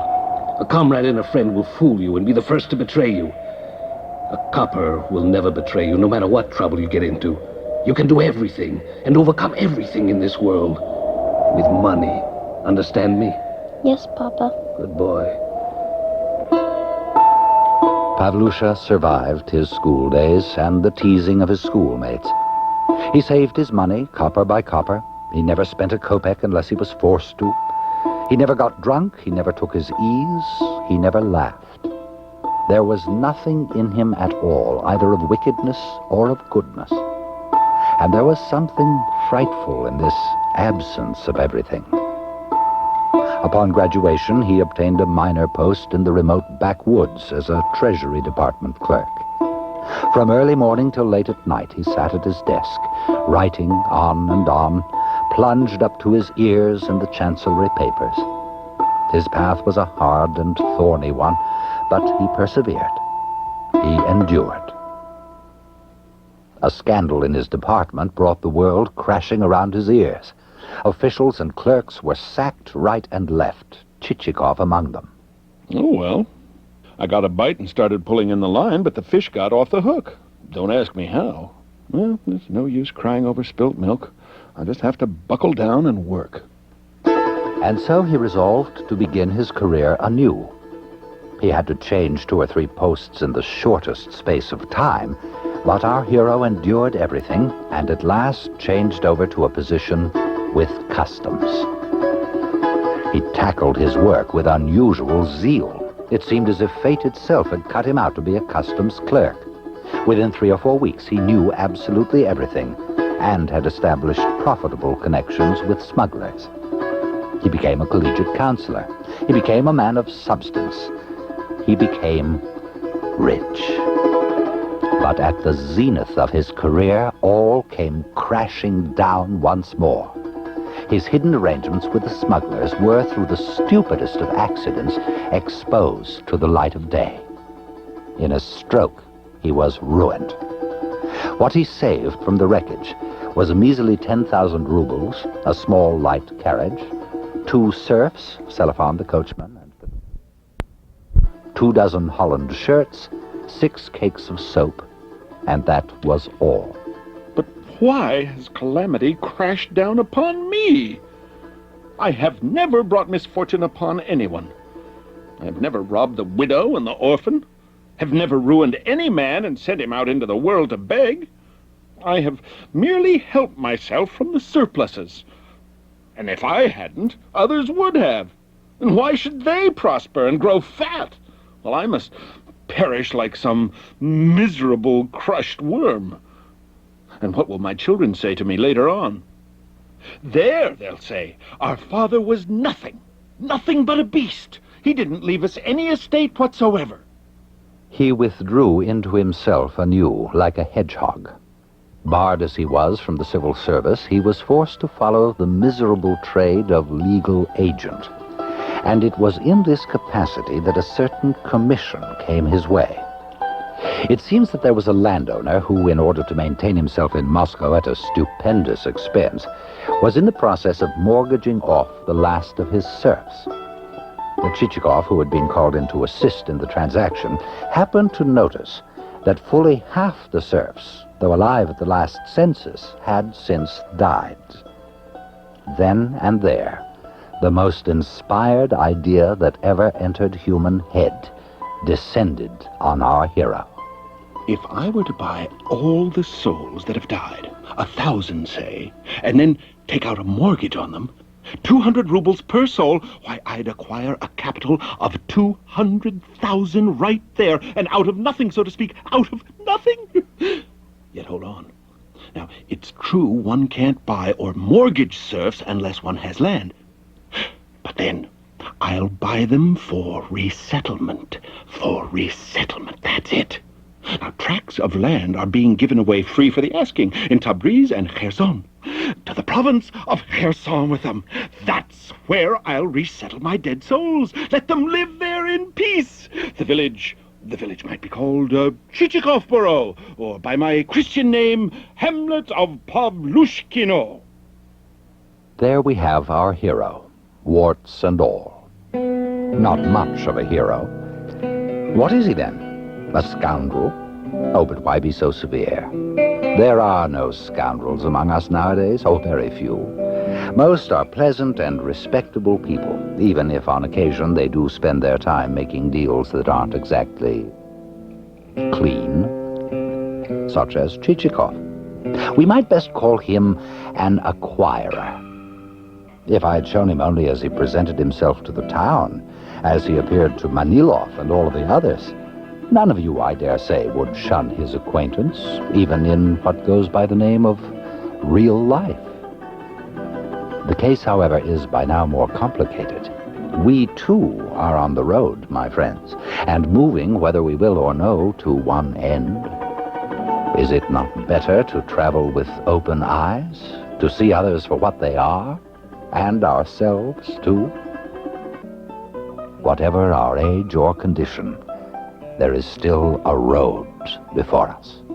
Before you, before me, before Chichikov and Selifan, who have been drowsing even as we talked. Oh, a bit too loudly, perhaps, for now our hero stirs.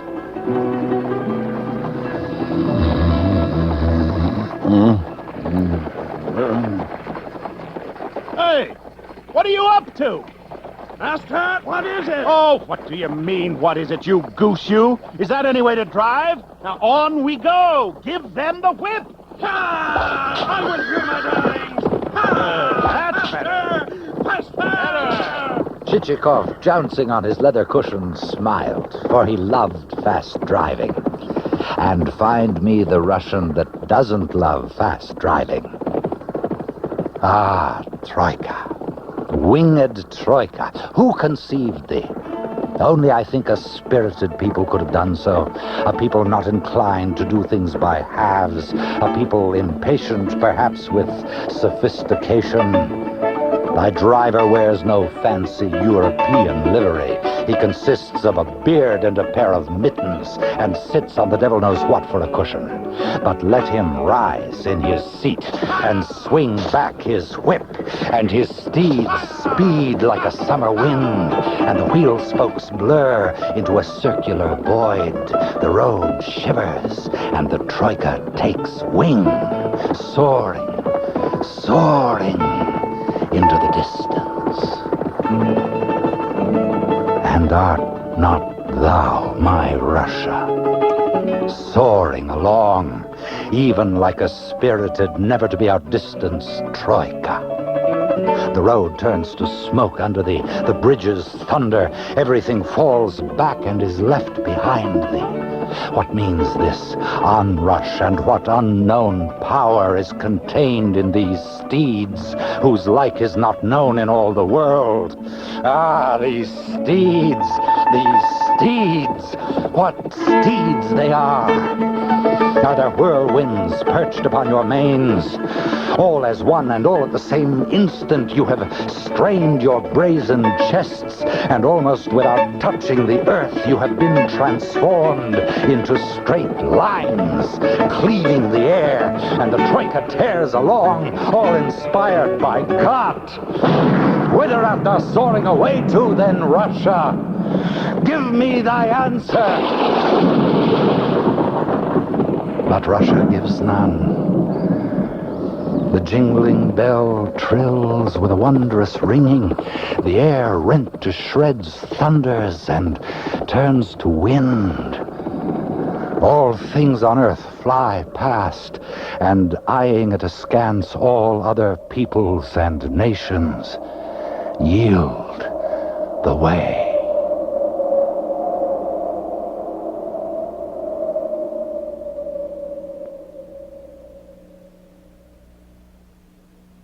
Professor Donald Fanger, Harvard University.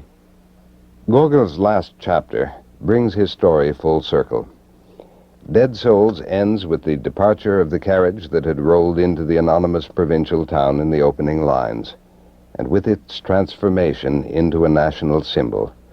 But another dimension has meanwhile been added, so that the circle turns out to be a spiral.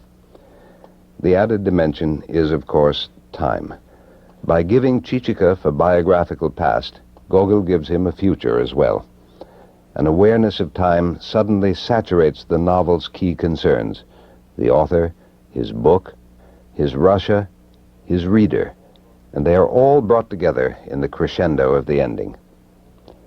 It is an open ending. Nothing is resolved. All the emphasis is on the road, which stands for possibility, change, the unknowable future. Chichikov's, the novel's, Gogol's, Russia's, yours, mine. Gogol himself lived 10 more years, and in those years he wrote and rewrote, burned and burned again, his drafts for the sequel. Dead Souls, one of his friends observed, was the hermit's cell in which he struggled and suffered till he was carried lifeless out of it. In his last decade, Gogol renounced his genius for comedy, straining instead to produce the kind of realistic fiction that began to appear precisely in that decade, signed with names that belonged to a new generation: Dostoevsky, Turgenev, Tolstoy. He could no more write as they did than any of them could have invented and peopled his bizarre and haunting, magical and inexhaustible universe. Dead Souls is a Globe Radio Repertory production. Included in the cast are John Gilbert as the narrator, Ted Darms as Chichikov, David Mong as Selifan, Mark Drush as Nozdriev, Robert Loper as the chairman, Frank Corrado as the chief of police, Paul Shapiro as Alexei and Chichikov's father, and Nathan Sherrard as young Chichikov. The program was directed by Gene Sherrard and adapted for radio by John Sisko and Gene Sherrard. Sound design, engineering, and mixing, Jerry Thompson. The music was composed and performed by Alexander Ilyich Epler. Scholarly advisors, Professors Donald Fanger and Willis Koenig. Your announcer is Paul Herlinger. Dead Souls was funded in part by the National Endowment for the Humanities, the National Endowment for the Arts, and...